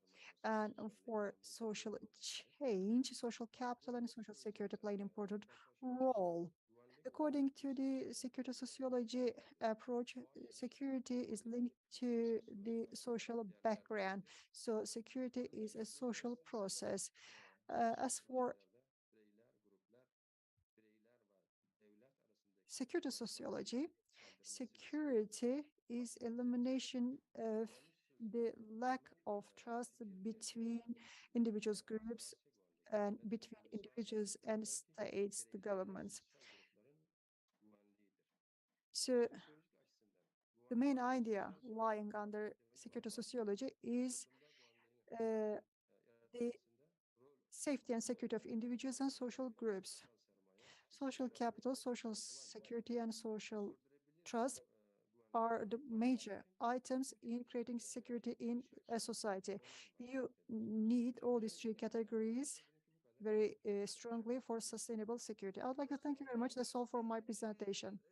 Well, Ramazan Ali, Mr. Ramazan Ali, thank you very much for your valuable speech.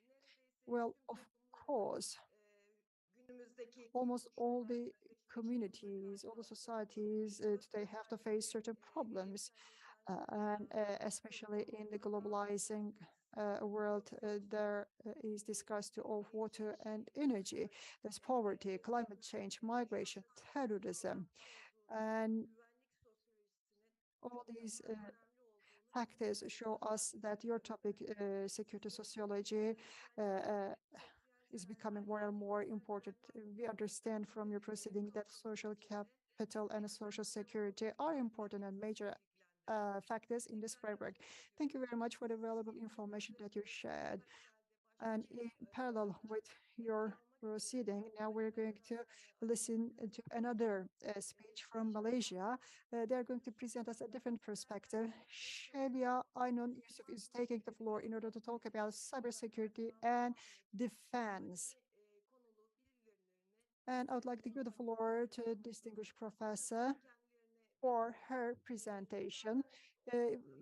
We don't have any time pressure. You may use your 20 minutes, and if necessary, you can exceed your time slightly.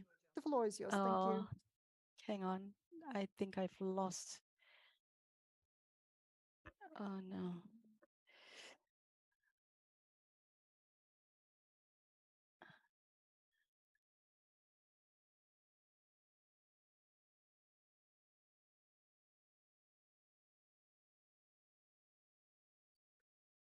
Hocamızın bağlantısında bir sıkıntı oldu zannederim.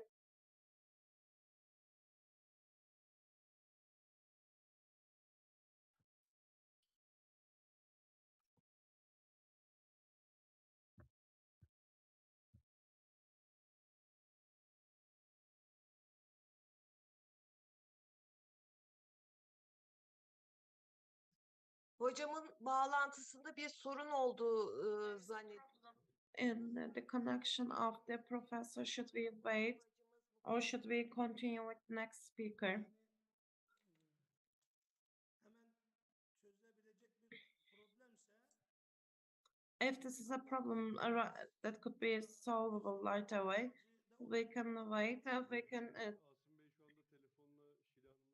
Asım Bey is in the phone with Sheila Hanım. We can wait for a second. Let's wait. Ben size bir hikaye anlatayım o zaman. Beklemek isterseniz. Çok memnun I'll olurum. I'll tell you a story. Bizde yeni vaiz olmuş. İlk vaazını yapacak. There was a person, a priest from Black Sea. He went to the Friday prayers, and he is excited. Should I stop? Bitirmeden bırakmayız. Bitirmeden bırakmayız ama Mustafa Hocam. İkinci hafta tekrar iyi bir şekilde. Next week, he is prepared very well. He continues. Girişleri yaptıktan sonra yani salavat-ı And sonra aklına geçen haftaki vaazında bir hata he realizes that he makes a mistake in previous week's piece, and he says that Muslims, listen to me carefully. geçen haftaki vaazımda bir hatanın yanlış Next week, I'll start with a correction a mistake. Tamam. If If you make a mistake, and if it's understood rightly, that would be the case. It shouldn't change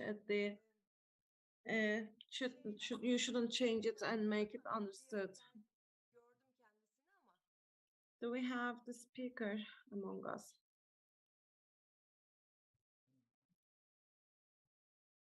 yine aramızdan ayrıldı mı? İlginiz var mı acaba? Is she with us?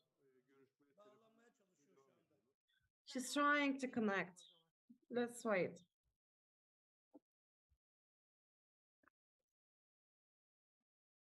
Yine bu çalıştığımız konuları ben şuna benzetiyorum. Karıncayı görmüşler nereye gidiyorsun deyince Mekke'ye gidiyorum. They see Anand and they ask where they are going. He says Mecca. Why are you going there to become an Hajj? And he says whether you can go there. And he says maybe I cannot go to Medina, but Mecca, but I'll work. I'll do my best. These are the things that were seen as dreams like 50 years ago. Human rights and the cities. Right, You're now I'm welcome sharing. again. Great. Yep. Okay, I'm on. Okay, you can start. Okay. Thank you very much. Straight away, I'll start, right? Okay.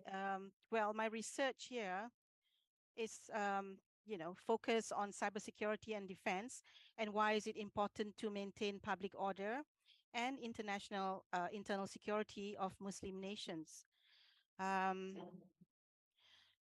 So let me see this one. Right, put here.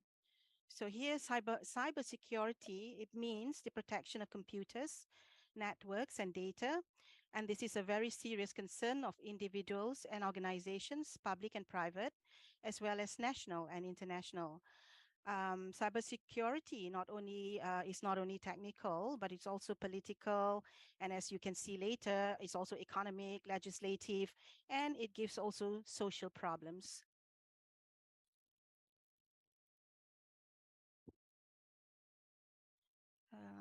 what I'll do is I will do this.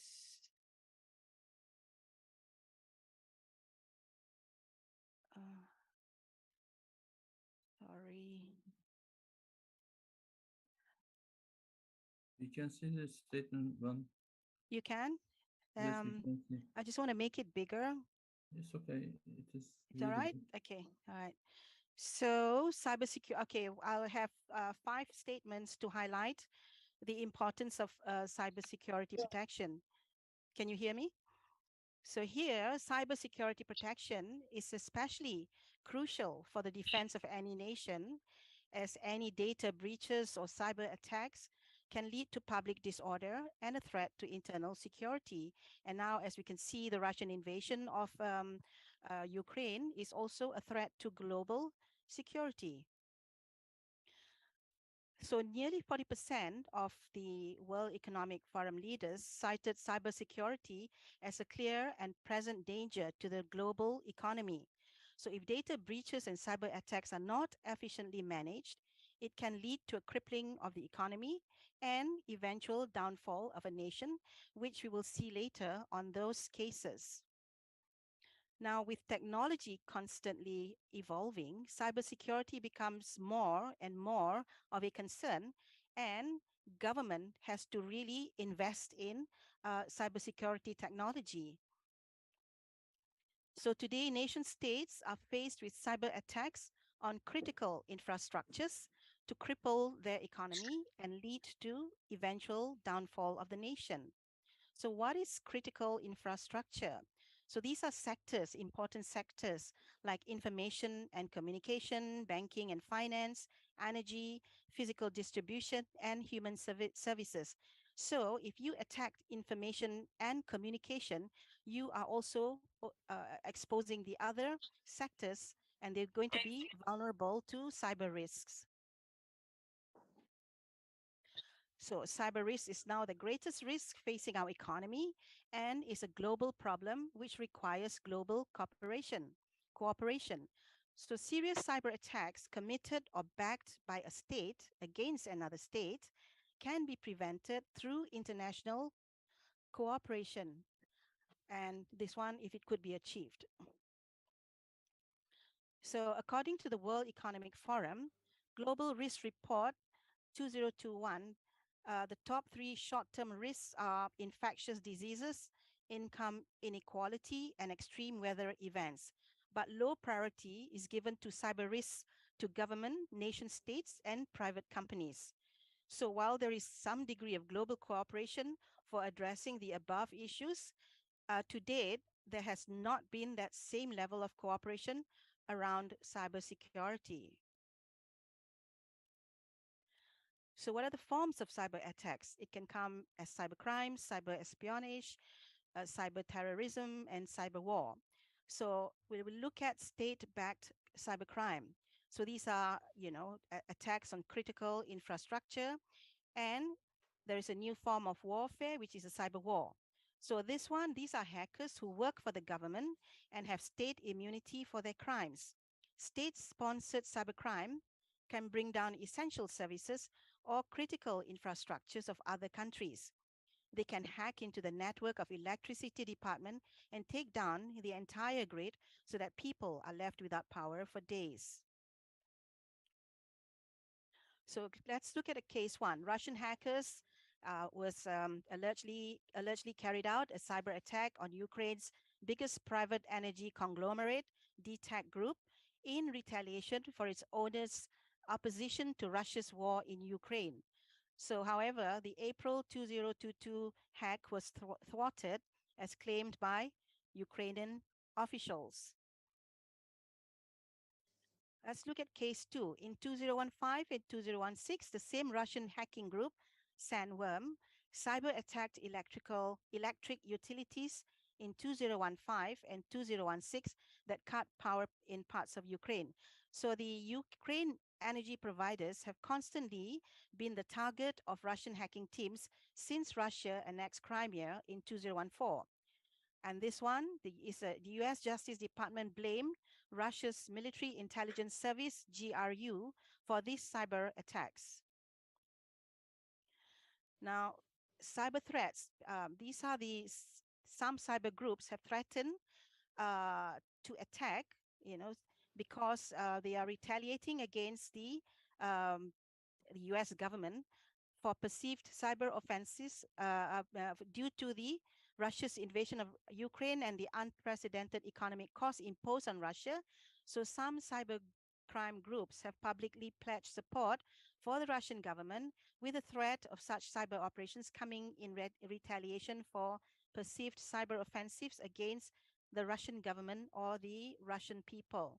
Now, this intel was provided by the cybersecurity agency of the countries, comprising the Five Eyes Alliance, which also warned of a possible rise of cyber attacks and cyber sabotages. So the Five Eyes is an intelligence alliance comprising Australia, Canada, New Zealand, the United Kingdom, and the United States. Microsoft, in an April report, made the case that Russian hacking has sometimes been used in tandem with kinetic military strikes. A cyber attack hit a Ukrainian broadcast company on March 1st, 2022, and then the same day, a Russian missile struck against a TV tower in Kiev. So this is a new form of warfare, which is cyber warfare, in which cyberspace is strategically used to facilitate conventional military attacks. So this kind of cyber-enabled physical attack will first disrupt the critical infrastructure to facilitate a physical attack on a military target. So the top 3 cyber attacks cyber leaders are concerned about would be, of course, as we have discussed above, critical infrastructure breakdown due to a cyber attack, and then we have identity theft and ransomware. Why organizations, the business organizations, they'll be more concerned about ransomware, social engineering, and malicious insider activity. What we're more concerned about is what the global cybersecurity challenges are. So there are the cybersecurity challenges have become more complex, and the complexity of digitalization means that governments are fighting different battles, from fake news intended to influence elections to cyber attacks on critical infrastructure. So with risk mounting, decision makers and leaders need to acknowledge that cybersecurity is a national security priority. The next challenge would be the fragmented and complex regulations. So privacy and data protection regulations are necessary, but it can also create fragmented and sometimes conflicting priorities and costs for companies, which can weaken the defense mechanisms. Policies must be creative in increasing protection while decreasing regulatory complexity. Of course, cooperation among different policy makers is critical here. So dependence on other parties. Here we say that cybersecurity cannot be addressed in silos.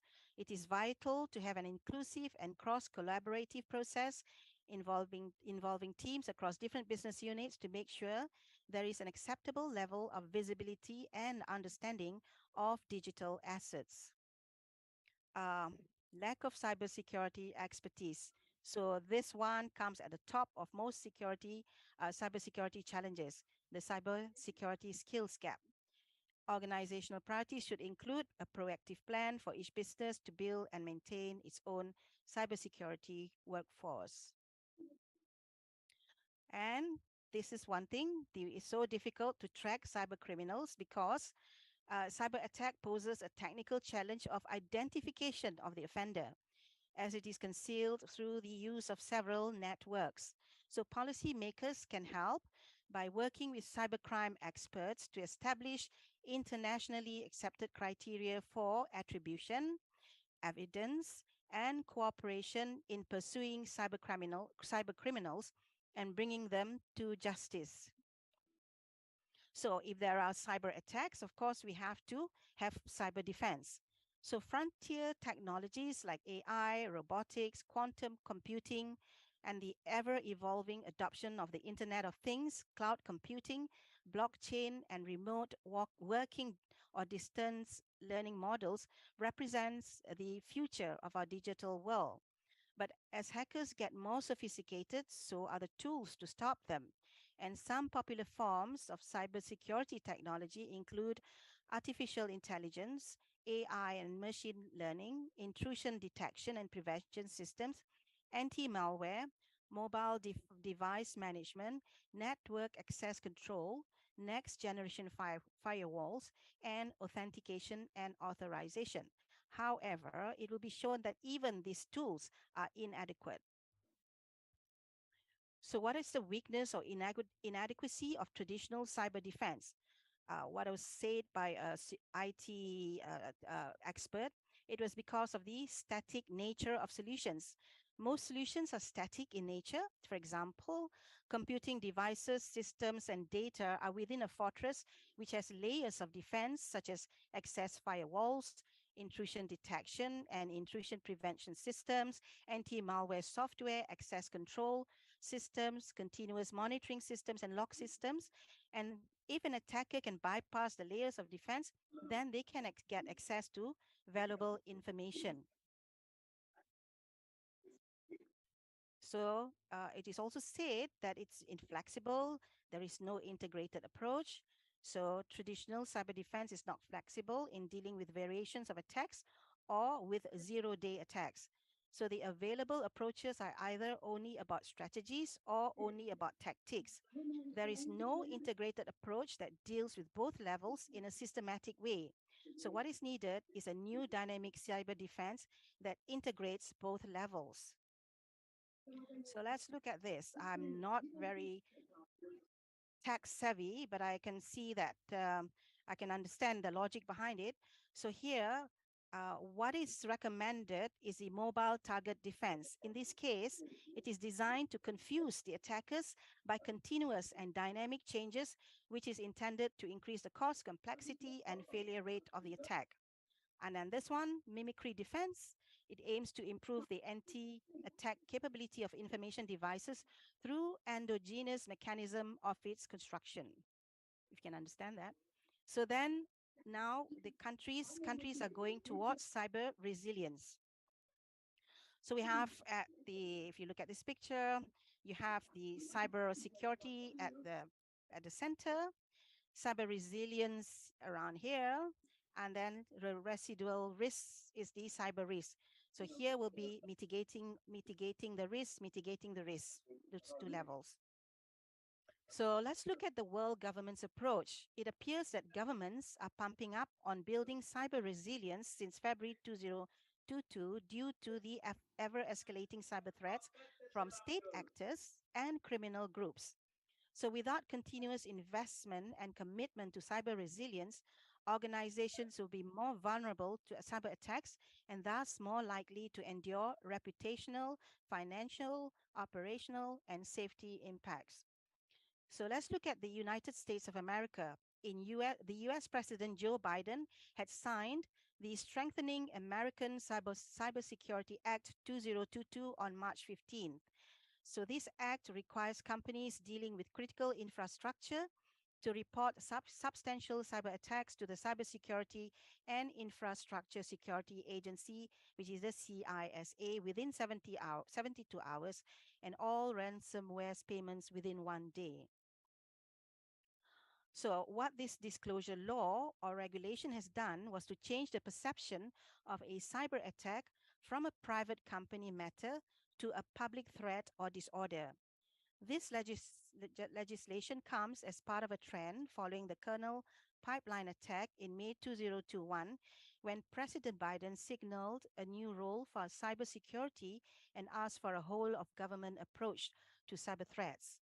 So the attack is a reminder of growing cyber threats to critical infrastructure, while also showing why providers of essential services are ripe targets for cyber criminals.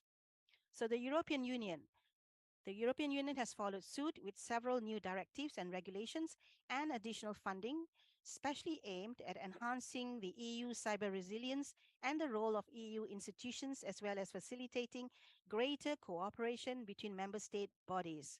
So in response to Russia's invasion, the EU deployed for the first time the Cyber Rapid Response Team to assist Ukraine with mitigating the cyber threats. The cyber rapid response teams allow the member states to help each other to ensure a higher level of cyber resilience and collectively respond to cyber incidents. So support is given in monitoring the threat landscape, detecting and mitigation of cyber attacks, or supporting the further investigation of cyber attacks. So the 8 to 12 cybersecurity experts are pulled from 6 participating EU member states, which is Croatia, Estonia, Lithuania, Netherlands, Poland, and Romania. So the CRRTS were activated following a request from Ukraine to help the country's institutions facing cybersecurity challenges. And that's why the 2022 cyber attack was thwarted. Now, the group of 20, G20. So the G20 is a premier forum for international cooperation on the most important aspects of the international economic and financial agenda. So it brings together the world's major advanced and emerging economies. Members include Argentina, Australia, Brazil, Canada, China, Indonesia, Italy, Japan, Republic of Korea, Mexico, Russia, Saudi Arabia, South Africa, and Turkey, the United Kingdom, the United States, and the European Union. Malaysia and Singapore are not there because they're not big enough. So G20 created a digital economy working group in 2016. However, its attention to cybersecurity has been lacking. It is more focused on promoting uniform cybersecurity best practices across the digital economy. So it was recommended that the G20's attention to cybersecurity should be more focused on getting nation states to agree not to attack economies. The efforts should not only focus on helping the victims, but also to restrain the offenders. So G20 should design an agreement that defines critical infrastructure and to solicit consensus from member states that they will not attack it. So this definition should include the world's financial system, as it is the most important infrastructure to the global economy. So according to this person from Forbes, the G20 has the economic might to impose punishing sanctions against those who violate the rules. This could all be executed through due process with an independent cybercrime body referring cases to the International Criminal Court, where any offending state would be able to defend itself. So UK's national cyber strategy also they want to set up promote UK's interest in cyberspace, and they want to be ahead of their adversaries, and also they want to be a responsible and democratic cyber power. Let's look at Malaysia's cybersecurity strategy. So the government of Malaysia launched the Malaysia Cybersecurity Strategy 2020 to 2024 with an allocation of US 434 million to step up the national cybersecurity preparedness or resilience and upgrade the country's cybersecurity measures.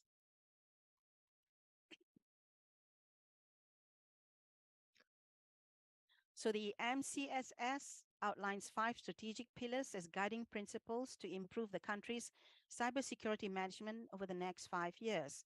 So the first pillar is to boost national governance and cybersecurity management by improving Malaysia's critical ICT infrastructure. The second pillar focuses on bolstering current cybersecurity laws by reviewing related legislation and formulating new laws on cybersecurity. Thirdly, empowering world-class innovation, technology, R&D, and industry. And fourthly, improving cybersecurity talents in Malaysia, creating awareness and education. Fifth pillar, it talks about strengthening global collaboration and leveraging regional cooperation to protect its cyberspace.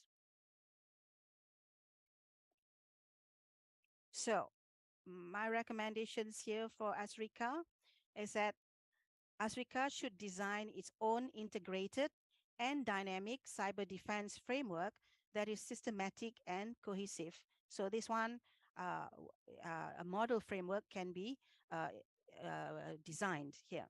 So also to promote active cyber defense capability through advanced defense technologies, and also to build on its cyber resilience through regional cooperation and effective cyber laws. That's all from me. Thank you very much. Thank you very much for your kind speech. Değerli hocamıza bu kıymetli bildirisi için çok teşekkür ediyoruz. Hocamızın da vurguladığı gibi iç güvenlik kavramı 21. yüzyılda teknolojinin gelişmesiyle daha da There's internal security. There's no internal. We would like to thank the professor for the. Can you hear me? Can you hear me? Can you hear me? Can you hear me? I'm in English channel. I'm taking a summary about your speech. The other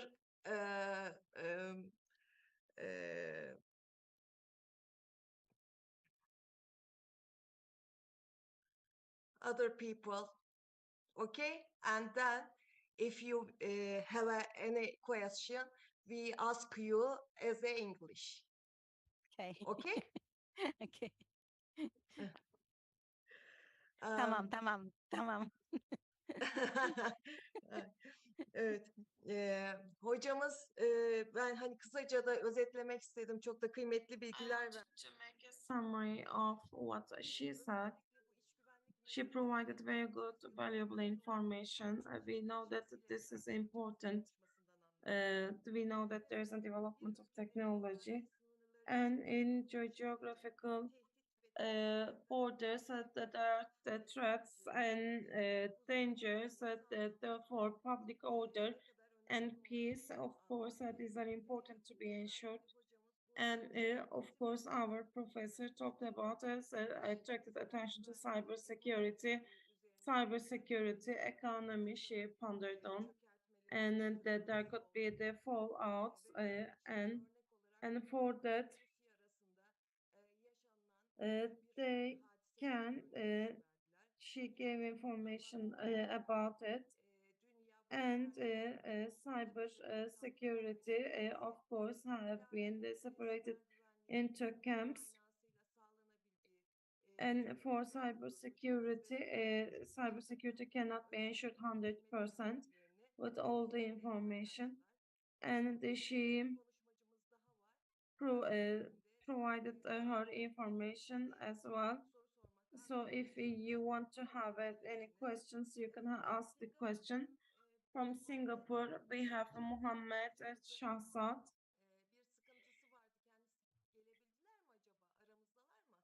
Is here.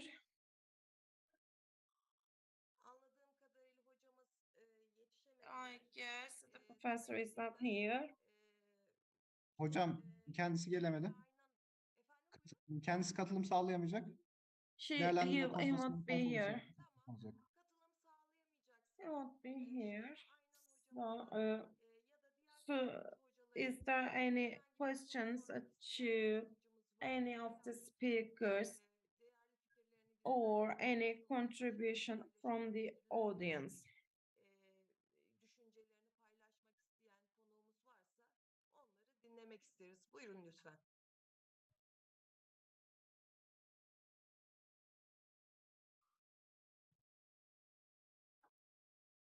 Yok herhalde hocam. There is no questions or contributions. So thank you very much for your participation. Thank you. I would like to thank Assam officials for having such a good organization. I'd like to pay my respects. Thank you very much. Thank you. This has been a very nice moderation. I'd like to thank speakers as well. Thank you, Madam Moderator. Thank you.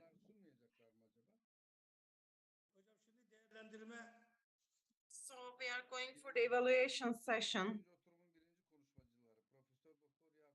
Professor Dr. Yakup Bulut they cannot participate. Okay. Thank you very much. Thank you. This has been very nice and reflecting the future. Thank you very much for all the presentation. So we will continue with the evaluation session, and we will have the panelists and there will be moderators. We will receive feedbacks from them. And before proceeding with that, so plant the seed.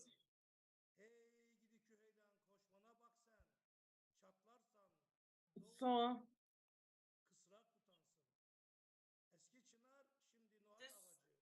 this is a poem which is untranslatable.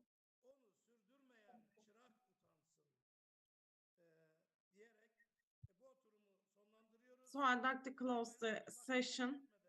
Without further ado, we will continue with the evaluation session.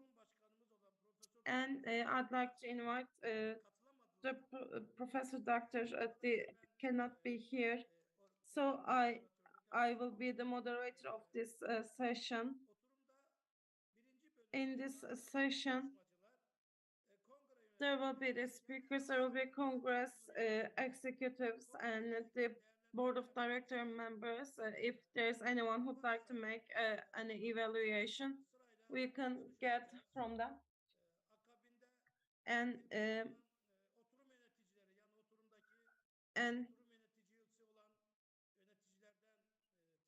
from the chairpersons, we will get opinions.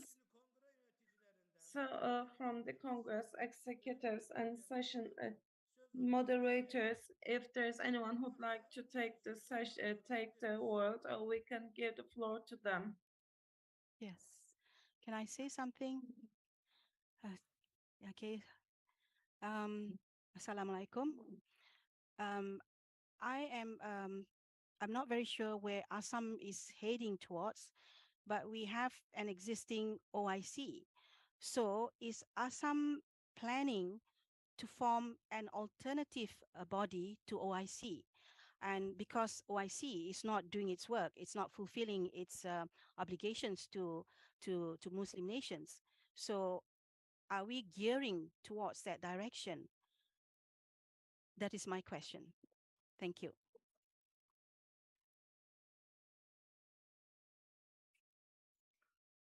Başkanım, buyurun. Mr. President. So Assam is a civil society initiative. Sadece sivil toplum olarak İslam Birliği ile sesim geliyor mu? Sesim geliyor değil mi? Evet, geliyor. Tamam. Sadece sivil toplum olarak ortaya bir model koymak üzere çalışan bir sivil toplum kuruluşu. Dolayısıyla İslam İşbirliği Teşkilatı ile herhangi bir bağlantısı ve bağı yoktur.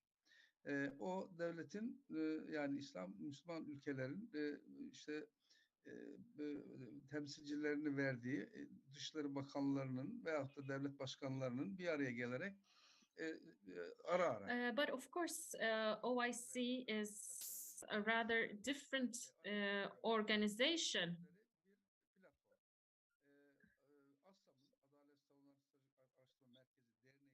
Assam, the association, does not have any official connection with OIC or the government of Turkey, and they do not have an official contact either. We are a civil society organization and we want to come up with a model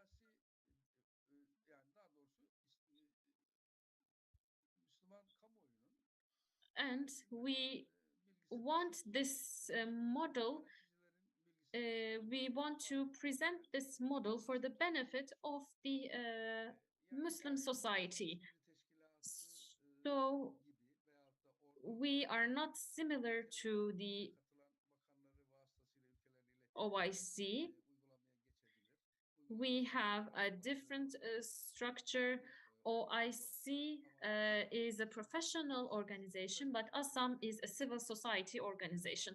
We do not have an idea like that, but we share our development with the public opinion on our website for the use of Islamic countries, universities, and other civil society organizations. So I believe I was able to answer your question.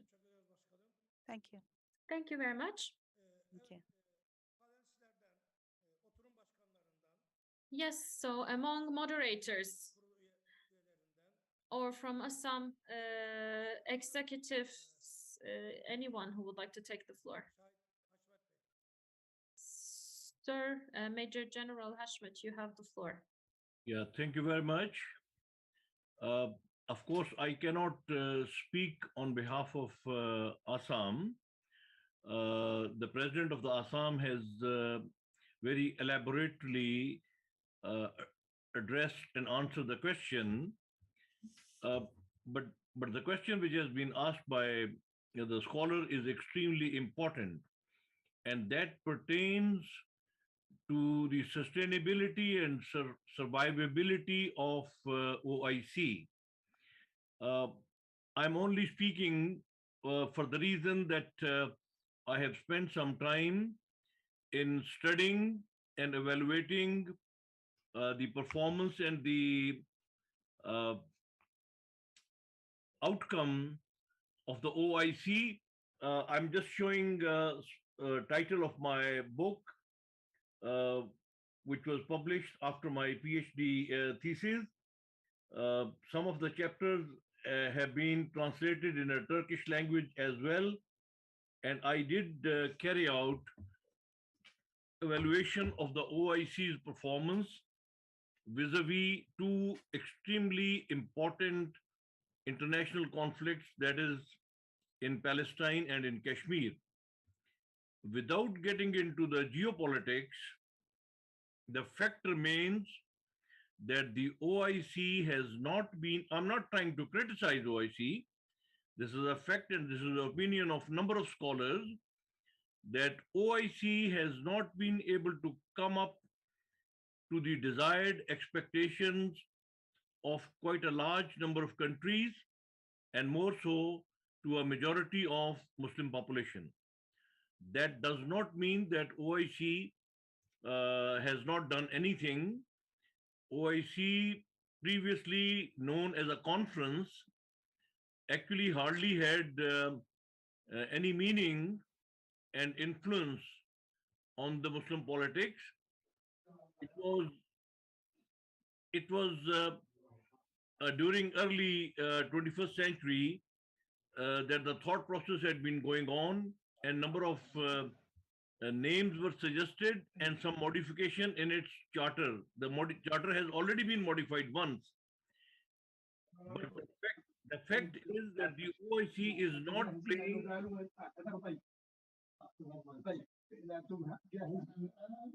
I think there's some crosstalk taking place. I would request those speakers to please mute your mic, and let me say my submissions in next 2 to 3 minutes. The OIC, for 2-3 reasons, has not been able to do well.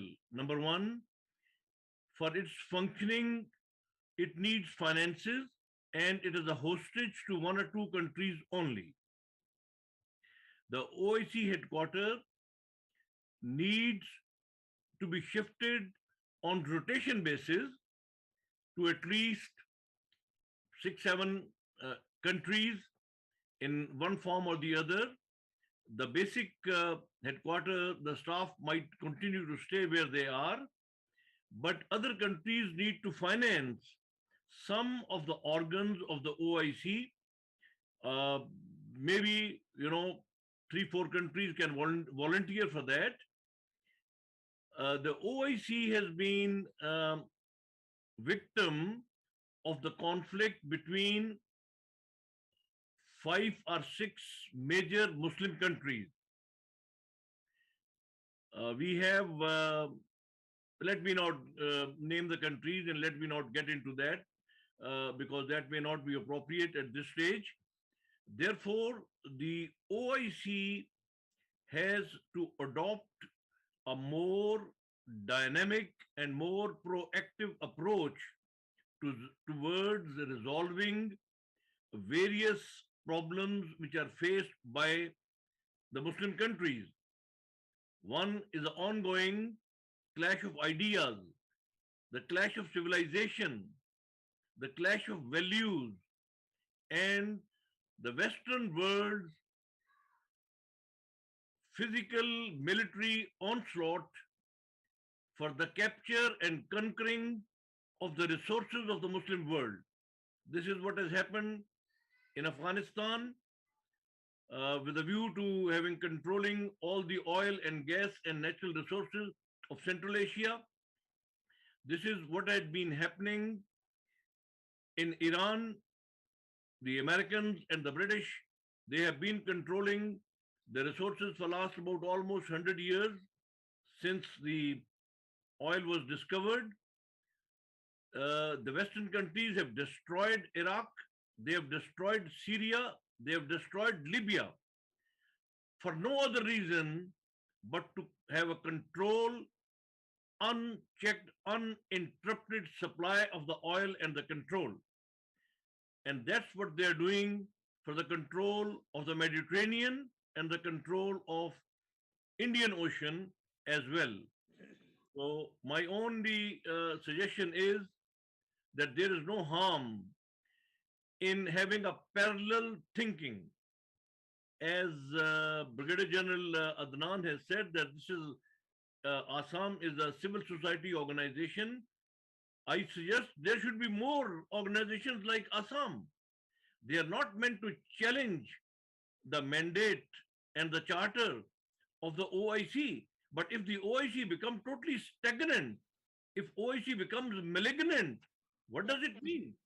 That the whole Muslim world should suffer? The whole Muslim world should not be given a leadership of a new ideas and new Sayın Haşmet Bey, toparlayabilir miyiz? I will just finish Sir, it. can you please wrap up? I will finish it here. That we must encourage new ideas. We must encourage healthy, productive, positive, new contribution. And we must give a ray of hope, a ray of light to the new generation. And people must come up with new solutions to the new problems. If we remain stagnant, as we were in the 19th century and the 20th century, we will suffer for another 100 years or maybe more. Thank you. Thank you. Teşekkür ederiz. Thank you very much. Now, so to offer his opinions, I would like to give the floor from the Police Academy, Associate Professor Mustafa Yayla. Sir, you have 10 minutes for every speaker, for each speaker. You have the floor. We have some time, but we have 10 minutes. Hello, everyone. This has been a long day, but I would like to give you my opinions as well before we close up. The previous question is actually not my topic, but I would like to give you my thoughts on that as well. So let's not mix up civil society organizations and official organizations. So official organizations. Büyük ihtimal yarın çıkacağız buradan. Yarın geç kalırsam salı günü görüşeceğiz inşallah. Tamam, sağ olasın. Şahide, Sayın General Şahide ilave olarak bir cümle. In addition to what the retired Major General mentioned, the higher number of civil society organizations we have, we will have a lot more consultations in societies. And this will, on the other hand, help official organizations to come up with more policies. Of course, it is up to states and governments to implement these policies or not. That's up to them. That's up to the states and governments. As academics, as the public, as civil society organizations, we have to attach importance to coming up with new ideas. Of course, parallel thinking is important. We have justice, we have equity in the public. Konferansının ben bu sabahtan itibaren sizin pazar günü dendi. Yani sabahtan itibaren tamamen izleyeceğimizi Been in attendance of the conference since 9 a.m. So I've been following every presentation since then. yarım saatlik sohbetimiz olmuştu. Sağ olsun bizi And I've had a half an hour conversation with Mr. Tandraverdi as well. vermiş oldum konferansa. Özellikle bir cumartesi pazar olmasına rağmen So even though it's the weekend, it has been a pleasure to be here with you. And so two things that I would like to note again. Ensuring safety and security using law enforcement like the police and the gendarmerie. So as you know, they use physical materials, physical devices to maintain security in our world. uzaktan baktığınız zaman bir mozaik şeklinde tek renk gözüken bu konular So these topics from afar look actually as a mosaic, but there are little pieces in this mosaic, and each and every piece is important in itself. For that particular reason, I would like to congratulate everyone for choosing these very important topics. There is a moral side to the Congress as well. We have the human factor involved. So sociology and social sciences are the two fields that are involved in this issue, of course. So maybe in another conference, I think we can dwell more on sociology. So I have, I think, five more minutes. So we need to ensure correlation between city security, urban security, and also human rights. As you know, back in the day, we had city walls. We had walled cities, but they are now in the past. yorum yapanlar oluyor. Mesela dünya işte 7 kişi yönetiyor, 6 kişi yönetiyor. İlah faktörünü unutuyorlar. Yani inanç ve iman faktörünü unutuyorlar. O yüzden yeni firavunlar ve ilah ihtiyacımız yok. We need to talk about our faith as well. Our faith definitely helps us in ensuring safety and security.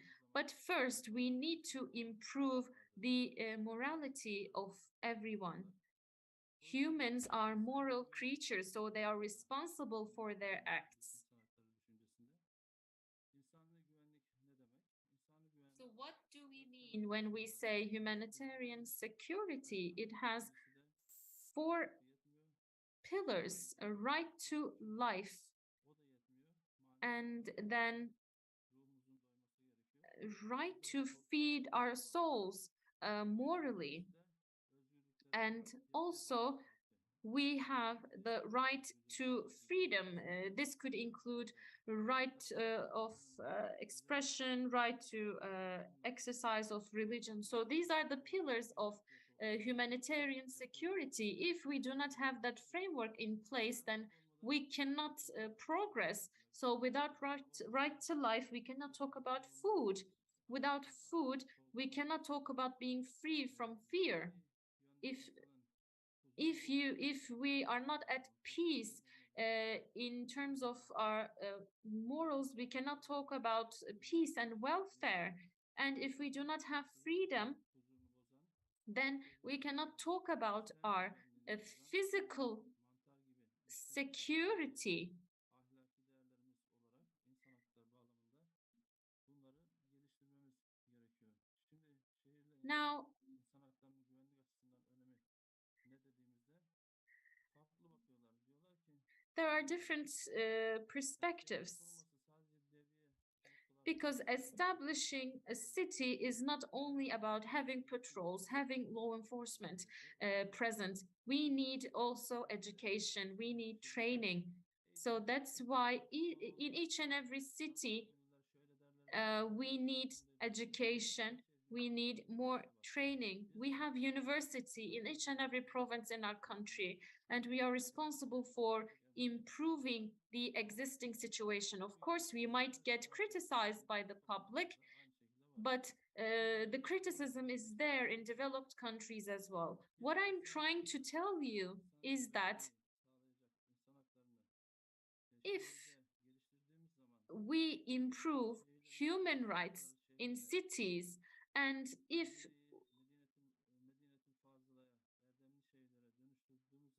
we turn our cities into Medina, for example, if we can turn our cities into cities of human rights, then we can improve, and then we can talk about other technologies. And some threats will actually be lifted automatically if we have peace, if we have welfare, then we will have more energy. And in order to ensure the peace of city, we need to safeguard the life, the right to life. And for that, we shouldn't be violating the fundamental rights and freedoms.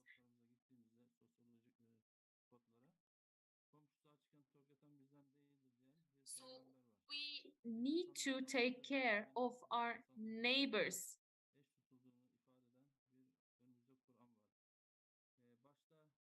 We çalışmalarımızda yönetmelik ya da bir prensipler dizisi hazırlayalım dendiği zaman we need to come up with principles, because we have an important history, we have examples that we can benefit from. We have the Holy Quran, we have the Sunnah to take example from. So we have the strength to take those as an input and adapt them to today.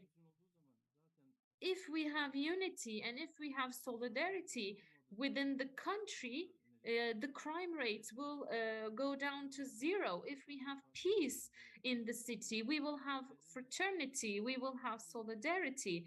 If the people are free, people will be able to express themselves freely. People will not be hypocrites. They will think of others. They will not be egocentric.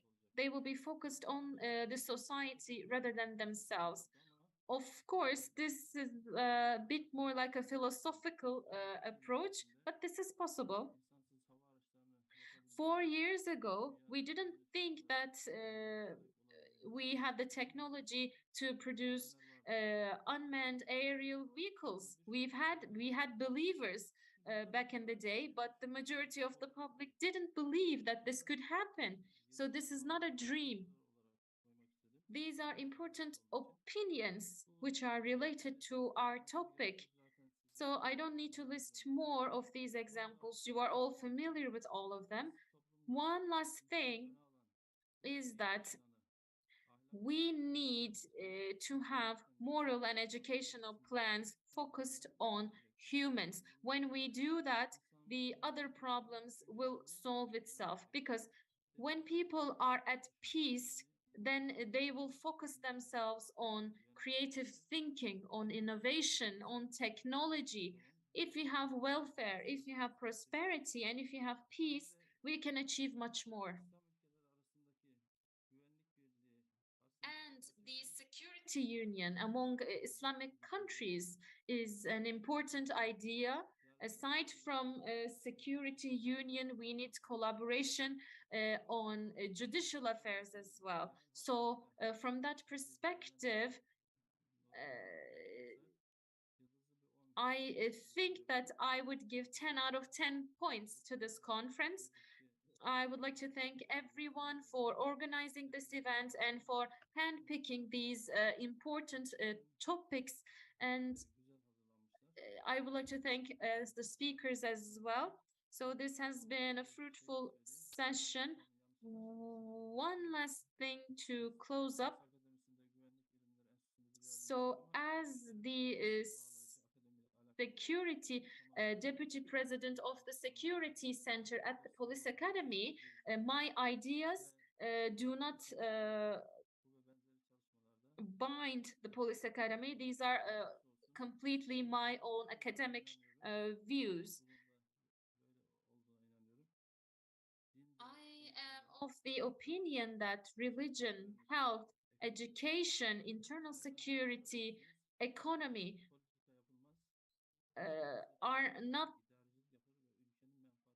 are very important, and in these fields we have to take into consideration the benefit of the entire country. So we have great examples to guide us and to lead us. So thank you very much. Thank you. Now we have some academics who would like to take the floor. Before that, I would like to give the floor to the head of Maritime Affairs Center, Associate Professor Cihat Yağcı. Let's give the floor to him very briefly. Then after that, I will give the floor to the panelists who would like to say a few words. Welcome, sir. Hello, everyone. Thank you very much for organizing this great event and for inviting me. So I would like to thank Assam and the esteemed president. This is very important. We talked about economy, environment, history, security. We talked about politics. So this was an encompassing event. So we are talking about a wide geography and everything that we talked about have been very valuable, and we came up with many suggestions. So this conference actually laid a great foundation for the unity and solidarity of our countries. So seas are very important for the Turkish world and for the Islamic world. Seas are very important. We shouldn't let others steal our seas. So we talked about energy. More than 35% of the oil reserves and more than 50% of natural gas reserves are brought up from sea. And this number is increasing every day. That's why we should not only focus on our land, but we should focus on our seas as well, for our own security, for our prosperity, both for today's generations and future generations. Today, our fish are being stolen by Western countries in Somalia, in Tanzania, in Sudan, in Djibouti. In many countries, they are rich in fish resources, but these resources are stolen by Italians, the Spanish, the Greek. They are literally being stolen and in great quantities.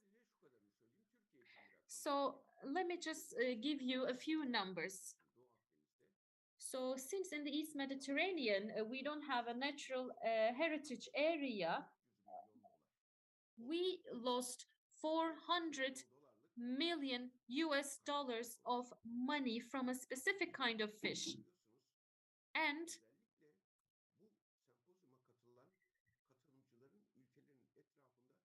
we know that there are rich oil and natural gas resources surrounding the countries, but there are countries who would like to steal these resources. So we have to protect our seas for our future generations, for the economy, for our religion as well. 1 out of every 16 people in the world make money from the sea. So fishing, giving more attention to fishing will actually help us reduce unemployment as well. Normally, according to social sciences,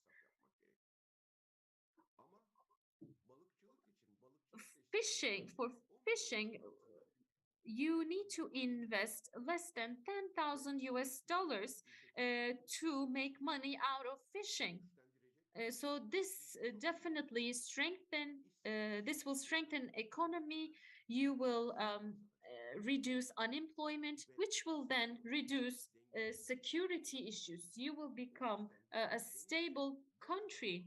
That's why we need to give priority to our seas. So in terms of security, today and in the past,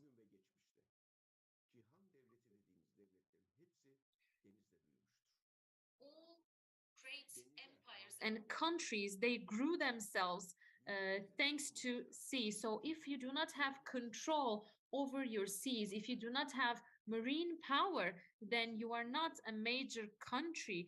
That's why if we get together in unity, in solidarity, if we want to become major players, major countries, we have to grow stronger at sea.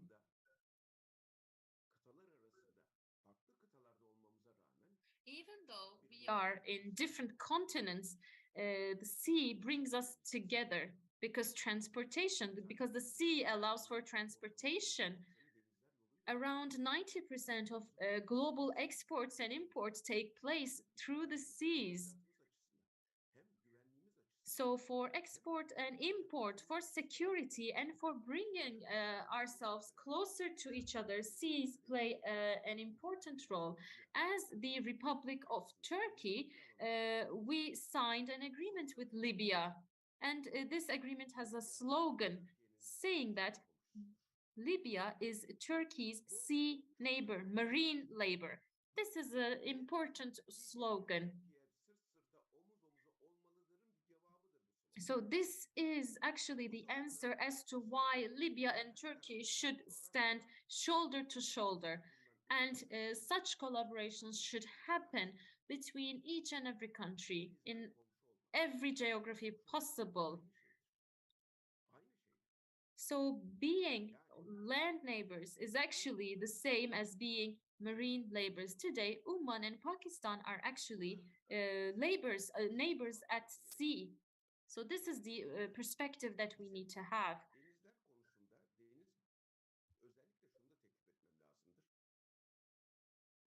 I have one more suggestion. As you know, NATO and the European Union have marine operations, numerous marine operations. In Africa, in Asia, in the Middle East, these countries, our brotherly countries, need to act together, and we have the capabilities to perform joint marine operations. We have individual strengths, but we have to muster those strengths together. So my final word would be this. The most important environment that brings us together is the air that we breathe. And the second one is water, the sea, because it allows us to go from one place to another, and it brings us closer together. That's why we have to take control over our seas for many, many reasons. I would like to thank Assam for organizing such an invaluable organization. I am honored to have taken part in this organization, and I would like to thank each and every participant for being a part of this event. Ben teşekkür ederim. Denizle alakalı gerçekten Well, distinguished commander, thank you very much for the important information that you shared with us in relation to the seas and oceans. Now, I would like to give the floor to Professor Dr. Abdülmecit Zindani. He is the rector, president of Yemen Iman University. So he's going to give and share his comments with us about this Congress. You have 10 minutes, sir, although we have some freedom. Over to you.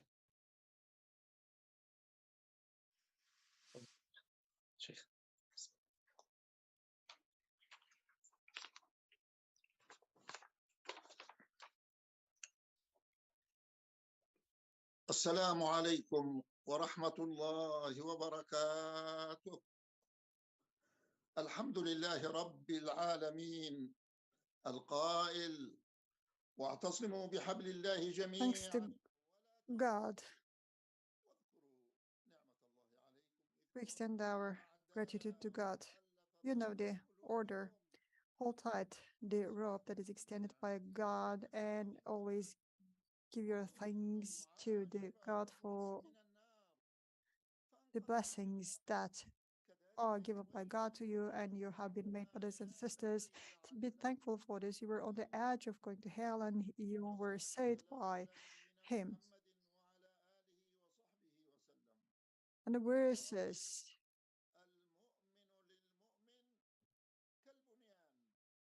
all these were given to you so that you can find a way to goodness and salvage. Muslims are just like bricks in a wall. They all stand by and support each other. And then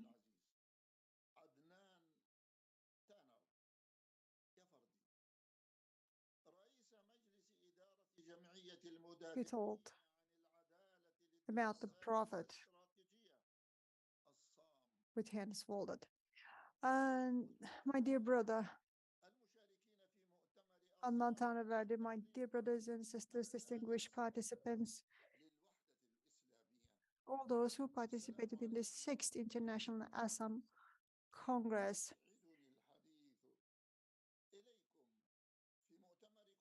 I greet you with the best feelings. I wish the greetings of God will be upon you all. You know, the theme of this year's Congress was security, internal security and public order. And in order to identify some common internal security strategies, what would be the principles and procedures? You had been discussions about this topic, and in fact, the 6th Congress came after 5 former Congresses, and I wish to God that this Congress will also prove to be very successful, and it had some high ambitions, and I hope your Congress will be able to attain them all. My dear brothers and sisters, you know, international order and system are now evolving into a multifocal format from its unifocal format. And in the Islamic world, I hope and wish from God that will have an active role in this new change for a rights-based world for international peace. We need to play our role, and I hope we will be able to play that role, just like President His Excellency Recep Tayyip Erdogan said. Wish him the great success, by the way. The world is greater than 5. The world is actually greater than 5.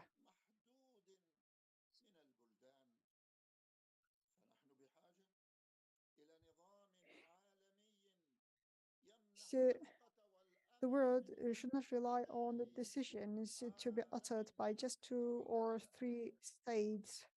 And we are looking for a more fair world. We would like to build this fair world. This is why we are putting so much efforts. And the Islamic community should know that we need to adopt an attitude and approach based on the current circumstances, and we need to work for the Islamic unity. And to this distinguished group of people, I would like to say that the works and studies of Assam are very satisfactory and pleasing for me. And all the necessary institutions for Islamic unity are discussed by Assam. Assam also tries to create this model. So, for the Islamic states and for the whole world, Assam is working on ways of establishing peace. They are working in order to restore justice. And Islam has a role to play in achieving all of these. And the Islamic states should be more on the forefront in international fora. If these requirements are not fulfilled, in fact, none of the objectives and targets can be attained. والذي يقوم على أساس أن المسلمين أمة The واحدة. stepping stone, the first starting point is that unity, the common understanding of security. Islam Ummah is just one whole integral body. That should be our initial understanding. If one organ of a body gets sick, all other organs of the body will be adversely affected by the same ailment. You should know this. If you have one side strong, it may make the rest of the body strong too. You know, the hadith, in fact, Prophet Muhammad indicated this 14 centuries ago, and he made a principle out of this, and he prepared with his words an important foundation for Islamic unity. We know what the hadith says. The believers, when you are in solidarity, when you care for each other, it's just like you become one body. It's just like you become one individual body. And if one organ, one part of this body gets sick, the other parts of the body will feel the adversities of this ailment. In the best case, you will remain sleepless. Islamic intellectual thinking tells us that we need to have some common security. And unless we have common security, it is not possible for us to talk about a union, a unity. وأستحضر في هذا المقام ما ذكره الإمام الماوردي في كتابه الشهير I also would like to make a reference to what Imam Mawardi said. The world حدد قواعد ومقومات أحسب Excuse me, would you please turn off the microphones if you are not using them? تسهم بشكل كبير في تحديد أسس We got very important ideas from this conference, and now we need to create some references because these ideas are related to our internal security and common security. All these opinions and ideas are important references for us in order for the world to be able to stand and in order for the world to have the order and the balance.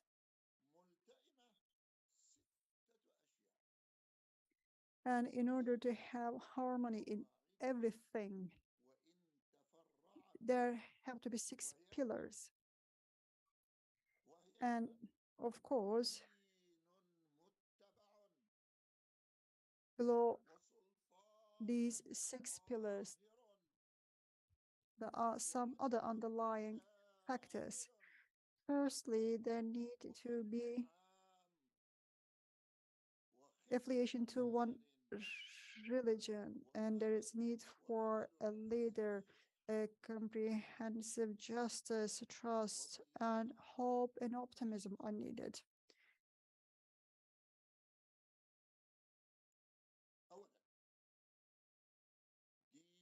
We can elaborate on these pillars. First pillar was affiliation to a religion. In order for the life to run properly, this is the basic need. In order for the Islamic community to live in peace, this is indispensable. Secondly, the need for a strong leader. And of course, we're not talking about an oppression that is imposed by the leader. We are not talking about a persecutor, but we are talking about a strong leader who is going to use his power for the sake and good of the community, and that leader must be able to counteract all the challenges, and that is going to give the security needed for the whole community. The territory will be secured and the citizens will be able to live in security. Third pillar is inclusive justice.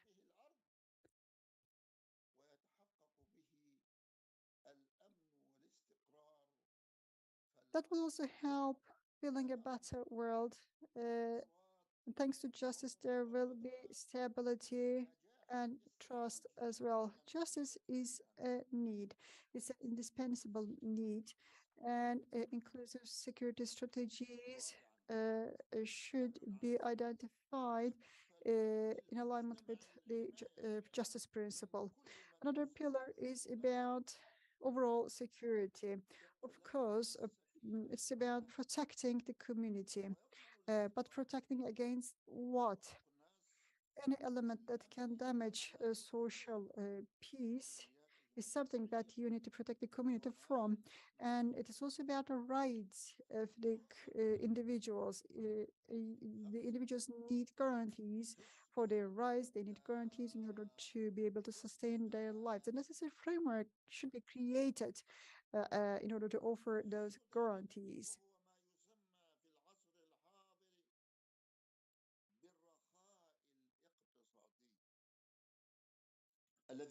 Today, maybe different terms are used for this, but there is this concept of economic welfare. There can be new terms coming, and at the same time, we can invent an alternative name for this concept. Economic strategies should also be identified for the development of a country. The fifth pillar is hope and optimism. That's a very broad area. Today, we need to live in safety so that we can have hope for future. With the permission of God.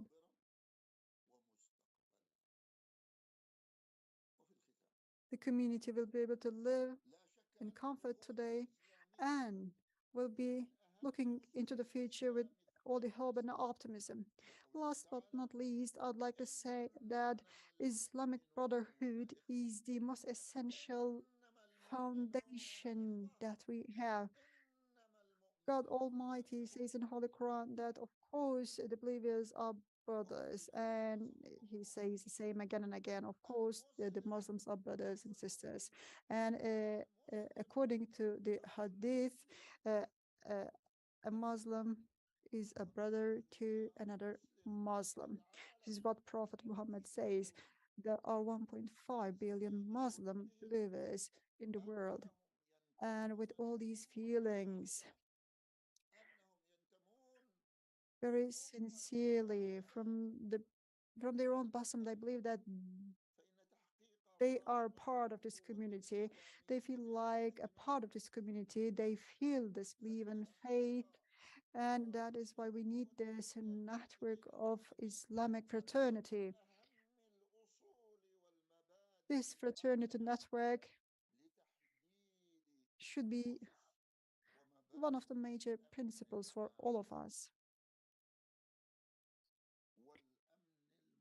That will be helping us establishing the overall safety, internal safety, the common security, and that will be a major principle for creating the Islamic unity. So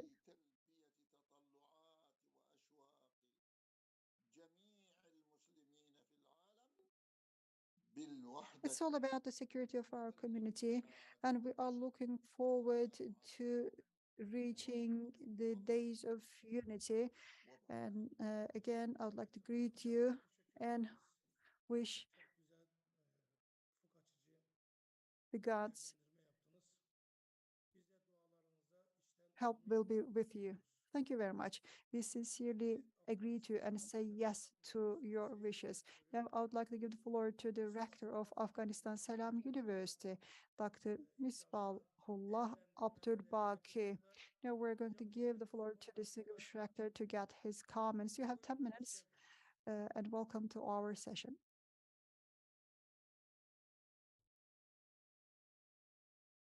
الله والصلاة والسلام على رسول الله وعلى آله وأصحابه ومن والاه وبعد.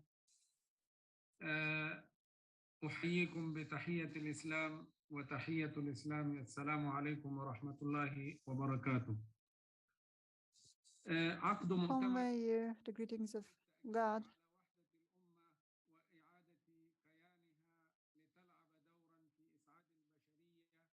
The Congress was important in terms of reiterating the unity in our Islamic community, and that was an important Congress discussing what is needed in order to have this common security. We know that since 1990s, the U.S. started this war against the Islamic movements, the Islamic presence, Islamic institutions are the subjects of this war. And on the Russia-China axis, we see another war that is paged by the same player I have already named. This is a war of politics, economy, and sociology. The topics that were discussed today are quite important topics. I'd like to thank those who facilitated this environment of discussion.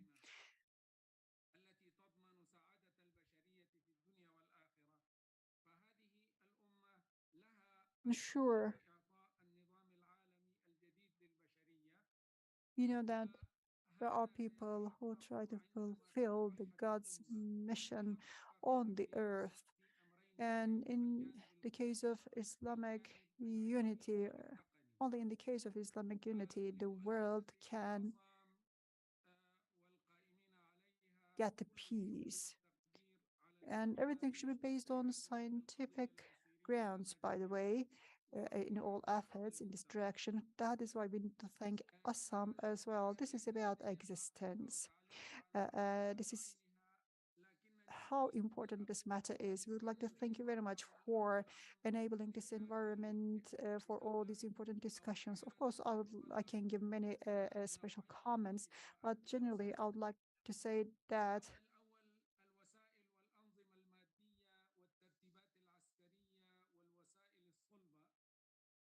there are certain needs for security.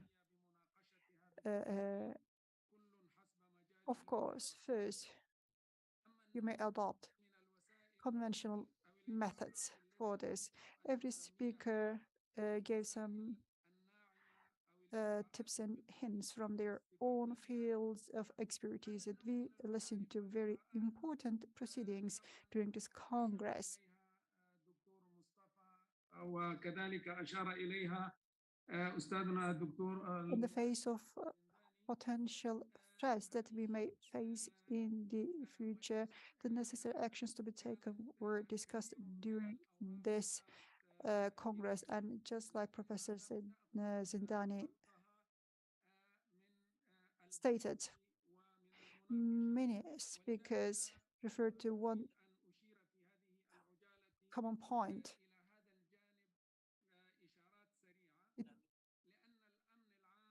And this area deserves many studies, numerous studies, but unfortunately, we cannot see a high number of studies in this field.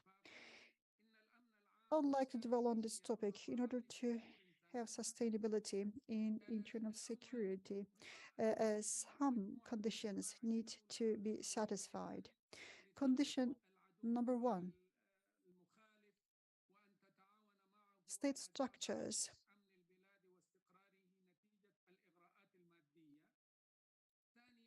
should have a very clear perception of the threats.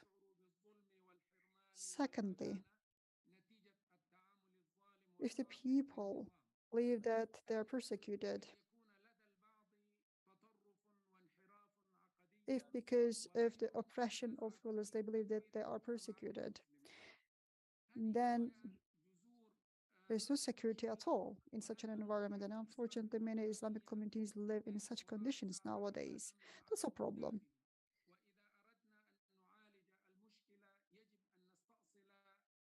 Maybe this is exactly the reason why we live in this internal insecurity. We need to eradicate this problem. I have a suggestion in relation to this. In order to ensure internal security, we need to list the basic conditions. And in fact, the condition I have just mentioned is one of these. I hope very soon we will be able to fulfill all these conditions. One more condition.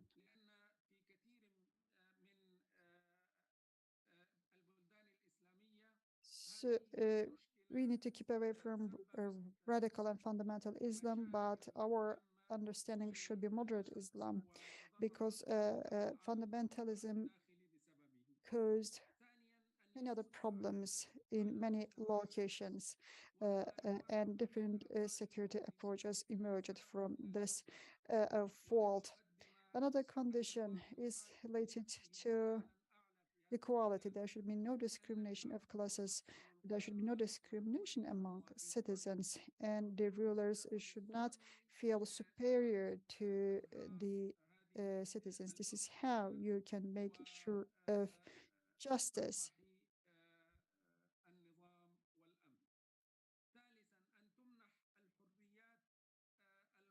Maybe with the disappearance of despot administrations, we can have better internal security. And one more condition is related to the individual and personal rights of the people. Their individual and personal rights must be respected and guaranteed. And if individuals can have unlimited access to their own rights, there is no security problem at all. Another condition to be fulfilled is economic welfare. It should also include anti-corruption strategies.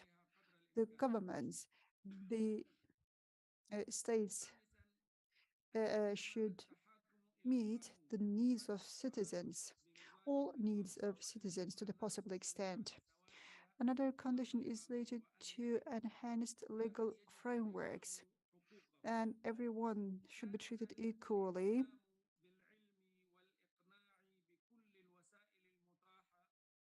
Before law, and the necessary grounds should be prepared in order to enable everyone to have equal access to their rights. Another condition is related to morality and ethics.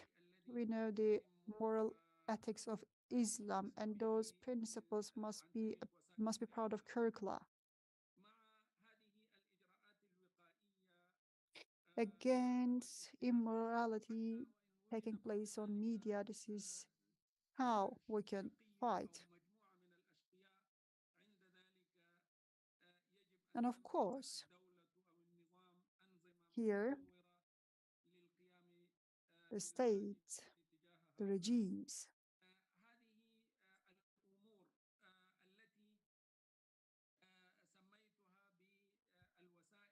should have some deterrent power against those who break the law.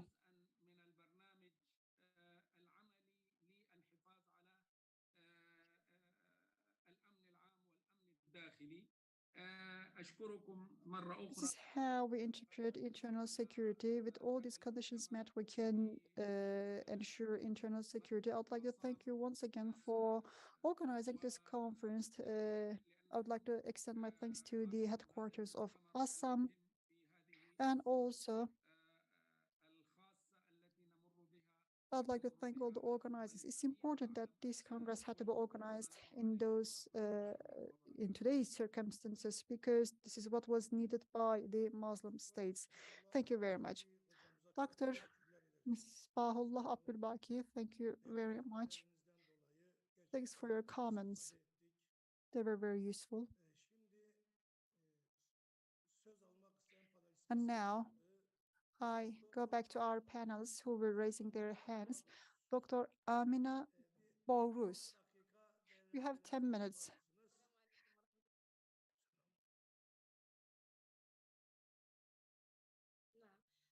هم فقط 3 نقاط أود طرحها.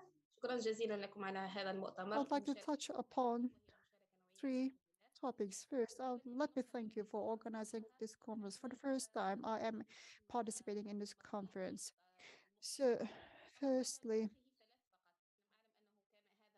when I got the invitation for this conference from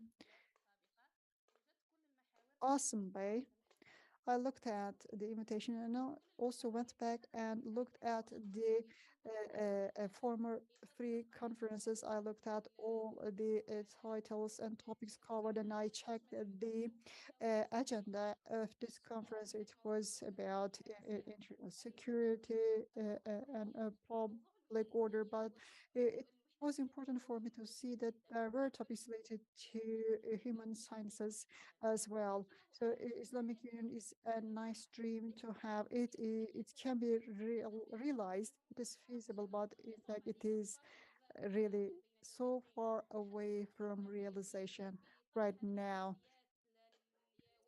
Even cooperation between 2 countries is a big challenge nowadays. We can pass on these recommendations and proposals to the academicians and scholars. However, the individuals, Muslims, and the Muslim people, in fact, now they're not concentrated on the unity concept. I would like to give one example. I was studying the Egyptians in Turkey, and Egyptian community in Turkey, and also other communities in Turkey. I was carrying out a study as a scholar, and I had to consult with those community members. And you know what their initial comment was? They told me that you're Algerian. Why are you studying the Egyptian community? Why are you studying the Egyptian community? That was their first question always. I told them, okay, this is my topic of study. You see, it might be a challenge to create that Islamic unity. So on an individual basis, I can say that their mindset is very far away from this concept right now. And also, This is applicable for the states, governments, and this is applicable for the political level. But there can be some short-term objectives. There can be some cooperation between NGOs, and there can be some kind of cooperation at institutional and organizational level in the Islamic community. And also, if possible,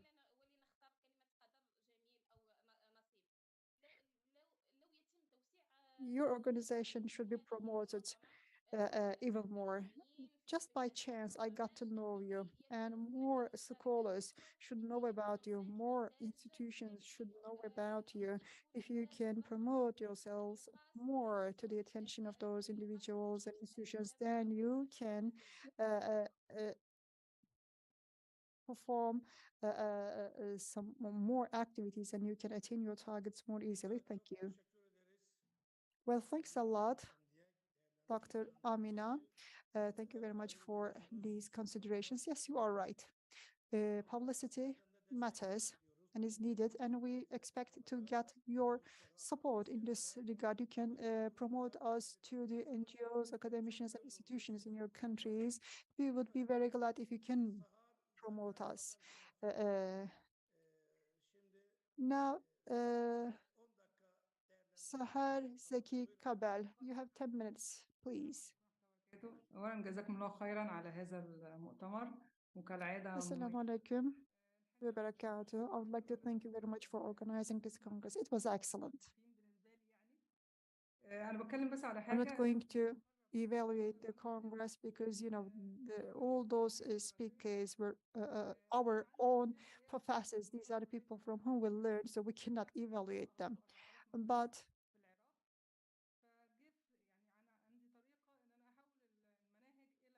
I would like to just mention that 14,000 schools were closed down in Iraq.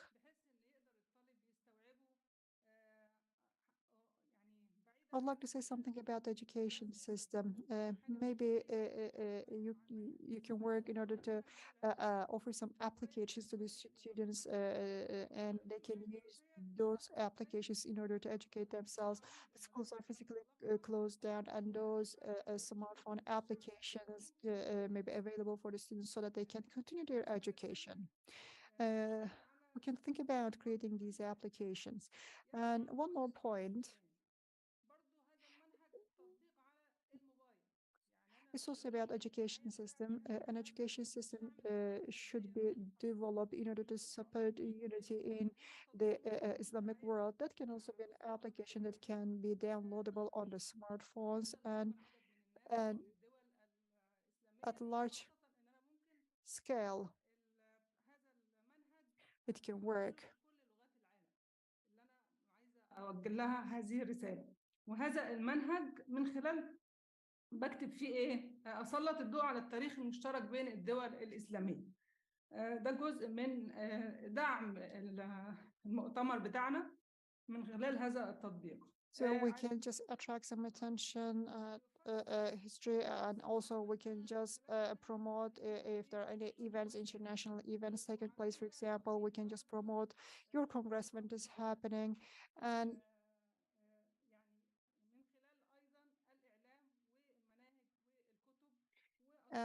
we need to try to understand the reasons that make us fight against each other. Let's find and reveal the reasons that make us enemies, and we can make use of technology in order to understand the reasons and counteract them. Thank you very much. Thanks for your contribution. Dr. Ahmed Abdul Wahid, we're ready to get your comments. You have 10 minutes, sir. لكم رئيس الجلسة ونحمد الله أولا وأخيرا. Thank you, distinguished chair. Thanks to God, the 6th edition of the Congress has been completed, and we discussed internal security at depth. We were able to discuss different aspects of a model ASRICA Confederation, and there were many presentations from important Islamic scholars. We benefited from these presentations a lot during the last couple of days, and we got we are waiting for the good news from Mr. Adnan Tanrıverdi, because they are going to formulate that roadmap. And they will be working on, and we will be working on how to eliminate the conflicts and clashes among the Islamic states. Once the series of congresses is over, they will start working on the roadmap, and hopefully we will be able to start and complete all works successfully with the help of God. This unity should converge and bring together all the Islamic countries, and in fact the countries in different continents can get coordinated. They can go for institutionalization, and they should be supporting all those efforts taking place. In fact, we were joining from the north of Africa, Dr. Mansour, and also from Niger and from different parts of Africa. We had participation. For example, we can keep in touch, and we can keep in communication internally. And we can talk about and have discussions on our common topics. We can meet at some common grounds, and these will be preparations for the new institutions to emerge, and we can set examples for other institutions. Finally, I wish from God that all our efforts will be successful, and all the topics that are covered in this Congress should end up successfully. Just stick together. Always remember the blessings of God. God made you, brothers and sisters. You were about to fall in the flames, and God saved you from going to the hell, and God sent you his verses in order to show you the way to goodness, and you just remain on this path and you will get the victory. Thank you once again. Thank you very much. Thanks a lot. And now the panelists, the moderators, I once again check you. Is there anyone left who would like to take the floor? Şimdi Muhammed Şehzat aramızda. Muhammed Shehzad is here. He was not able to join his session, but Muhammad, you are here right now. You can go ahead. Please get the microphone. You will have 10 minutes. Welcome. Assalamualaikum.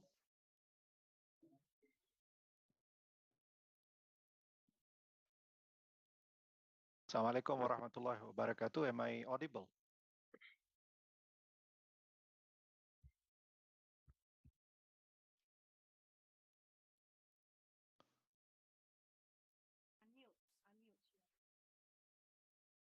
Sorry, can someone just confirm that I am audible?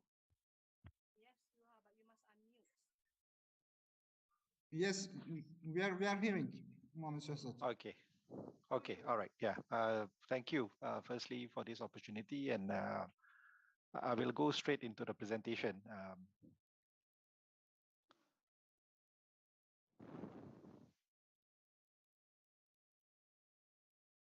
Okay. Thank you again for allowing me to speak at this esteemed forum. The topic that has been given to me is tools to improve food security. So just a bit of clarification. My name is Muhammad Shehzad. I am from ATIS, which is a global crowdfunding platform, but I am speaking today in my personal capacity, not in my professional capacity. So firstly, to examine the issue of food security, we need to understand what is meant by food security. Right?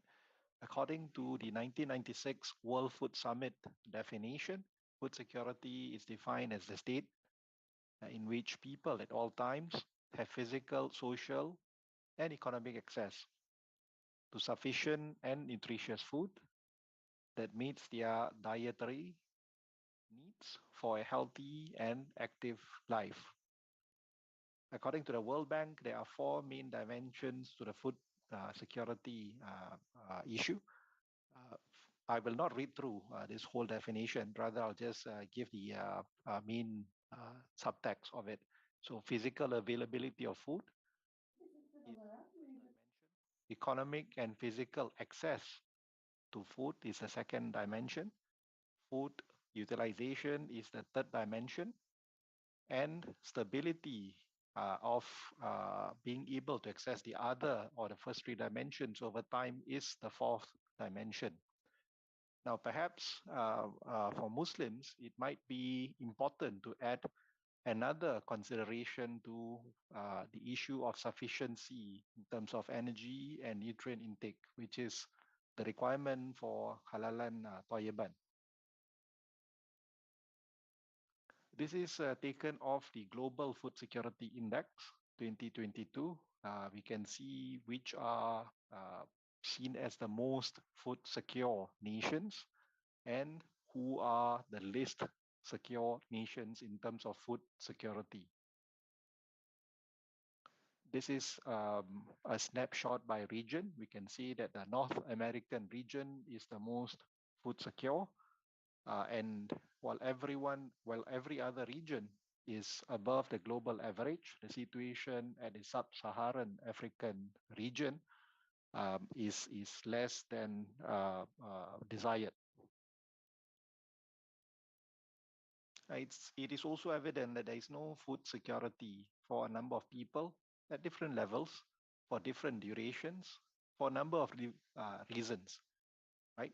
So here, this is basically campaigns that are run in terms of providing either food directly, food pack, or raising charities to overcome situations of food inavailability or insufficiency.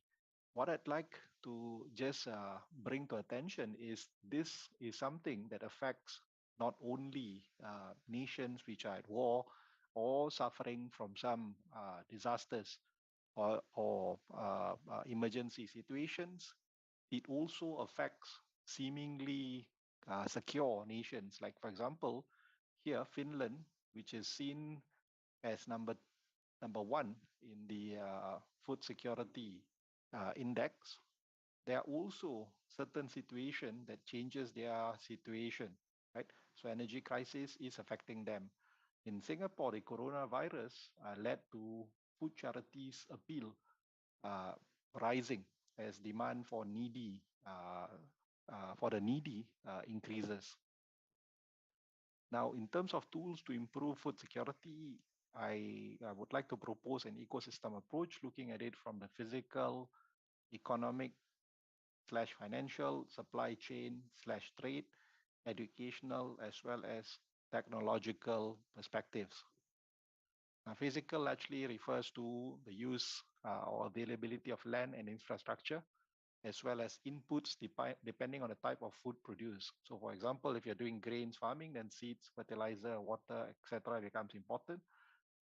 If you're doing animal farming, for example, broiler chicken farm, then actual chicks itself, the feed, nutrients, and so on becomes important. Tools like machinery's accessibility also becomes important. In terms of economic and financial resources, these include governmental subsidies, grants, loans, as well as takaful coverage for the loans or the economic or the financial activity that's undertaken. In terms of supply chain and trade, network access, transportation channels, energy cost, and the situation with regards to embargoes or trade sanctions, as well as trade barriers, are important considerations.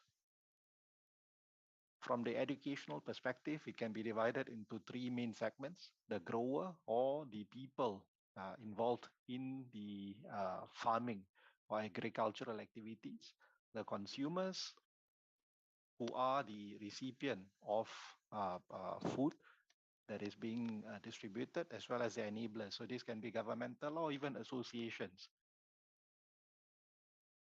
The last perspective that we consider is from the perspective of R&D, alternative food, as well as new models. And new models here refer not only to farming and agricultural methods, but also new models for distribution, delivery, as well as financing.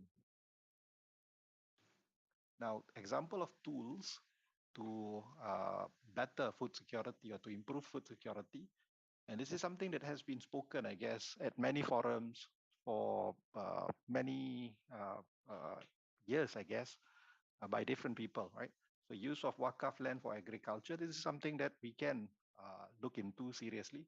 Of course, it is not just the issue of land availability. There are also attendant issues such as how to rejuvenate dormant land. So that requires financial resources, technology resources, and so on.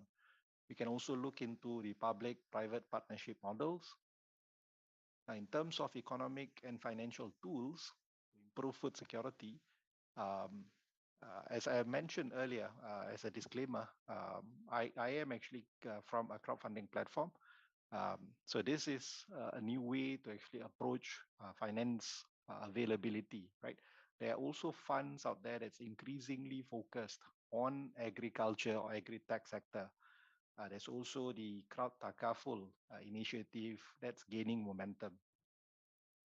In terms of supply chain and trade, I'd like to bring attention, and this is, I think, the easiest way. There are platforms out there, for example, FSX.ai, which is trying to improve the supply chain perspective or the supply chain angle insofar as food security is concerned, right? For the educational angle, there are universities, there are schools out there that's looking at a more holistic picture. So I think it's fairly new in terms of having content or curriculum that includes food security from the Wakaf perspective, and this is done somewhere in Indonesia. This is another company that provides the tools from the technological perspective. So States Pakat is a Malaysian company that provides agriculture technology as a service. Aggregate, so AgriG8 is pronounced aggregate. Aggregate is a Singapore-based company that provides a decisioning or screening platform to allow for institutional lenders to invest in climate resilient farming. They basically adopt the tools to enable financing to be given by institutions by combining certain data via AI and machine learning to make it cover angles which are risk factors which may not have been considered before. So yeah, my final slide is basically food security is getting attention. The question is for who and from whom. As you can see, agri-tech investments in the MENA region, this is a slide taken from WAMDA. In 2014 to 2017, there are only a small number of companies getting funded.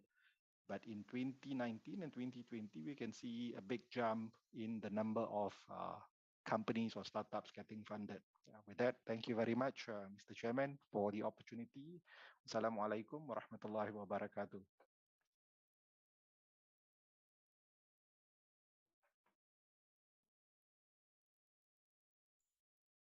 Evet, Muhammed Şehzat hocamıza çok teşekkür ederiz. We would Gerçekten like to thank the speaker. This was a very important subject. The most important subjects of today is that the food, the clean food, and the food can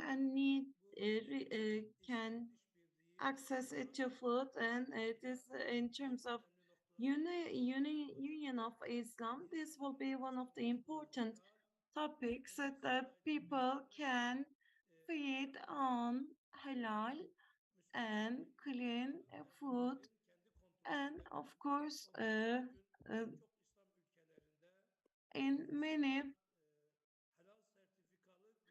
Islam countries, people are looking for halal certificate food, and of course, there needs to be cooperation in this regard. We would like to thank the speaker for his very good presentation.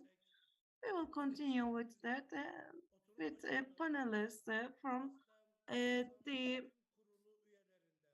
uh, the board of directors, from the moderators. If you want to have a moderating, if an evaluation speech, you can go ahead. We can get the floor to you if you would like to deliver a speech. That is. I guess not.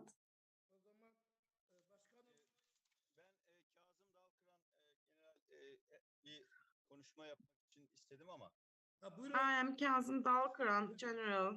You can have it. We cannot see your name.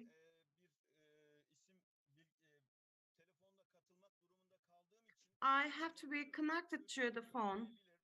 My name might not be seen.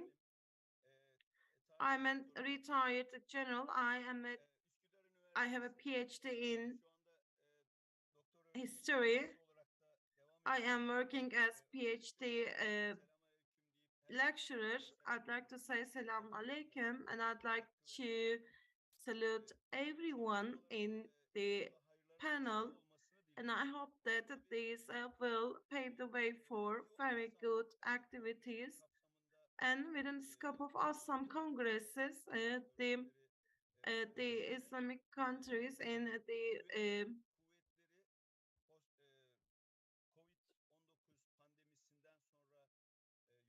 after COVID-19 pandemic, I delivered a presentation about post-COVID-19 pandemic and the military forces. What you said was that within the scope of Islamic cooperation organization, which gives priority to terrorism, anti-terrorism will be very good.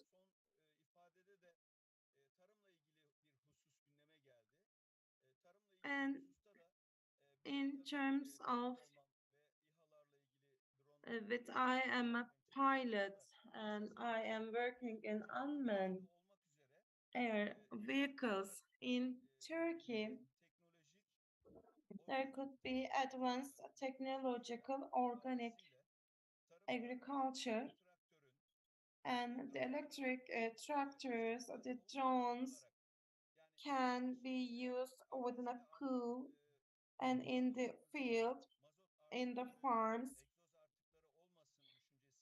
so as not to have the exhaust residues. We will have an activities ongoing with the contribution of the President of Turkey and the ministers in terms of food sustainability. This is very important. And in terms of fertilizers and the chemicals, with the drones, these could be used, could be liquefied.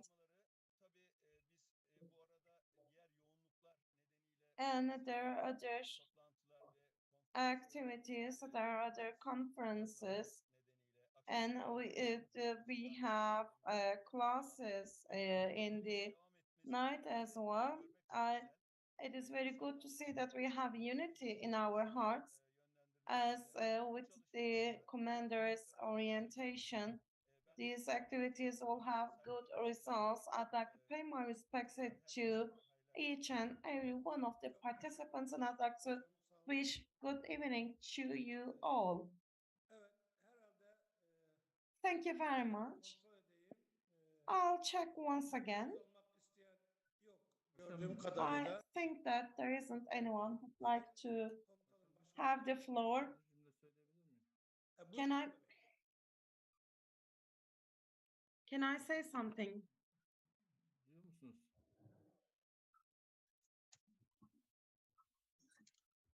Can you hear me? Kazım Commander, this is a surprise. I'd like to say being sure of hunger, and it's about accessing to the foods, and I'd like to say good evening. Thank you very much.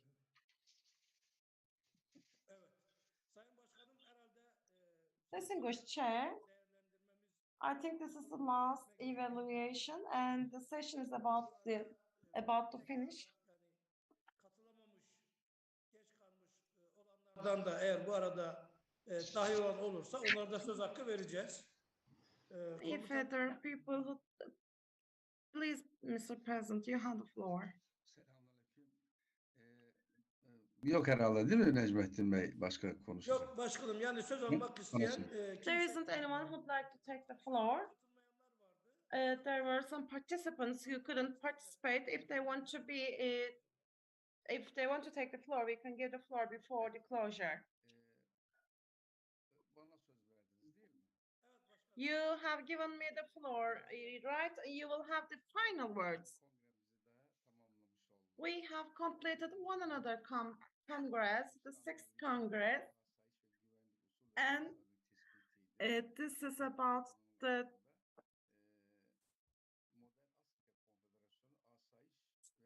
it's about the Modern ASRICA Confederation, Public Order and Internal Security Organization. And in this Congress, we planned that there were 20 countries, and there were participants from 20 countries. That number decreased to 16, and there were there were going to be 40 presentations, but 34 academicians have participated, and there are 32 presentations delivered. We established Assam in 2012, and until 2017, in 5 years' time, it's about there were seminars, activities conducted for all for the open resources, geographical, political, military, technological, and transportation powers were provided, and we gathered this we had an information bank from the open sources, and following that, we shifted to Congress. The first Congress was held in 2017. It's about and the economic system and the management models, and following that, it's how the defense industry can be, and it's about the common defense systems.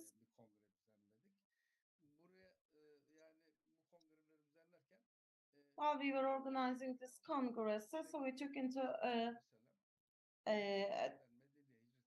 account one thing: when Prophet Muhammad went from Mecca to Medina, he had established a force, the internal security for the public order, and then he had the military branches. And of course, this is the secondary external defense to external powers. And then following that, he sent presenters to the world countries. This is the foreign affairs, and of course there was a justice system established for resolving the conflicts. There were 4 areas of this justice system: the internal affairs and the foreign affairs, and also to make promotions again for this. We set the defense systems and defense models, and there are 4 areas of activities. And of course, these makes it the states that, and if there's a justice system in a community, of course, then it's to be the state. If there's a community, if there's a justice, if there's a state, of course, the justice, internal affairs, external, foreign affairs, and foreign defense systems should be in the center. Of course, we have the congresses within these systems, and with that, regarding how this should be, we had seminars. So as a result,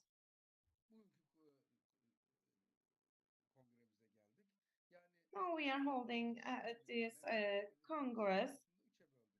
There are three parts in the history for the internal affairs in the large. If there's a huge ethnic systems in the empires, so we looked at how the system was, and today in the second part, we looked at the superpower. The global power state, so how the internal security is organized, and the third and the last one in the Islamic countries and the confederal structure, how the internal security should be. Regarding all these 3 points, there were presentations delivered. So as a result, at the stage where we are, we can say one thing, that there needs to be a central organization for the internal affairs, that it needs to be in the center of the confederal structure. However, the federal and the regional structures, there are 9 regional structures. What kind of organization should be there? How the states can have this for the security in the cities, in the rural areas, in the borders, and how the internal security, how we should establish internal security. And regarding that, as a result of the presentations that we have with the informations, so we will have as a declaration, and until the end of this month, we will be preparing to publish that declaration. So there will be the Minister of Internal Affairs and Minister of Internal Affairs, and of course there could be a General Directorate or Presidency of Internal Security, and the national states there will be the General Directorates of the Internal Security or the law enforcement or national police. So based on their until there's the small organizations, it's about the national police and how it will be. So there will be an organizational scheme, and of course there will be the responsibilities and authorities that should be defined, how the appointments will be, of course, and at the end of this we will publish a declaration. If God permits, we will talk about how the justice system will be. And of course, there will be the Code of Human Rights, there will be criminal courts, and of course, how they will be organized from the center. There will be the Minister of Justice. The minister will be in the heart of, in the center of the Confederation, and then the confederal structure and regional structures, how this will be, and the national states, what kind of a justice system will be. And from the training to the implementation, the information will be covered next year in the Congress that we will have. And following this, there will be a new roadmap, and between 2017 to 2023, the Congresses are put into the activity areas from the center. This is how we planned the Congresses, and following that Congress, including today, in Islamic countries, of course, we will take into account the problematic countries, and of course, For the solutions, we will plan our activities for the future for 2024 and from then on. And what I'd like to say is that we do not have a power on our shoulders. Of course, what we think can be taught by the state institutions,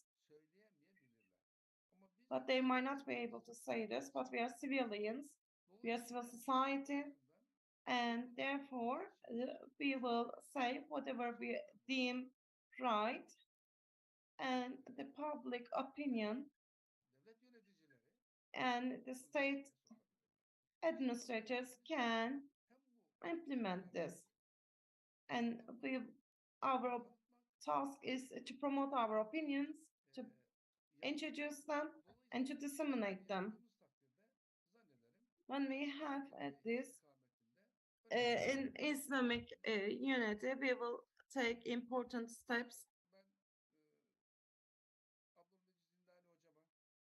I'd like to thank Abdülmecit Niyade, Cihat Bey, and all the speakers.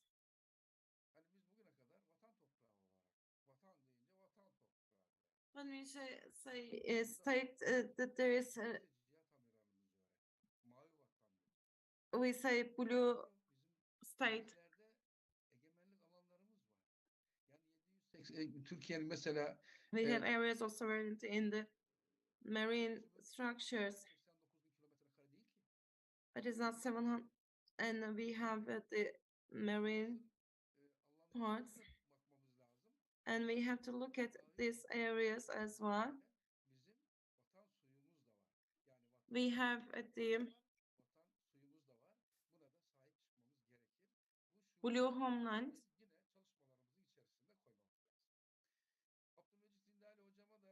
I'd like to thank Abdülmecit Hindani, professor. We thank you very much for their presentation. This all of the presenters, all of the professors are very valuable, very prominent. We had negotiations about the union there. Inshallah, we will have activities for the future, and we will have a legislation model. This is a model, and we cannot say this is the ideal model. And there will be better models there. This is what we are trying to have. We would like to thank all the academicians. Çok teşekkür ediyorum. Kendi ülkelerinde Assam misyonuna uygun. We would like to thank Assam, and we will have a civil society, and there will be academicians, and there will be people in this regard, and we will have next year's Congress face to face about the common justice system. Having face-to-face meetings is good again.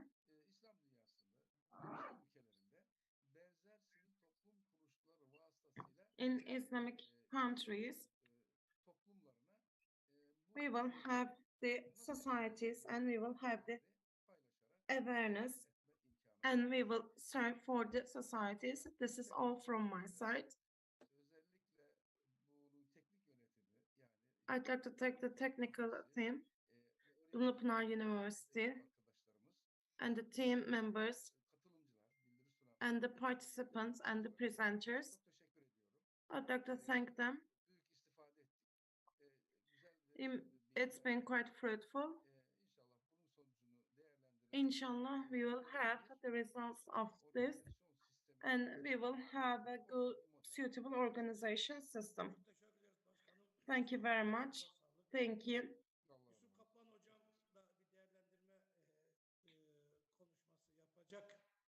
Yusuf Bey will make an evaluation speech. Welcome. You have 10 minutes. Selam aleyküm. I'd like to salute all the participants. This meeting is a very important meeting. We have the problems and we address all the problems from all different aspects and we can say that important people, prominent people have taken part in this Congress for future projection. I'd like to congratulate the organizers and I'd like to thank the participants for their contribution. What I'd like to say is that the problem of Islamic world is that they cannot define the problem that they are having very well. Yaşıyoruz. Medeniyet krizi nedir? Nasıl yaşanıyor? Medeniyet krizi. The crisis of civilization. There are three aspects of this. The first one is the breakdown, fall of Muslim mindset. So there are secular mindsets that we have been thinking. Now we have the second one is that there's mentality, and we lost the grounds for living in the Muslim world, and the Muslim mindset is a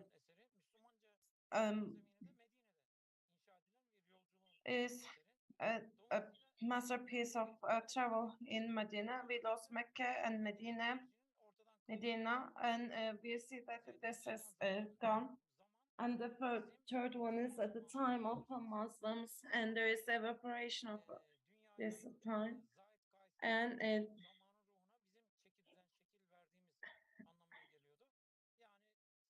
so from 8th century to 18th century, there was the mindset of Muslims, and there was grounds for living in a Muslim way. And I'd like to remind you of this fact once again. So for 4,000 years, the human history, the world history, is shaped through the Muslims. There is the challenge of modern thinking, the revolutions, the industrial, scientific revolutions. Islamic world had a fall, and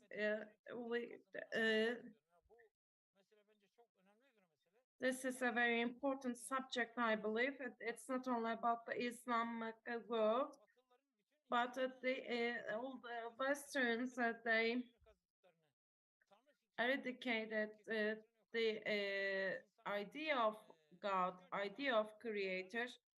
They made the humans as gods, and there is with post-humanism, there is the sovereignty of the missions. This is a word that they constructed, so they turned the world into hell.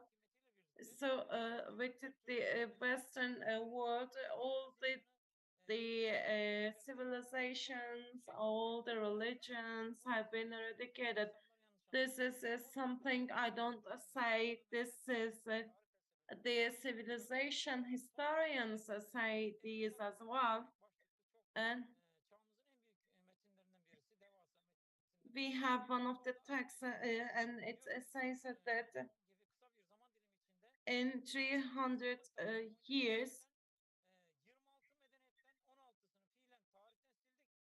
16 of the civilizations out of 26 civilizations have been eradicated from the arena of humanity.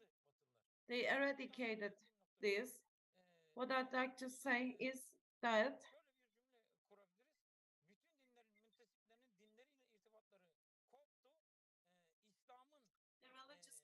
Muslims are lost,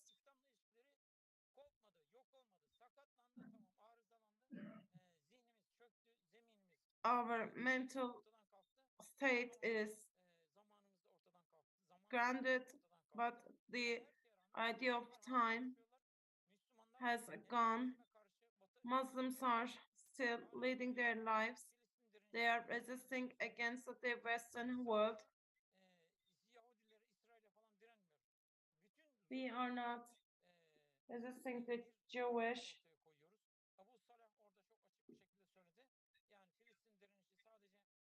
Palestine resistance is not the Muslim or Palestine resistance. It protects the human dignity of all the humans.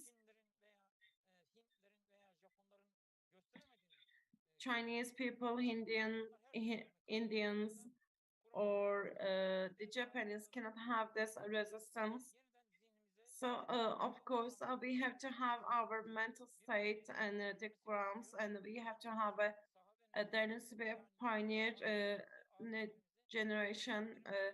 There needs to be the scholars, the science people, and for that, in Islamic world, there needs to be an intellectual and mental leap, an academic leap should take place. And among the intellectuals in the media, in academy, there needs to be mutual cooperation projects. And regarding that, if we can exert our efforts, for example, yesterday there was a declaration in Samarkand. Turkish state organization is established at the capital is, the HQ is in Samarkand. This is the extension of D8. This is the largest project of Erbakan, professor. If you think that D8 is related to 8 countries, it is not. There's Argentina, Brazil, India, Russia, and I think that we are in the 3rd stage. There's a decision taken, an important decision, and in an attack, all the other countries will accept that is done to themselves, and for the backlash of this, they will act in unison. And I don't know whether this could be applicable or to what extent it is applicable, but that there is such a system, and the D8 project is in that level. And of course, this is very important for the future of Islamic world. Could look like a small step, but in Islamic world that will embrace all the Islamic countries.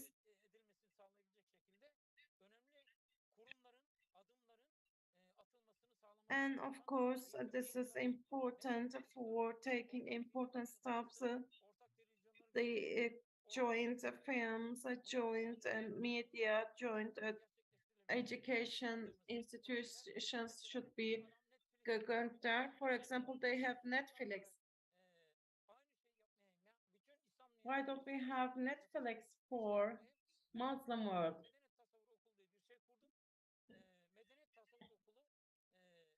There could be civilization